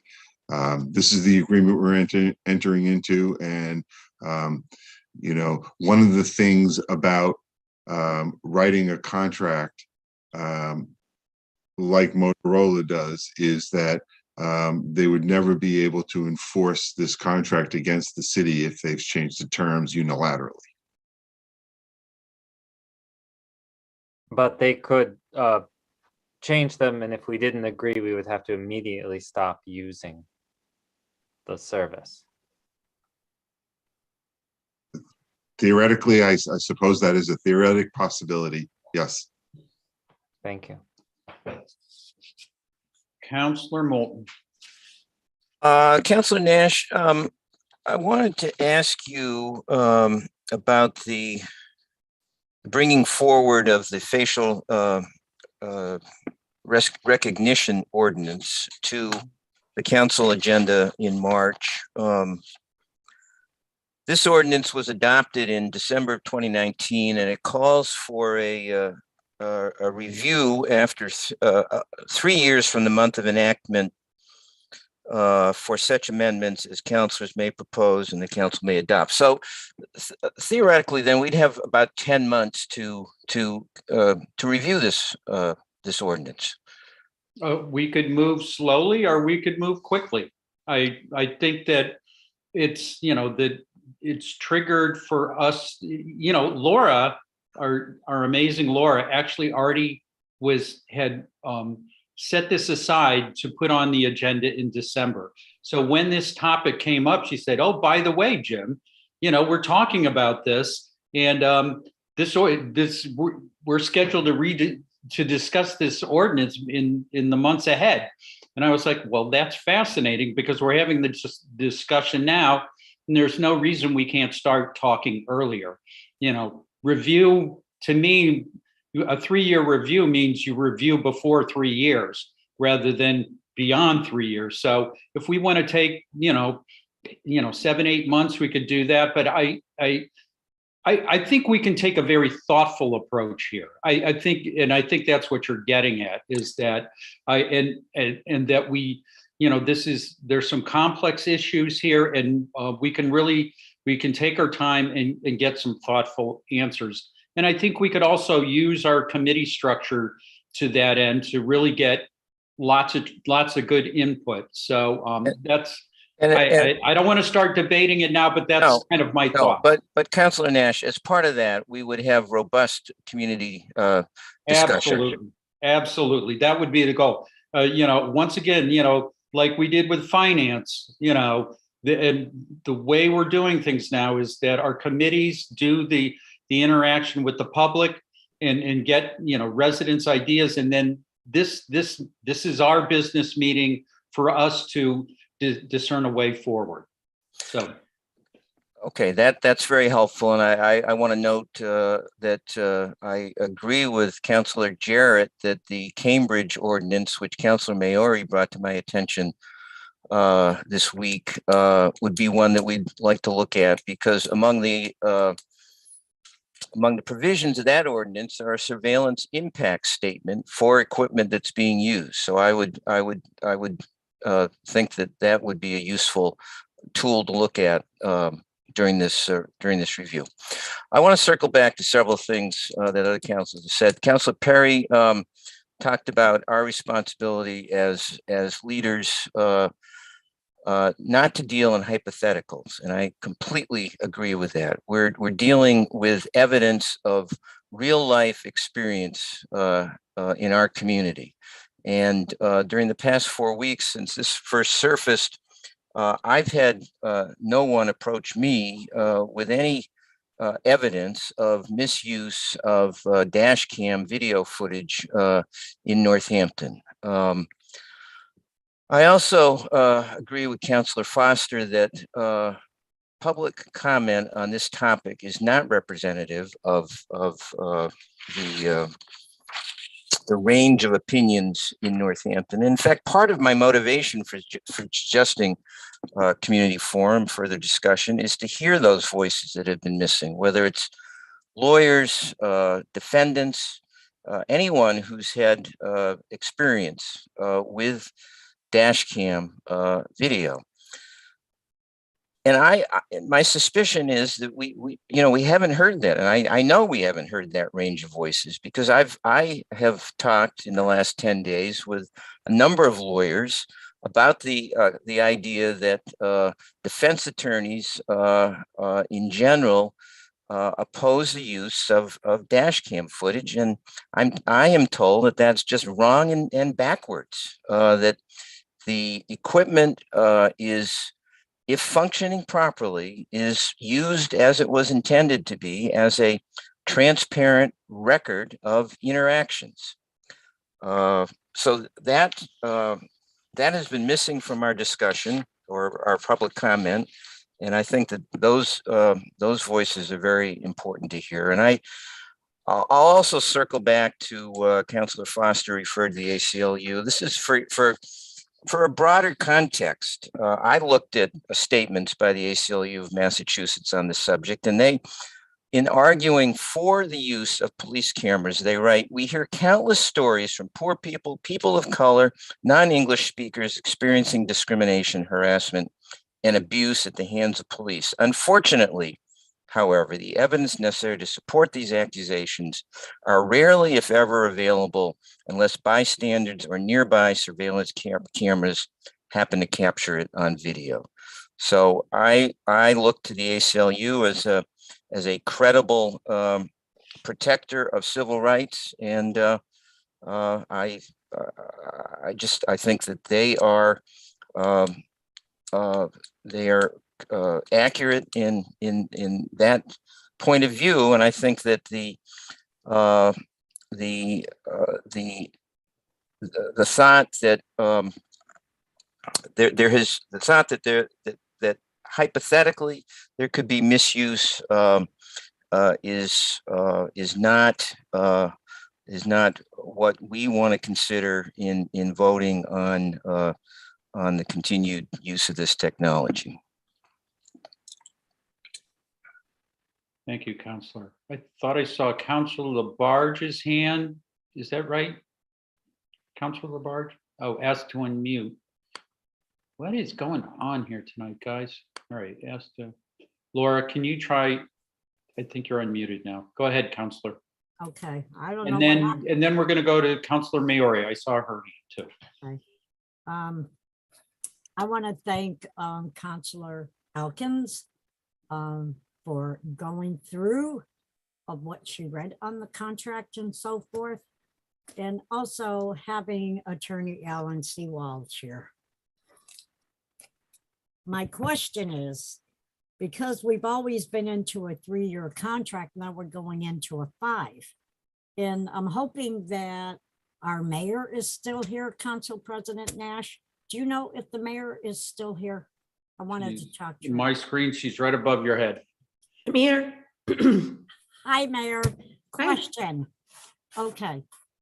If we approved this contract at 5 years, which some of us are unhappy because we're not seeing the contract or anything like that. But I have dire trust in you, Mayor. I've worked with you for a long time, and I know you.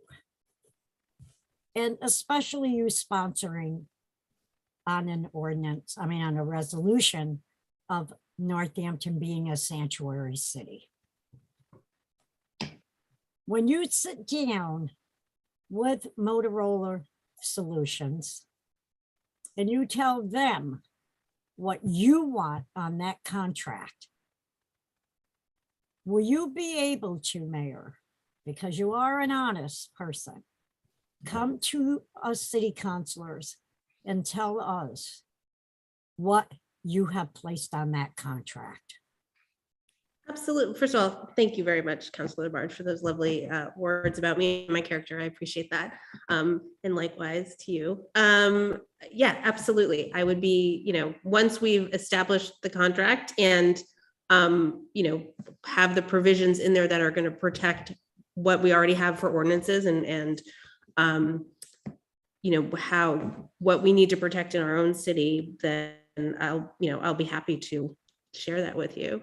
Say, I know what you're all about, and it's been so difficult, Mayor, going from a 3-year contract to a 5-year contract. But maybe this was kind of good that this happened, because not knowing on a 3-year contract, not being involved, not knowing because of it being a 3-year contract, here we are looking at a 5-year contract, and we have to sign it. And not even knowing what it's all involved. That was this is difficult. So that's why I asked for you to come forth, because of your trust. And to me, that's very, very valuable. And hearing you say tonight that, yes, you will come in front of us city councilors once you go over that contract, you and the attorneys in Antel. Oh, you just muted yourself, Counselor. Oh, Laura, I'm not going to touch it anymore. Okay, we're, I know. I'm not. I think I got the gist of what you were saying. Yes, thank you. I'm happy to do that. And again, you know, I really appreciate that at the last meeting, this is, I think it was the last meeting that we discussed this. You know, we had our chief procurement officer, Joe Cook, was there, as well as the solicitor, and you know that they look over every contract and they make sure that the city is protected in all of them. And as will I, and I will be happy to share that with you. Right, because I just find it, and many people have said this to me, and even you, Mayor, if you go ahead and reconstruct your home, whatever you're going to do, you look at that contract, you look at the language, and you sign it. And here we're talking about, you know, Motorola Solutions and what we're hearing about the company and so forth, and not knowing what kind of language once we sign off of what's going to be said. So you told me tonight, which I respect, that you will let us know what has been done on that contract from our mayor. Thank you. Thanks. Okay. Councilor Maori. So thank you, President Nash. I was just so relieved to hear that you were to like get back to the facial recognition conversation, you know, ordinance review that we had talked about. I remember now that we had mentioned that earlier, and I think that is, you know, I think the timing is good. I'm hoping you're also saying that we can look at it and discuss, you know, larger topics of police surveillance tech and not just look at this one ordinance, but because I think this is going to keep, I just want us to be prepared, because I think we're going to have to deal with these types of conversations in the next few years, just because of the way the world is going and tech. So Yeah, that's one question, and then I had some other comments. Yeah, my thoughts on it are to review the ordinance and also to do so in the, you know, people have raised concerns, and I think their concerns need to be addressed, and we can have that discussion. So, right. Well, thank you. That's great. And I, you know, I just want to point out, like, yeah, I hear, you know, I think we've all talked a lot. Councilor Perry's talked a lot about respectful disagreeing, and that's something I think we're modeling well here. And that's what I want, you know, I think, speaking of the facial recognition ordinance, you were saying earlier, well, with this contract, you know, we've talked to Antonio, we talked to the mayor and the police chief, and they all think it's a good idea. And I think, I don't question their intentions at all. I think they're doing their jobs. I think they're doing a great job at their jobs and their tasks. But if you recall, during the facial recognition ordinance, the mayor, who I liked very much, Mayor Narkowitz, opposed that to the point of vetoing it. It was something that the police chief wanted. So I think we need to separate, you know, the idea of people's intentions with the idea that we're council and we can disagree. And that doesn't bring in, you know, just speaking of counselors, that doesn't, for me at least, question their intentions. That's but right. it is our job, you know, to sometimes disagree. So to me, it's saying, you know, that because the mayor and the police chief think it's a good idea, you know, I think that's fine. But I think we can respectfully disagree, and that's exactly what those counselors did, or we wouldn't have this facial recognition ordinance now. And also, you know, we also saw here, you know, as you say, Councilor Elkins is an expert, and we also know that experts can, you know, reasonable people and experts can disagree. And we heard from 2 other criminal defense attorneys who thought thought differently. So I just think, it's great to have experts, and we definitely trust our department heads but we can also disagree. I just wanted to kind of, since we've been talking about that, I just wanted to get that down. And so I guess my only other thing I was going to say, and I guess the thing about you also talked about it being an established technology, but a lot of the experts who established that technology are now questioning it. And so I don't really know what established means. I want to see the data about how this benefits Northampton specifically, and how it's keeping people safe and that it's not harming people. And I don't know where that data is. And I think that's, I'm a public health expert, and that's, you need evidence-based to fund something or to continue doing something. I think you really need to be conscious of it. And I'm saying this as someone who really, I'm not saying I know where I land on it. I think there's a lot of conversations within the dash cam conversations like, well, is the police department the best place to house the data if we do need the data, or is that a neutral third party the place to put that? These are great conversations I really hope we have, and I think there's a lot of nuance there. And that's the other thing is, getting back to, it seemed like the conversation was going, well, we have this unreliable these dash cams that are important, it's like, so we either have to approve this contract or we get unreliable dash cams. And we have to remember, those are not just the only two choices. There's other companies, there's other contracts. Let's just remember that those are not the only two choices. We can vote down this contract, this 5-year contract, and still have reliable dash cams if that's what we want. And in fact, I wonder if we want to have an open and honest process, if we're really, earnest about wanting to look at police surveillance technology, what are we going to do if we find that dash cams don't suit us, or if the Motorola contract doesn't suit us? I'm very concerned about 5 years with an extremely questionable organization. We spent hours talking about whether they violate our nuclear weapons industry ordinance and other issues, because they have worked in the nuclear weapons industry. So I'm just thinking 5 years, versus 3 years. That's 2 years more with a company that, with a technology we might decide as a community we don't even want, or a company that we have, a lot of questions about. So I just want to put it out there that, find some of that middle ground, and that there's not this one or the other, but there's other things in there. There's other possibilities besides unreliable dash cams or this 5-year contract with a really questionable company that might be, that really might violate lots of our community values. So thank you. Councillor Elkins.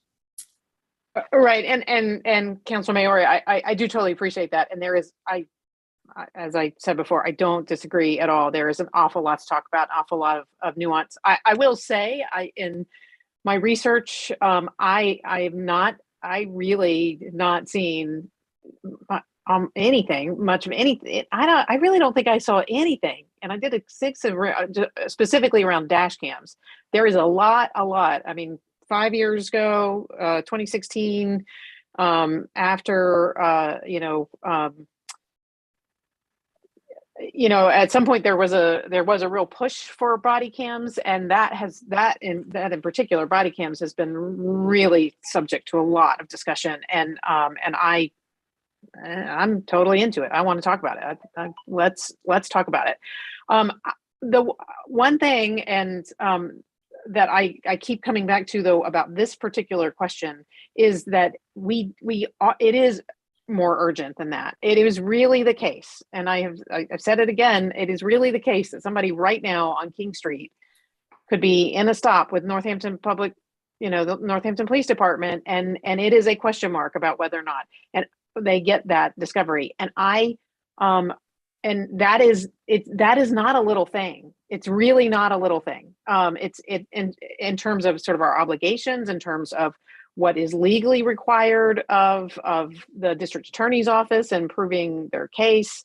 I also think, and this is I really think I have a real difficult time with this, which is it is kind of the worst of a couple of possible situations. So first of all, we have a situation that frankly right now is more susceptible to manipulation by, police misconduct. The video could, like if there's a bad thing that happens and we have a situation where video is not appearing, do we feel comfortable enough that this isn't going to be the video that doesn't show up in court and doesn't show up in the hands that we need? And I feel like that's the birth of both worlds. Also, I think it's a disservice to the police officers, our city employees, to expect them to go into court and answer under oath questions about why this evidence isn't available. So it is more urgent than that. It is happening right now. It is happening with people's cases right now. And I feel like this is more akin to the snowstorm is coming and we don't have the plows, for the snow plows. So we might have a problem if we reach a consensus that we want to take out dash cams down the road, but if we have them, and we do right now, they have to work. They have to. Right. Can I just answer back to that? I just want Yeah, to go say ahead. that. Oh, right. I'm sorry. Yeah, no, I hear you on that, and thank you for your insights. I just want us to make sure, it's getting late and we get tired, and I just want to, all I'm saying is I'm actually really looking forward to learning more about the technology and getting into it.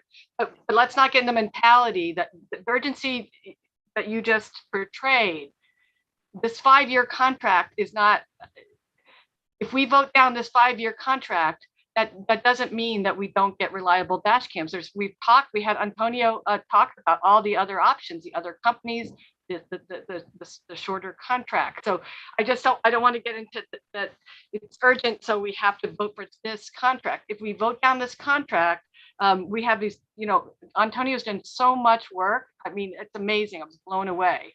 And there's other options, and I'm sure that the mayor and the police chief and Antonio will find those immediately. So I'm not worried that we're going to get reliable dash cams. I'm not. And I don't think it's actually reliable dash cams is not connected to this contract. This is the contract that they kind of thought they like for these reasons, but they've named all the other choices. So we know we're going to get reliable dash cams, and it sounds like we know we're going to have a conversation about that. So that's great. So let's talk about this contract, this 5-year contract, because we know there's other contracts we can get. Okay. There is a motion on the floor and we're still discussing it. Councillor Labarge. Yes. Maybe Councillor Elkins, you could help me out on this one. I didn't have to have the time today to call some members of my family in reference to what's going on here.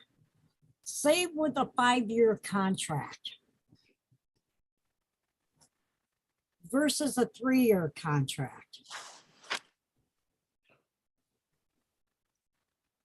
Am I hearing once we sign up for 5 years, that's it? We couldn't break off with it? If for some reason we were not happy with them, couldn't that language be included in a contract if for any reason?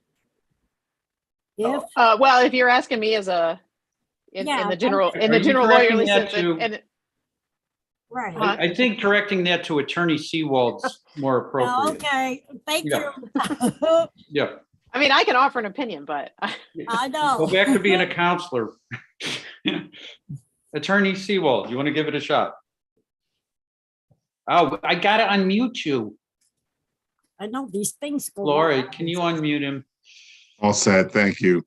I'm here to rescue Councillor Elkins from civil law. Could you help me with that, Attorney Seawald? Well, obviously, if there's a breach of contract, then of course we can terminate the contract. But we have a contract for a certain period of time. I really haven't studied the termination provisions of this master contract, but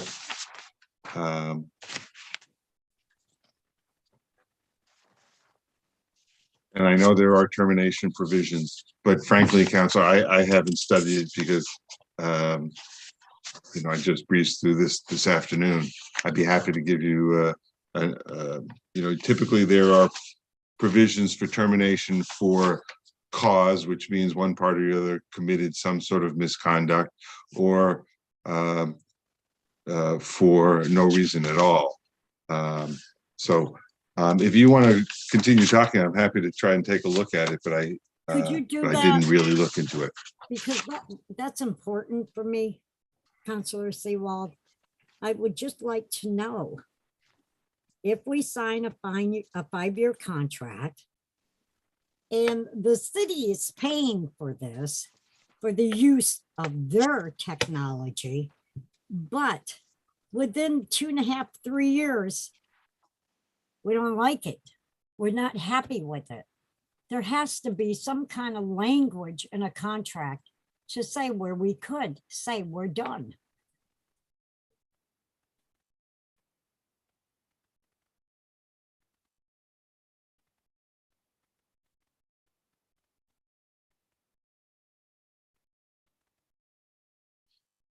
Or are we stuck? Well, Alan's it's my got- understanding, usually with a service contract like this, that there's some sort of penalty for leaving the contract, and There has to be a material breach of an obligation under the agreement, because understand that Motorola is amortizing these over a 5-year period, and the equipment is no longer worth anything to them once they put it into our facility. And so there probably would be a penalty for early termination. Okay, thank you, Alan. okay. Oh, come on, we're not done talking yet, are we? Well, we have a motion on the floor, and to, you know, and just to be clear, we're not approving a contract. We are approving the mayor's authority to go in to negotiate a contract. And if she doesn't like it, if it doesn't meet our, Laura, you have something to share. I just understood the motion on the floor just to be to take a vote, not to approve the contract. I thought it was just to act at all, to vote. It's to approve the order. That's my Okay, understanding. Thank you. Oh, Okay. There's seeing no more discussion. This is where it gets hard because you can't go yes, kinda, or no, kinda. It's the hard part about being a counselor. Okay, so seeing no more discussion, Laura, can you take, oh, all right, an intervention here, okay. Oh, Councilor President, Maori. I'm sorry, I just want to get in the habit of repeating the motion. Just Yes, because I was about to do You that. probably were. Yeah. But that's fair. We're all tired. So, yeah. So the motion on the floor is to approve this financial order, which allows the mayor to negotiate a 5-year contract with Motorola Solutions. Okay. Laura, roll call, please. Councillor Jarrett, No. Councillor Labarge, yes. Councillor Maori, No. Councillor Moulton, Yes. Councillor Nash, Yes. Councillor Perry, Yes. Councillor Elkins, Yes. Councillor Foster, Yes. and Councillor Gore. No. Okay, I think that passes. What's the number, Laura? 6 to 3. 6 to 3? Okay. Yes. All right. And all right, so that passes 6 to 3. And as I said, on our next agenda, we will have that that item from back in 2019 that's up for review. Okay.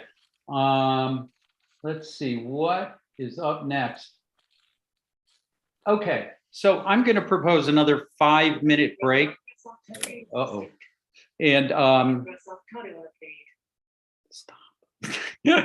I have two computers here and one's talking to me. Yeah, so let's take a 5-minute break. We're about to talk about zoning. I think a little breather is in order. Thank you, everybody.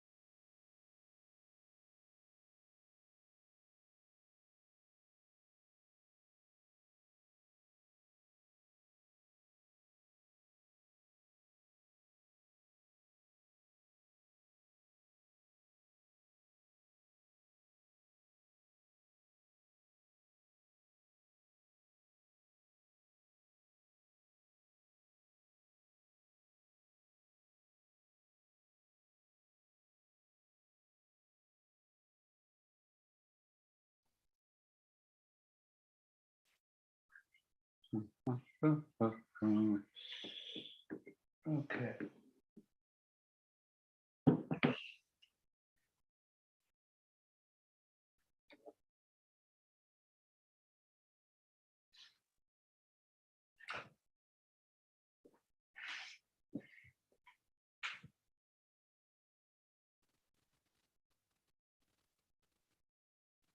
Okay.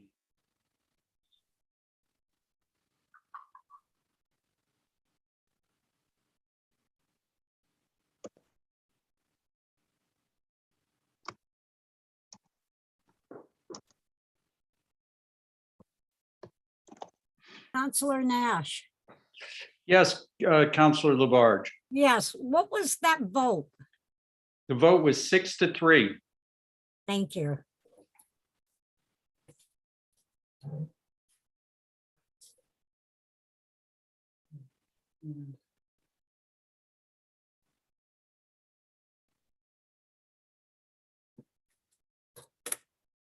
Okay.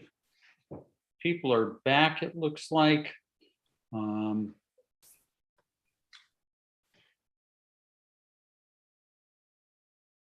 Yeah. Okay. Next up are ordinances. We have an ordinance in first reading. This is an ordinance relative to housekeeping changes to general ordinances. This was referred to legislative matters back on 11/18/21. Is that right? Positive recommendation with corrections of Scrivener's errors 2/14/2021. Okay, so Laura, this originally went to legislative matters, and then with the last session, and then with this session, they came back and had some changes. That's correct. Okay, and I'm gonna read. I'm not sure I want to read this whole thing, but I think maybe Counselor Jarrett, who really went through the details of all of these, maybe do you want to summarize what's in here, Counselor Jarrett? Or I mean, I could do it too. These are housekeeping changes to our ordinances. It's changing. It's making corrections to things like where it said, where a chairman is referenced, it's just changed to the chair. And that this actually went through ordinance review, is where it got. In fact, this is actually the foundation thing that ordinance review actually does is to review existing law and just kind of update it. We had that additional piece to look at how to apply a social justice lens last year.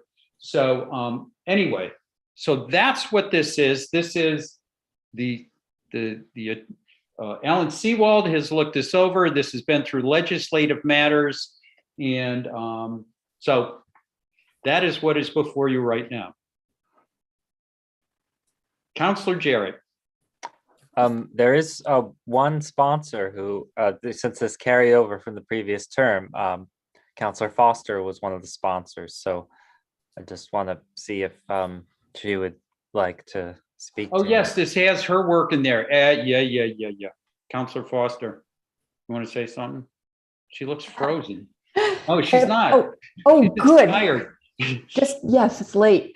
Thanks, Counselor Jarrett. I would like to speak to it, but if you'd like to summarize first, although maybe Counselor Nash, you sort of did with some of the language, but Counselor Jarrett, is there more you wanted to say about that first? No, I mean, I think language changes and more respectful language is the key in most cases.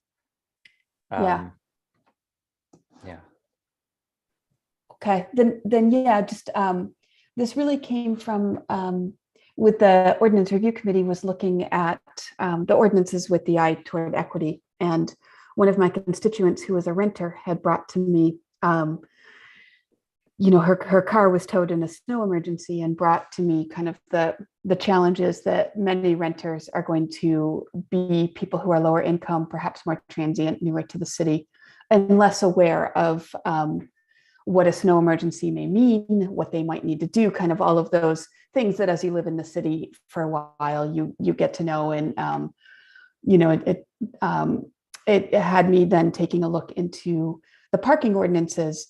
And that's when I was looking through the ordinances and realized that, our language around disability was from 1981. And there's nothing wrong there, but it was time for an update on the language. And so when we're talking about, sort of structures that are accessible to people with disabilities, it's not technically wrong to say a handicapped parking space, but the preferred language is to say an accessible parking space. That's the function of the space, is it's accessible to people who have disabilities, who might need a van accessible space.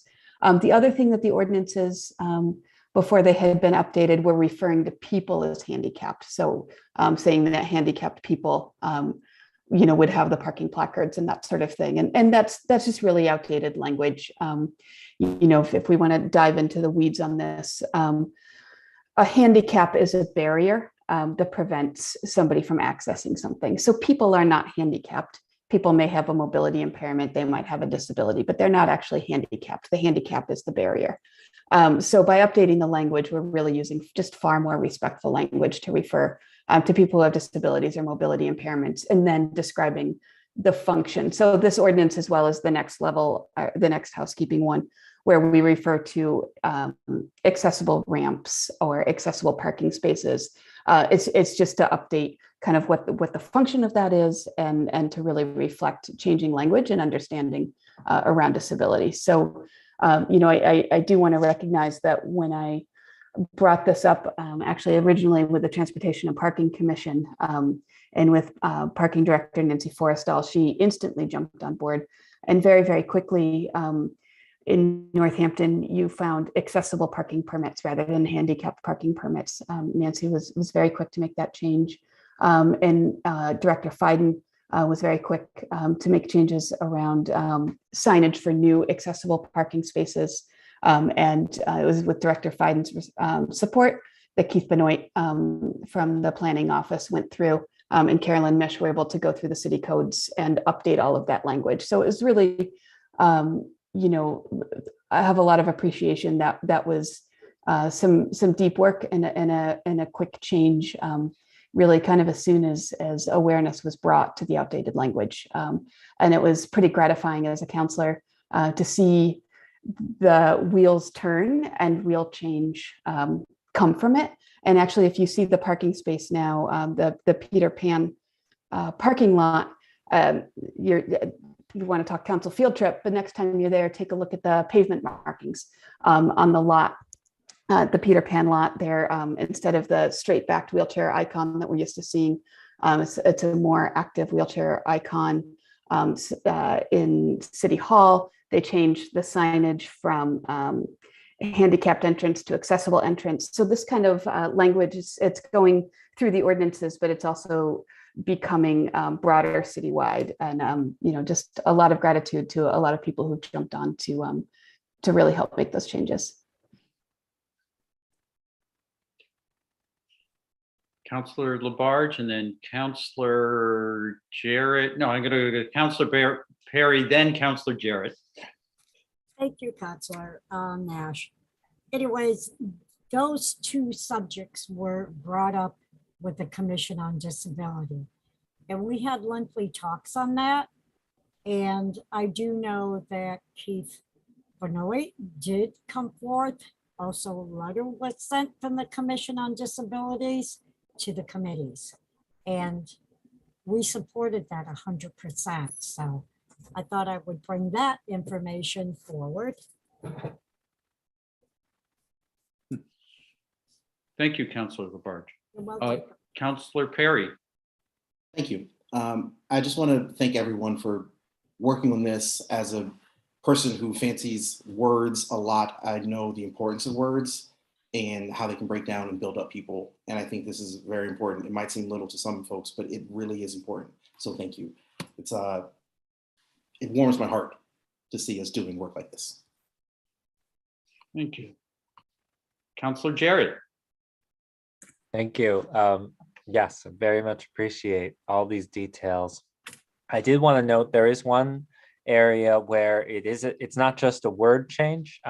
It is an actual change in the ordinance, and that is section 116-1, which changes the false alarm penalty. Basically, instead of getting 3 false alarms before there is a fine, there is only 1 false alarm in any calendar year before there is a fine. So just wanted to note that, and that was at the recommendation of the city clerk, I believe. Laura. Yeah. Laura's got some information to share. It was just originally brought to City Clerk Pam Power's attention by Lori Spears, the court administrator for the the police department, who does the false alarm billing, because there'd been the original way it was implemented was that people be billed after 1 false alarm, but somebody appealed a ticket based on the discrepancy, the language in 116.1, which said that people didn't start getting billed until after 3 false alarms. So that was when the discrepancy came to the attention of the person doing the billing at the police department. But yes, she brought it forward then to City Clerk Pam Powers.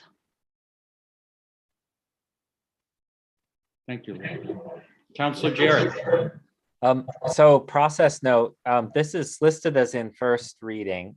It did because it has been referred.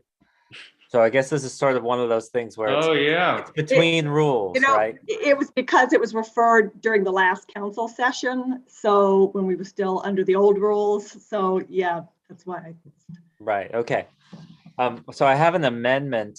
Is that something I would make now or in 2 weeks when this comes back? I'm not sure the process for that. You know, I think toss it out there now, and then we have 2 weeks to think about it. Exactly. Okay. So I wouldn't make a motion on it now. Okay. But rather I would just toss it out there and we would consider it, and then we would vote on it next time. Yeah. Okay.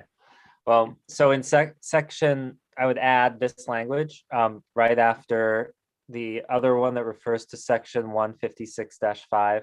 In section 156-5, by deleting in subsection B the word development and replacing it with the word sustainability. This is just one spot of where it would still say Department of Planning and Development when it should say Department and Sustainability.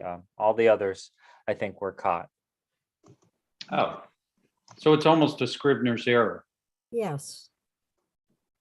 So I can make sure that amendment is included for when it's presented at the next meeting. Great, thank you. Councilor Jarrett, thank you for your attention to detail. It's quite remarkable. So, all right. Any more discussion on this? I too just want to add that language is important, and I really want to thank Councilor Foster for all of her terrific work here. Yeah, do the and also that it's moved along so easily and quietly, and here it is, and change is happening, and there's already changes on the pavement markings. That's really remarkable. So well done. So not seeing any further discussion. Oh, do we have a motion? A motion to, or actually we don't need a motion because we just put it on the agenda for next time. Thank you. All right, so we're going to move on from that one and on to the next item on the agenda. This is in second reading. This is 22.024, an ordinance relative to stop signs in the Village Hill neighborhood. This is on second reading. We will vote on it tonight. It was referred to legislative matters on 2.3, came back with a positive recommendation on 2.14. That we have a diagram that includes a lot of stop signs that are already there. And this ordinance is to include those stop signs and a new one at the corner not quite the corner of Higgins Way.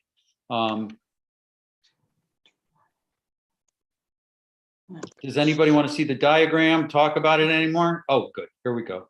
We need a diagram. It'll wake us up. There we go.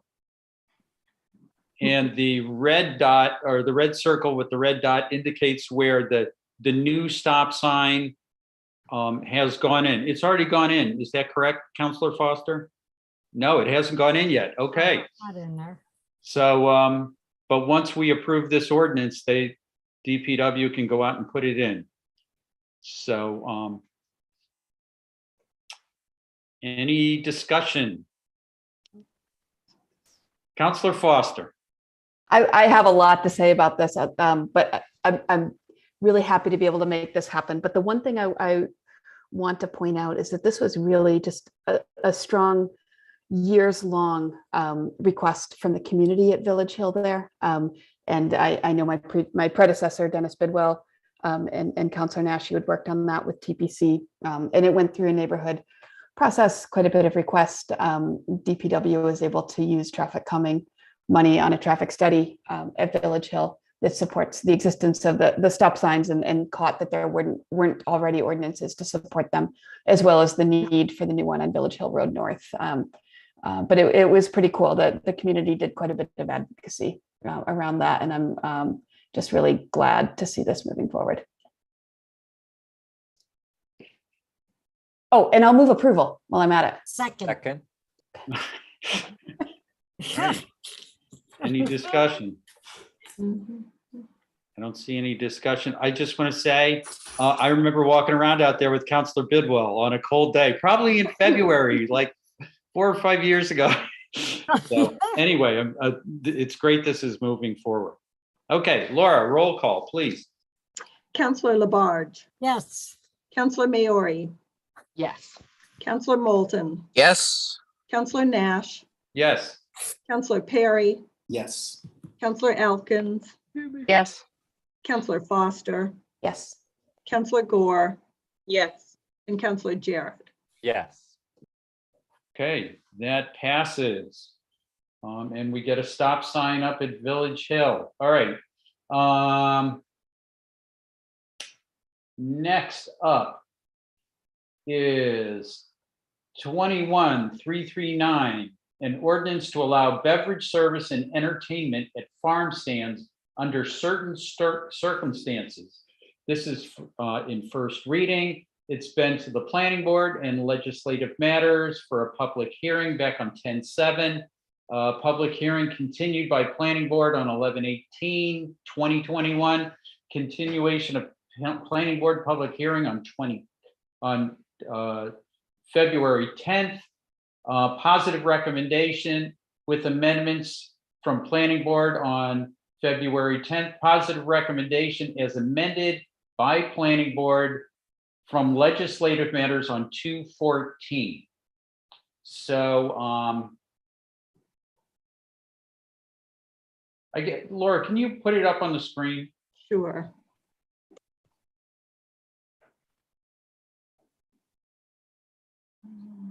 And do we have anybody from, is Wayne or Carolyn here, or? Wayne, you're still awake. I'm still here. I'm still awake.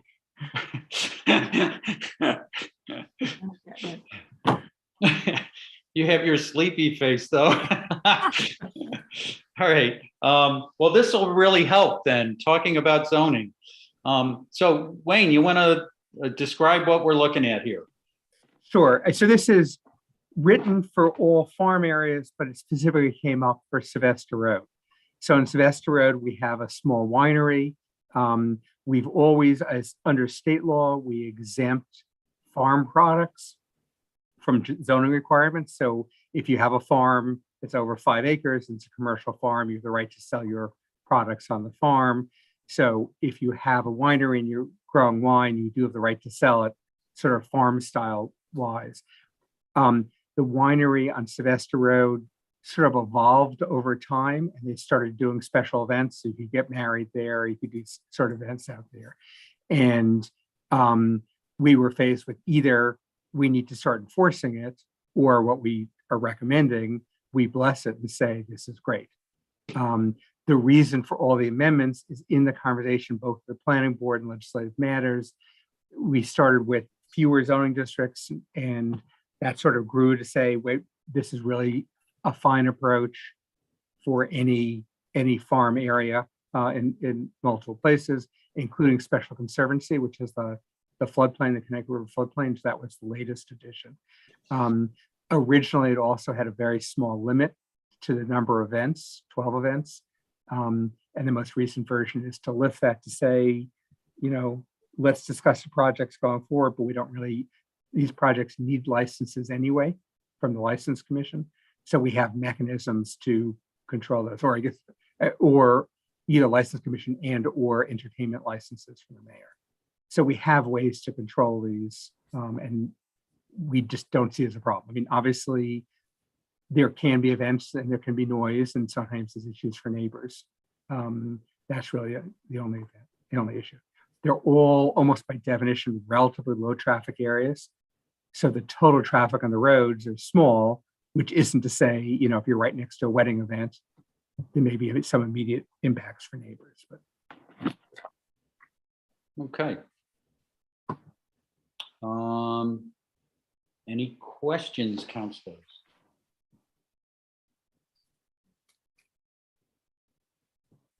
Councilor Jarrett. Laura, there's a small amendment you have, right, that Carolyn suggested? Yes, she had sent me an email saying that the phrase exceeding 12 such events per year should be added to the last sentence of that ordinance, up to the sentence.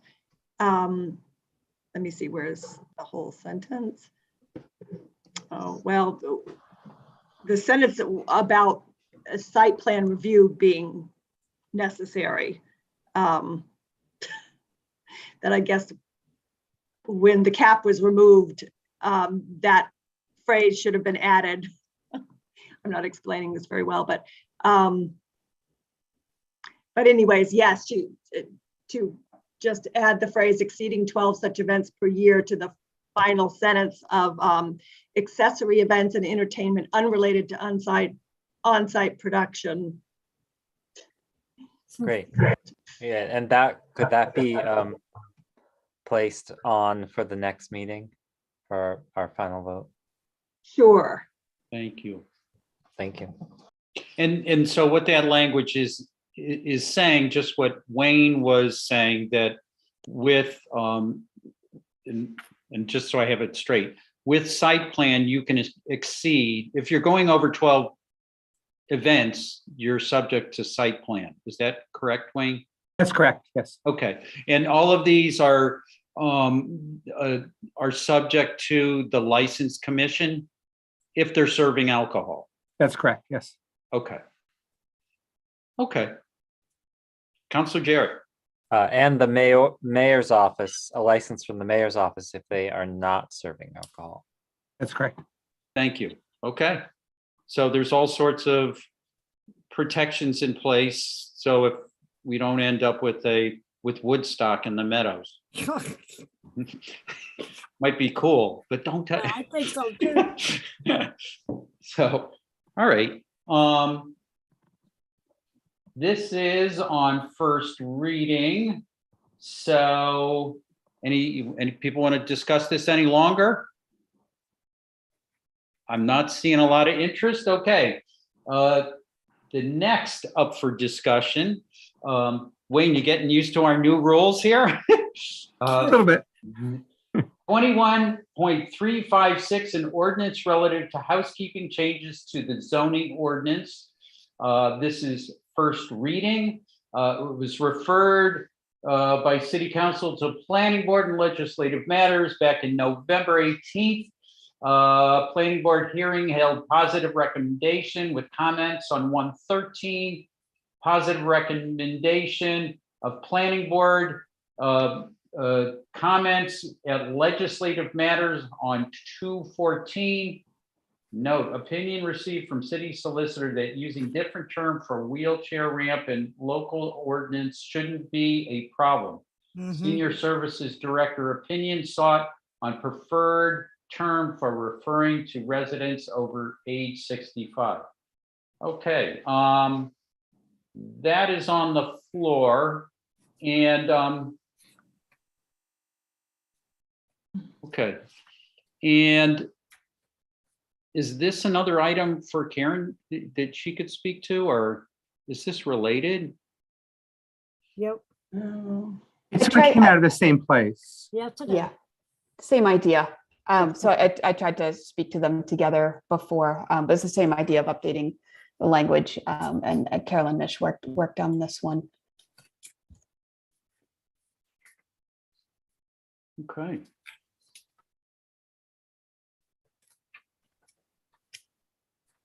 All right. Any questions for Wayne around this? No.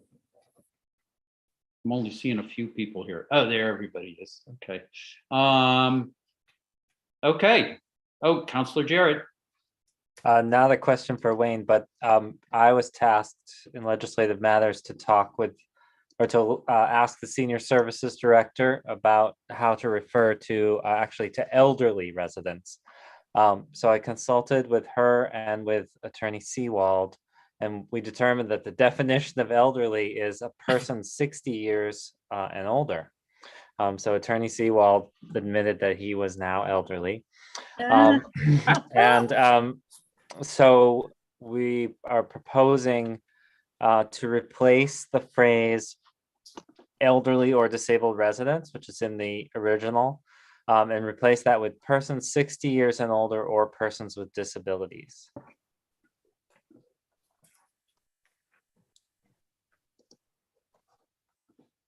So you're replacing elderly with person 60 years and older? That's yes. okay. I can make it that change for the next reading. So do we need a motion to make that change, or? Oh, perhaps. This is I a guess it's little more than- unclear to me with our new process. Do we vote on amendments now, or do we vote on them next time? Oh my God. Well, I have an idea. That's a great idea for an amendment, Councillor Jarrett. And if you could submit it to Laura, and it'll be included with the text for next time, and we can, it'll be easier for us to look at rather than trying to imagine it at after 12 o'clock. Sounds good. Okay, thank you. Thank you for your help with that too. Okay, any more discussion on this item in first reading? Oh, Councillor Foster.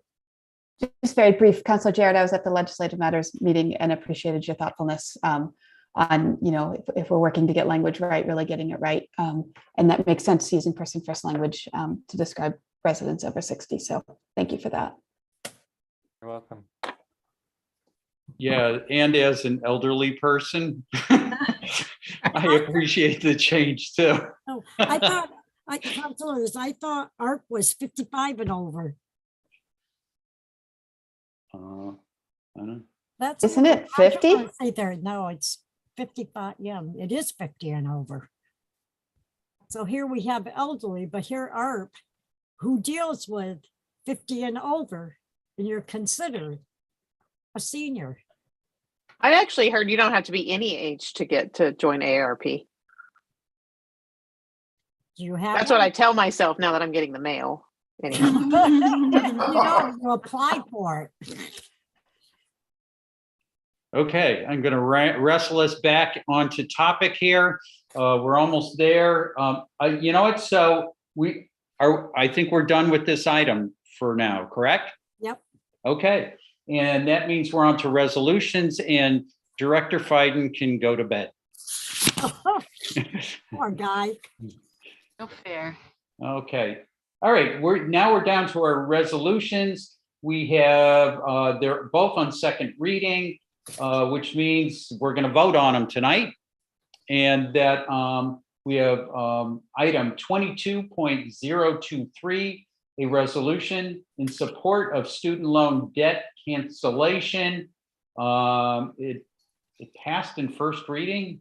No, right? No. Didn't vote. Oh, We didn't vote on it. So, okay. yeah.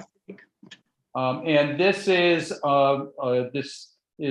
under the recommendation, upon the recommendation of Councilor Jamila Gore and Councilor Rachel Maori. I think we read this into the record last time, Yes, correct? good. Yes. Okay, and any more discussion on this? Well, I wish I could report that the crisis went away in 2 weeks, but I can't. So I think we're still here. All due to a resolution. Excellent, yes.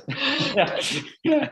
Okay. I appreciate all the thought in this, and I think we wish we could all spend an hour talking about how laudable this is, but it's on the floor, and I think it's time to vote on it. Is it on the floor? Go ahead, Rachel. Move to approve. Yes. Yeah, sorry. And then a second is by Councilor Perry. Okay, we have a motion. It's been approved. Any more discussion? Roll call. Councilor Maori, Yes. Councilor Moulton, Yes. Councilor Nash, Yes. Councilor Perry, Yes. Councilor Elkins, Yes. Councilor Foster, Yes. Councilor Gore, Yes. Councilor Jarrett, Yes. and Councilor Labarge. Yes. I am so tired. I don't realize I said yes. I know. Okay. Now we're on to the last item on the agenda. Hopefully, we'll see. 22.027, a resolution to form a select committee to study barriers to service on city boards and commissions. Councilor Maori. Yeah. No, I just it's funny, like when I first started council, it was like 2 readings, my goodness. But you know, sometimes it's handy. Like I reread this in anticipation tonight, and I'm just so excited this is moving forward and thankful. But it did bring up a question I had for the sponsors, which is like there's no language addressing potential obstacles in terms of the culture of governance. So I guess I'm wondering, and that might not be your goal here. I see a lot of, you're mentioning structural, barriers, and truthfully, I think structural barriers are going to kind of come up pretty fast as we, open up at post-pandemic. Personally, for me, they're going to come up. Childcare and all sorts of stuff is going to come up pretty fast. So I understand the structural. So it might not be your intention to do that, but I was wondering about that because I guess what I'm wondering is if it's not named, if it comes up during the select committee, what will that be entertained? Is it something the select committee could, entertain that as something that they'll look into? I mean, I guess the thing is pre-pandemic, well, not just pre-pandemic. I'd say anecdotally, the 2 or 3 times I've talked to folks who've left boards and asked why, the reason they gave me were actually cultural. They were not feeling comfortable as a person of color, not feeling listened to, feeling like men or white folks were aligning themselves and amplifying their own voice, things like that. And it's hard because those aren't some of those things we could try to change, and some we might not be able to change. But I do think there's power in naming them. So I guess let me just think. I think if you name these forces at work, even if things you can't always address, you get a fuller picture of how to at least what's going on. So I guess, yeah, to the sponsors, I guess I'm wondering what you think of that. Being a resolution, there might be room for those conversations, but I was just wondering. Councilor Foster. Yeah, Councilor Maori, I'm glad you said that, and I'm glad you named it. I think it is really important. And it was a conversation I had with the Redesigning Power Structures folks that are working with the collaborative. And that one of the things it's tucked in there, and it could probably be called out more explicitly, but that idea of providing support potentially for people who are serving on boards and commissions is affinity support as well. Recognizing that dynamic where many people who are serving are finding their affinity and cultural comfort through other members of those boards and commissions. Whereas if we're talking about diversifying those and inviting voices to the table, or that's not the way I want to put it, reducing structural barriers so that voices are at the table that have not historically been there. Many of those people, it's a lot more work. It's more emotional work to be in those spaces. And so that is something that would need to be addressed. The collaborative was wondering if they could provide some kind of additional, affinity support to give people a chance to unpack those feelings and to talk about that, which of course then brings up the next structural barrier of time. So it's all of these things to be looking at, but I think that's a very, very significant one. And that could have been made more explicit in the writing of the resolution, but I would certainly expect a select committee to look at. Councillor Maori. Well, thank you for, that's all I really want to know, that there'll be a space for that, because I think it will come up, and I don't want to kind of traumatize anyone by shutting down the very, that kind of thing. But honestly, Councillor Foster, I looked at too and thought about, amending a language, and I kind of just didn't want, I couldn't really figure out the language, to be very honest. I thought about trying to be helpful and kind of not just critique, bringing some language, and I'm like, because it's a resolution, I think there's a latitude there, but I just wanted to confirm with you that that was something you were. Yeah, and I just want to, add that, the intent is to look at all barriers, it's to open up the discussion and really consider all of the things that are getting in the way, and yeah, cultural barriers are definitely part of it. So. Thank you.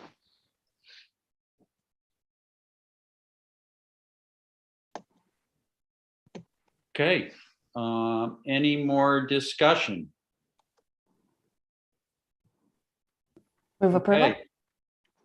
Second. Oh, who made the motion?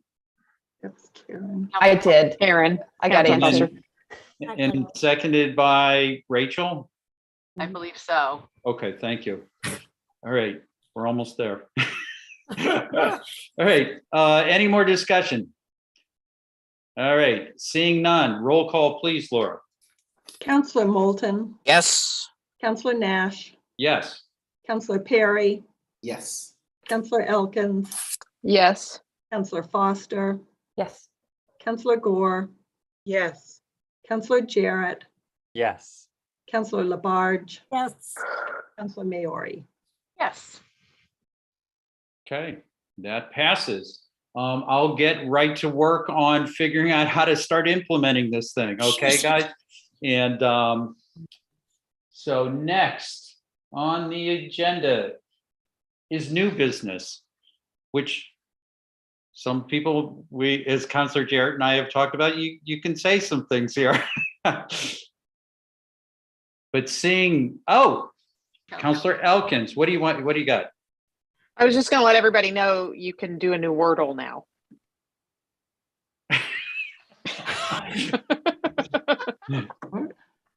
Nice. That's all. Okay, great. That was okay. Any more new business? Okay, now we're on to adjournment. I'll entertain a motion to adjourn. Vote to adjourn. Second. Okay. There's no discussion of adjournment. Roll call, please. Councillor Nash, Yes. Councillor Perry, All the yes. Councillor Elkins, Oh my God, yes. Councillor Foster, Yeah. Councillor Gore, Yes. Councillor Jarrett, Affirmative. Councillor Labarge, Yes. Councillor Maori, 1,000 times yes. Councillor Moulton. Yes. Okay, we are adjourned. And Laura, it's really great having you back. Yeah. Good to be back.